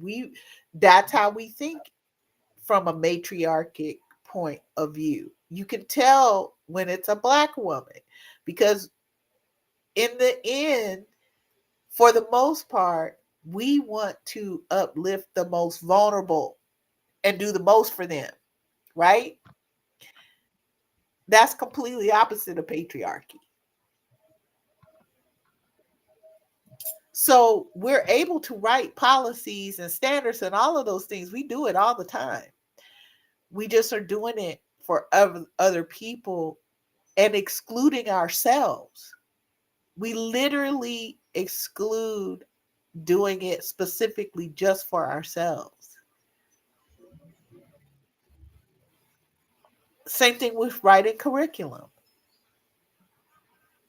We only will do that for whatever educational whoever we're talking about, but we won't create our own educational system and then write our own curriculums for our own black girls. And please, nobody come on here. What about black boys? Trust me, they gonna be all right because we make sure they're good too. We're not just raising our daughters. We understand all of that. But I'm just telling y'all, we've been telling y'all, okay? You already have these skills. You already have all of this expertise and all of these abilities. Apply it to yourself. Same way that these white folks that Auntie D is talking about, girl, they got, oh, you who? Well, nobody care. Girl, you better write your name down. We'll see Yo, about it. better. We'll check it out. We'll see. We see if you meet our standards. Yeah, they And had to run all these checks. I that's mean, right. they had all these different questions. I'm like, okay, this is Yep. what Auntie Love has been telling us all this time about how we need to roll with everybody else. They Uh-huh. basically, when y'all get her vetting 101 course, they basically did vetting 101 on me live, y'all, to just be able to open a darn account with practically nothing in it by their terms. You know what I'm saying? I'm just starting out with this. I'm not, I'm just sitting up here like, you guys basically ran vetting 101 on me to let me in the door, to even open a account, a small one. I'm just like, and you need to put this on your calendar because we may send out a notice for this 2 weeks in advance, but it's your responsibility to do blah, blah, blah, blah, blah. If you do not, then we will do this. Da, da, da, da, da. I'm like, now they were respectful, but I'm just saying, they have They already standards, wrote. policies, and procedures. You are going to obey the standards, policies, and procedures to be part of their organization, to have your money with American Share Insurance, which, by the way, if the credit union breaks, will insure 2.5 times more than the federal government before they even shut the FDIC down. You are going to follow their standards, policies, and procedures to get any of the benefits from them. I'm And that's like, the same thing you gonna do with black women. and that's what you've been saying. I'm sitting up there. The woman I'm talking to, has no idea that I'm sitting there in my mind going, this is how Auntie Love wants us to roll. She wants us to understand our value to the point that we require other people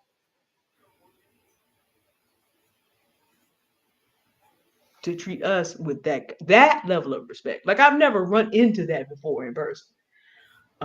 Because I've just never run into it before in person. My family's been with the same bank for 60 years. We just roll on up in there. Anybody else roll up on in there. And I'm like, well, I guess this is how some banks get robbed more often. The things that you think about life itself once you have an experience like Uh-huh. that. But it's like, okay, I see the The same reason level. we get assaulted more often.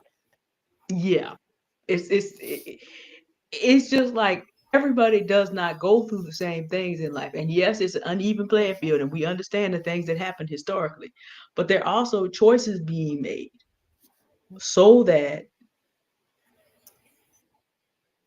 what was it that I formulated for that? I was thinking about it, was it Wednesday? Those things that are well secured are not casually available, and things that are casually available are not well secured. Nothing has ever been more casually available in history in the last 500 years, unfortunately, than black women, because no one secures us, and that's why. Nothing That's over right. there is casually available. It's like I'm gonna have to show that card. I would have to have I gotta go take it out of the folder and put it in my, and be able to show the card as a member when I come in the door, because they didn't just do it to me. They just they either knew who you were, or you just had to sit there and wait. But I'm like, okay, wait. This is what Auntie Love was trying to teach us in vetting and self-counsel black women, vetting 101. This is how people have stuff. It's not just that there was slavery and a lot of stuff was taken from us. No, they know how to keep what they have. That was really, to me, really crystallized. And of course, there is a part of me like, how? But then, flip side, went to another meeting, went to another position, saw the guard like this. Oh wow. You need to quit. I wasn't Uh. even supposed to be at that location, but I ended up having to go over there. And I'm just kind of like, okay, different neighborhood, different situation. More black women live in that neighborhood. More stuff goes down in that neighborhood. And, And it was all good till I rolled up. I had Brother Man fired, and right? so the wow, the oh, look at the guard. Huh. Weird. Weird how he would be guarding anything and anyone, especially black women. I'm Weird. like, So okay, weird. so you can live this way. You could deal with, like the commercials you say, you could deal with this, and you could deal with that. You could deal with this, and you could do that. I'm like, yeah, no, nothing was ever more clear, because I'm not trying to do this over here.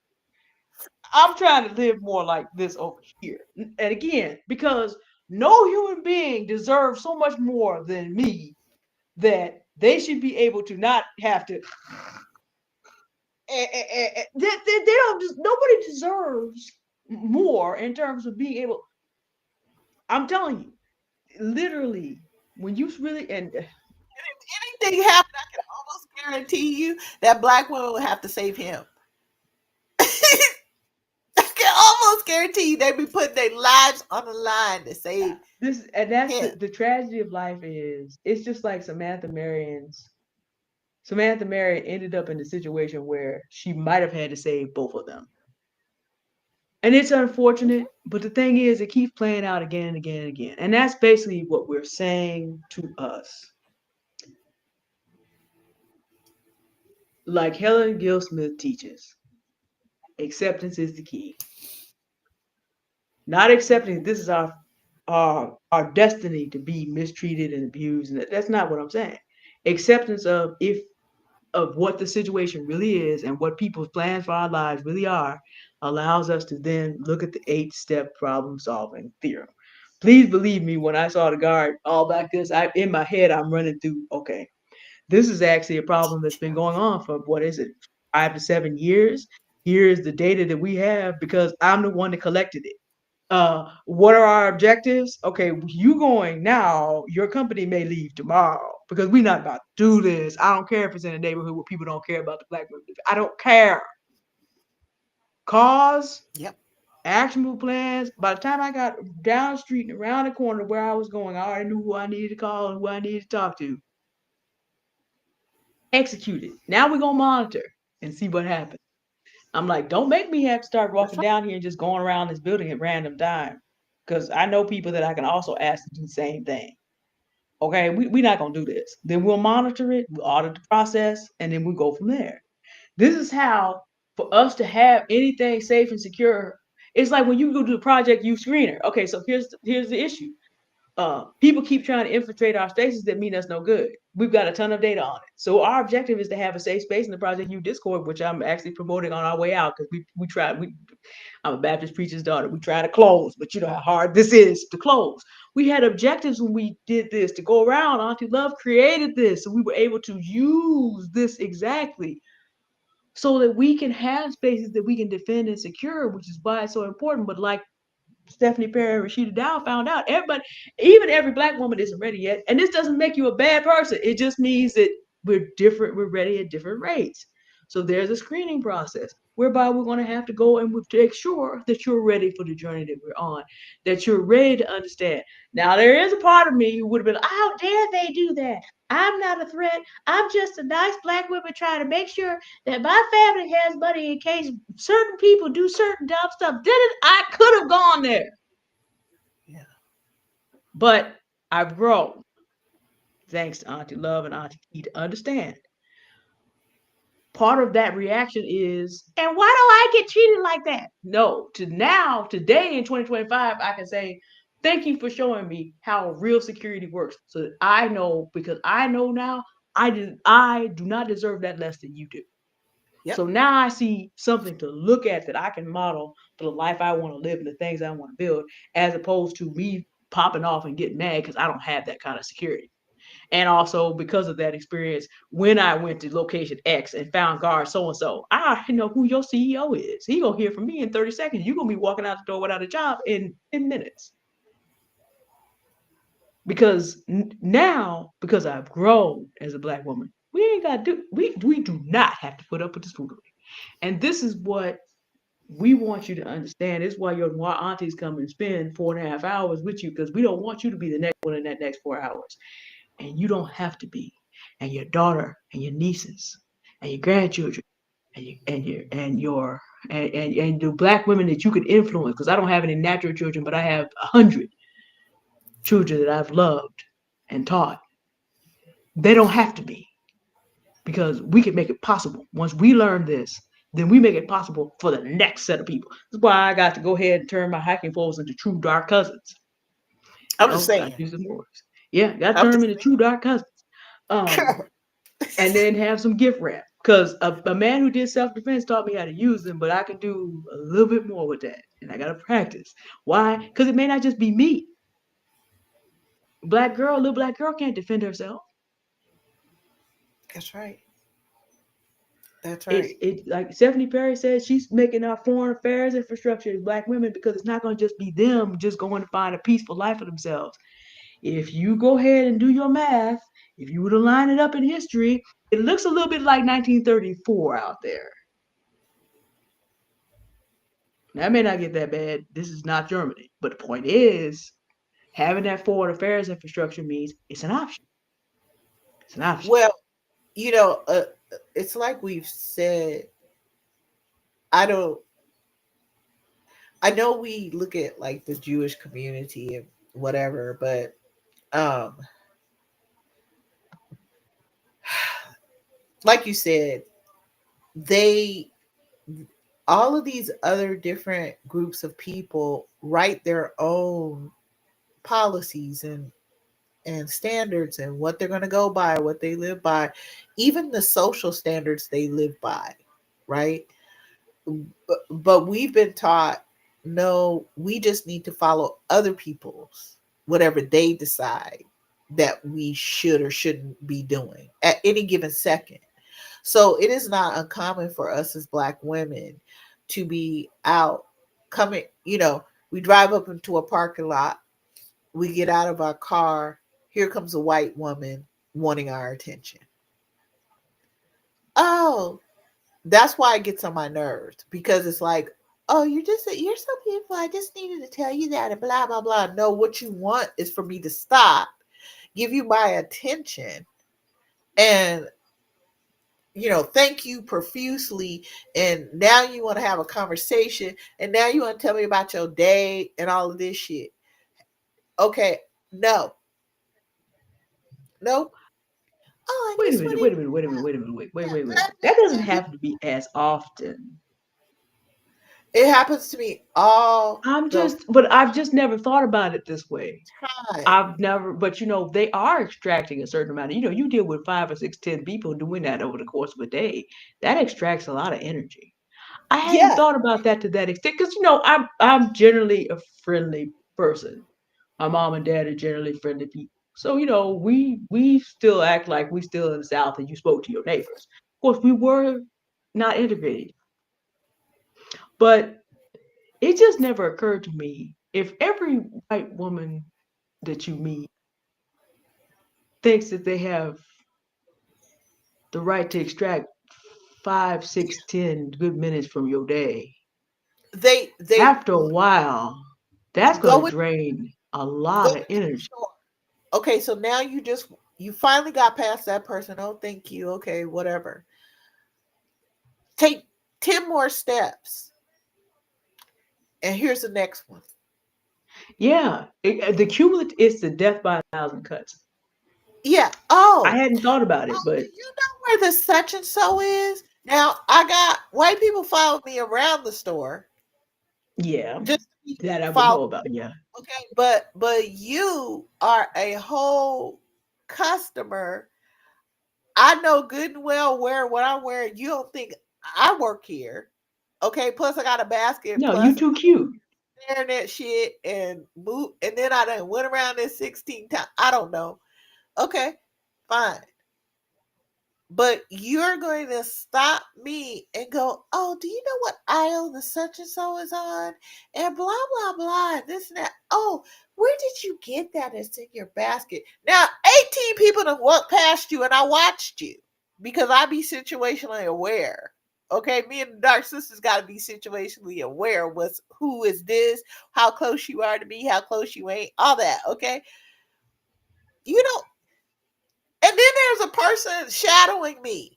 A whole person with a name tag and everything shadowing me because that motherfucker's following me.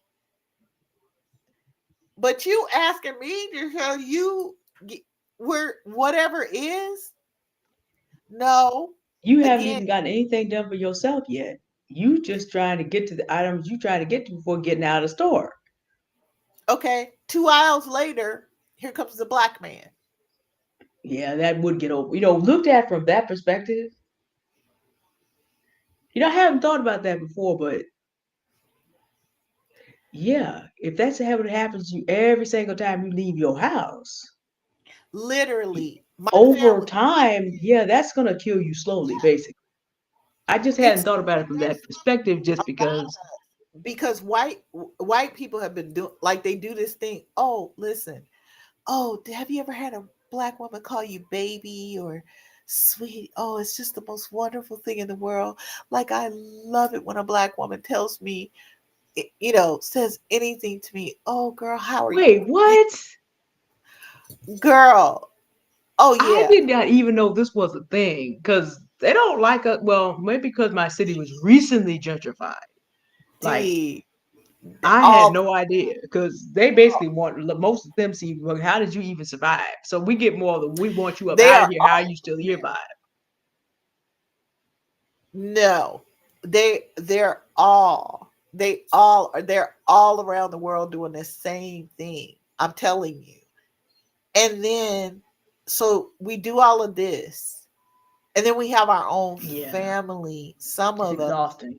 who are draining us, you know? And then we have to work two and three jobs.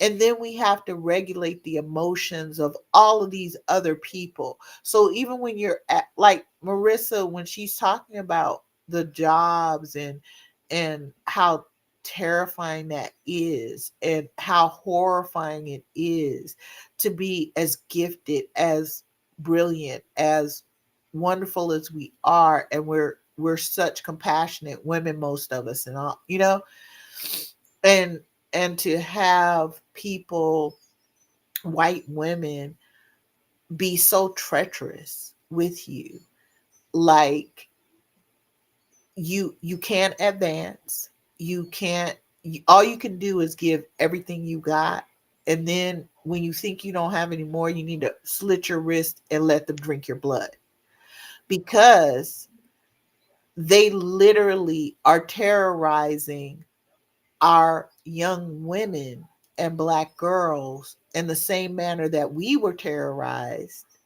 in the same manner that our foremothers and grandmothers and great grandmothers and great greats were terrorized.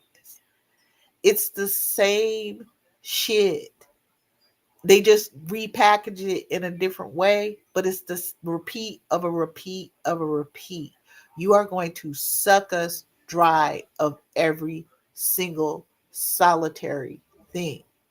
And the fact that black men made a deal with these motherfuckers that, okay, if we get some sort of privileges, at least as quote unquote men in this patriarchy, then we also need to be able to oppress our own women. Come on now. We started this oppression thousands of years ago. So we can't be at the same level as our own women or something. And so they participate, and they have been participating. How many times I have to tell you, Emmett Till, the people who opened the door was his black male family.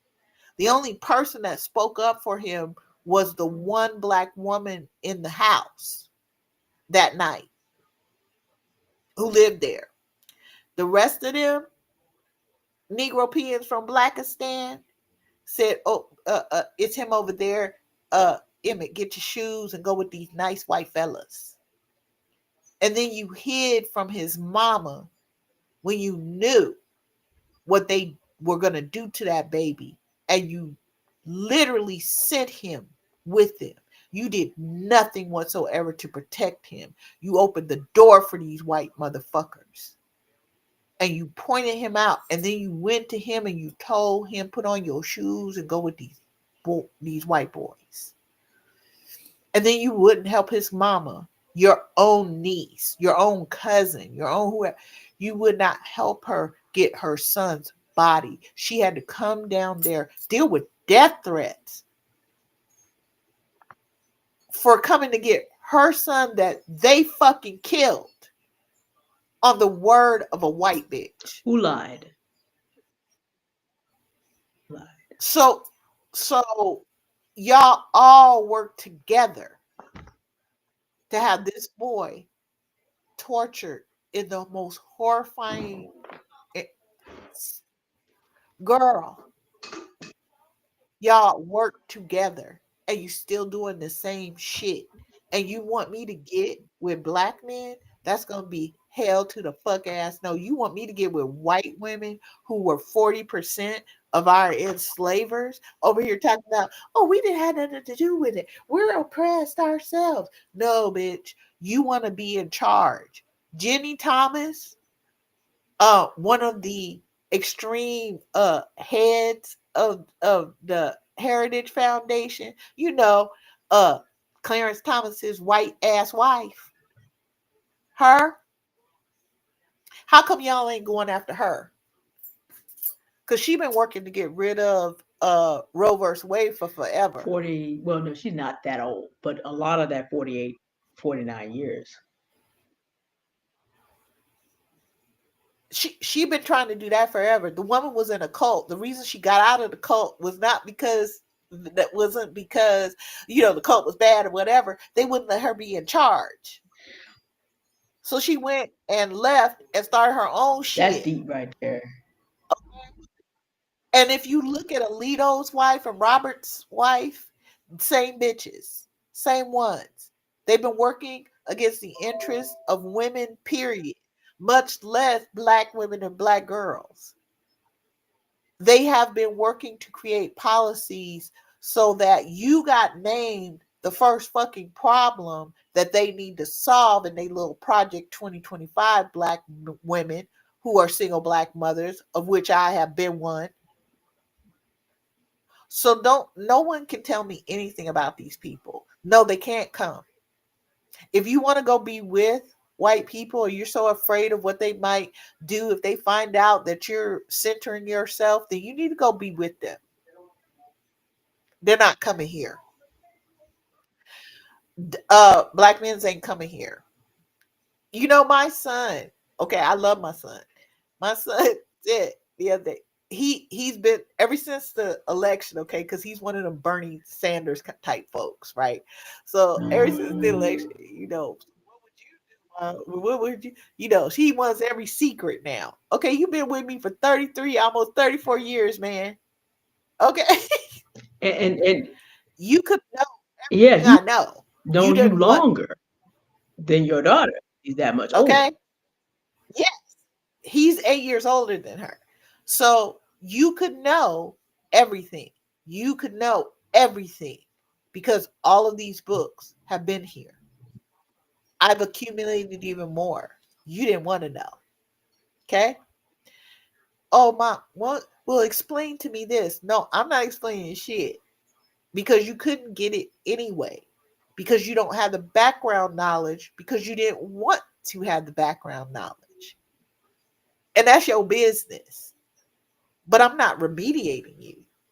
So he was like, hey, because all I explained was I created a matrix. We all know how I get down. He has worked with me before, like working with teenagers and stuff like that. I used agape intelligence with teenagers and stuff in Cali, right, in classrooms. So he knows how I get down. He knows how I create programs. He knows how I create classes. He knows how I author, all of that stuff. But girl, if you think he about to do all of that, no, you tripping right now. He ain't doing it. No ambition, none of that. Okay. No problem. Okay. He'll do whatever I ask him to do around here, and he pays his rent. That's all. Put my money in the bank. Y'all know how I get down. I Maybe some other people is living with their parents for no money. No, all of y'all got to pay.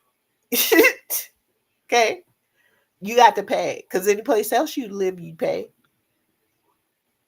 And last time I looked, we used to help our parents, and you definitely gonna help me because I've been training them with that.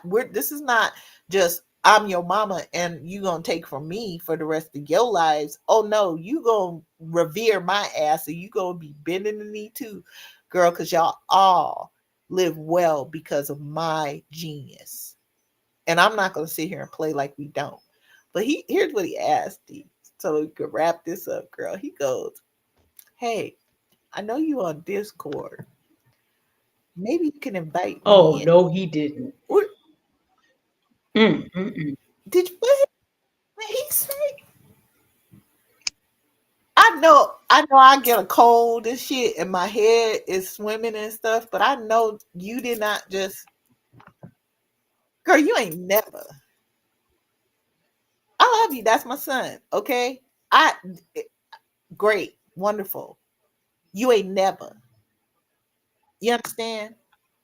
You hear me? Never. What did y'all first hear from me years ago when I used to hang out on Themis and Thought? I love my son. I would never tell any black woman to marry him. Absolutely not. Never. Uh-uh. Y'all are too precious. It's not he don't have no children. He ain't running around. He ain't I mistreating bet he nobody. not. But he also I shit. heard a Oh rumor yeah, that he would because be upside down on the spit. He bet not. I mean, it's a legend. he I would just be. heard. I'm just saying. I wish I wish you would have a grandbaby of mine and think you ain't gonna be no daddy for real. I wish you would try it. I wish you would try to mistreat a woman. I wish you would. I wish you would, sir. Mm-hmm. That ain't optional. Crisscross apple upside down on an That's what X. I heard. I'm just saying. He better not. Mm-mm. So if y'all see, yes, I love my son. Great, wonderful. Okay, woohoo!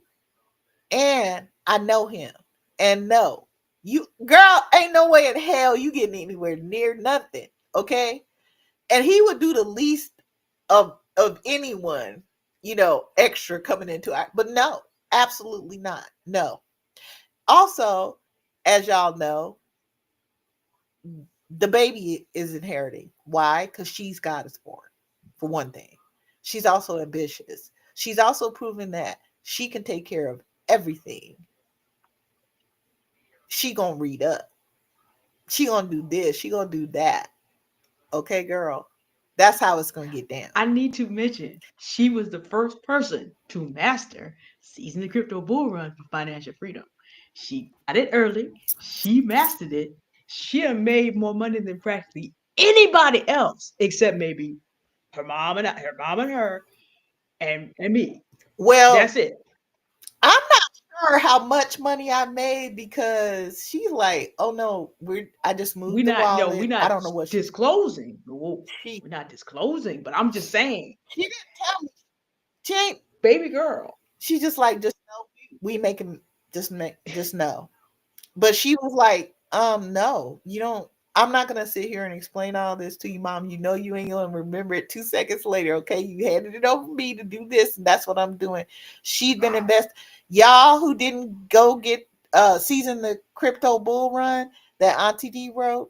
I don't know what to tell you, but my daughter's wiping up She all sure y'all money is. And that she y'all gonna could have. wipe up some more. I'm just telling She has the record for being the person who was the first to read and the you, first girl. to I'm just apply. I'm just sitting up here like, well, I don't know what to tell you. Bitcoin was 25,000 when she started. I just, I'm just telling you.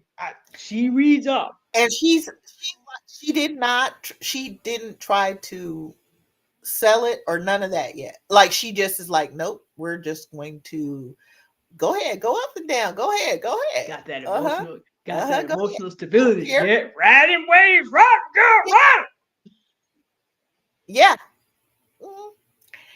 So when we're telling you stuff, black women, I just want y'all to know it's truly you don't have to believe just what we're saying. Look at our work over time. Look at what we've been telling you over time. Go back. Check out our videos, girl. You don't have to believe that I've been this same woman cursing white women out and shit for years, okay? You don't have to believe me. Go back, go look. Okay? I'm the same woman who said, why would I follow black? They're not leaders. Black men are not leaders. What are y'all talking about? I don't know what y'all mean. Okay? That is so weird. What gives you the impression of that? No, I've been saying the same thing. Y'all should go back. I want y'all to start listening to our behaviors. Don't just listen to what we say. Look at what we've done. Look at what we produce. Look at what we've amassed to put together and literally give. Literally, we've given it. Auntie D seizing the crypto bull run, she gave it to black women. She gave it. Now, had she been a white woman, we'd have been all, oh, look, she trying to, oh, yeah, let's support, da, da, da, da. Well, not now, There would be some not people who since would have November missed it, 2025. But but I'm just it telling would have been y'all, different she's giving it. reception. Yeah. So you know what? I love all of you. We just want, you to find your happiness and your joy and not worry about who's gonna come and take it in the next 5 minutes or whatever. that you have the options to be able to problem solve yourself right through everything that you need to do and be prepared for certain things and give yourself more options, you know? um my daughter asked me, why do you do all of this when your life is so great, mom? Like, you don't need to be worried about all of these other people, and I don't get why you keep worrying. Well, I don't get why I'm worried either, okay? But it's just something in me. This is just what I'm about. But I don't want anybody to go through what I did. I don't want a child to go through what I did as a child. I don't care who that child is. I don't care what their demographic of parent is. I don't want black women and black girls to go through any of the shit that I did. If I have it, I want you to know it. That's why I give the information. Because I don't understand why I wouldn't. It Bingo. doesn't make sense to me not, If you have right? the ability to make people's lives better, but again, that's not how most people think. But why hoard? There's enough for everybody. But then again, that's a change in thinking that we've talked about. The way black women normally Yeah. operate versus everybody else. So then let's not enable everyone else to keep acting a fool. It is not April Fool's Day, although that is some people's national holiday every day of the year. And Every every year day. for them is a leap year. And we do not need to keep throwing ourselves under the bus or under the rocking chair. I probably have a nightmare about that story, but it's real.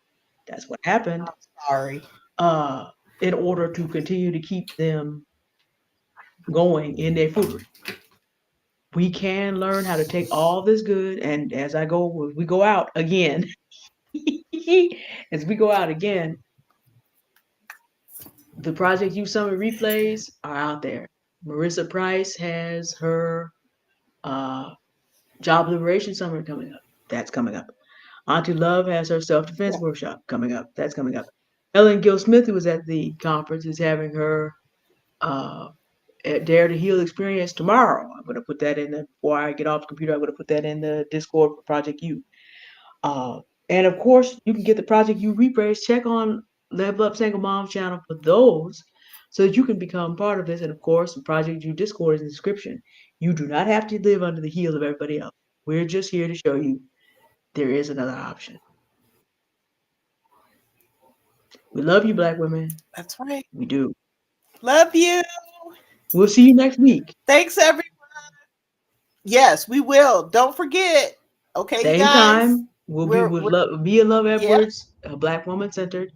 Now, I don't know how long that show is going to be because that's a really, I'm reading it now and I'm just like, we could get into a chapter and probably be here 5 hours. But Girl, good. Like oh, I thought it was just me.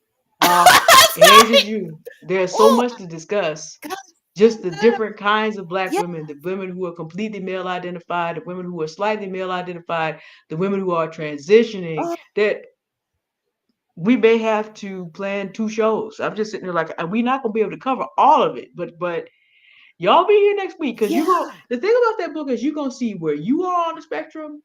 You're going to see Yeah. where you are.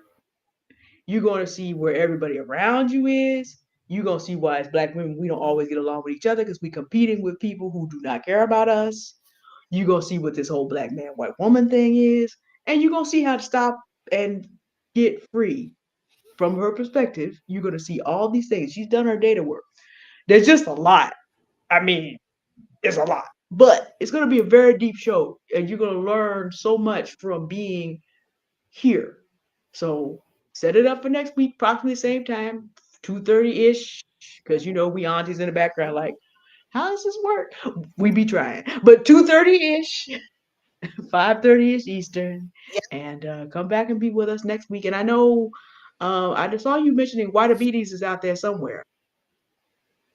Yes. White BDs, she's gonna I'm talking to her too. She's another one of my love bugs. I mean, I love Mia Love too. Like, I love these Okay. women.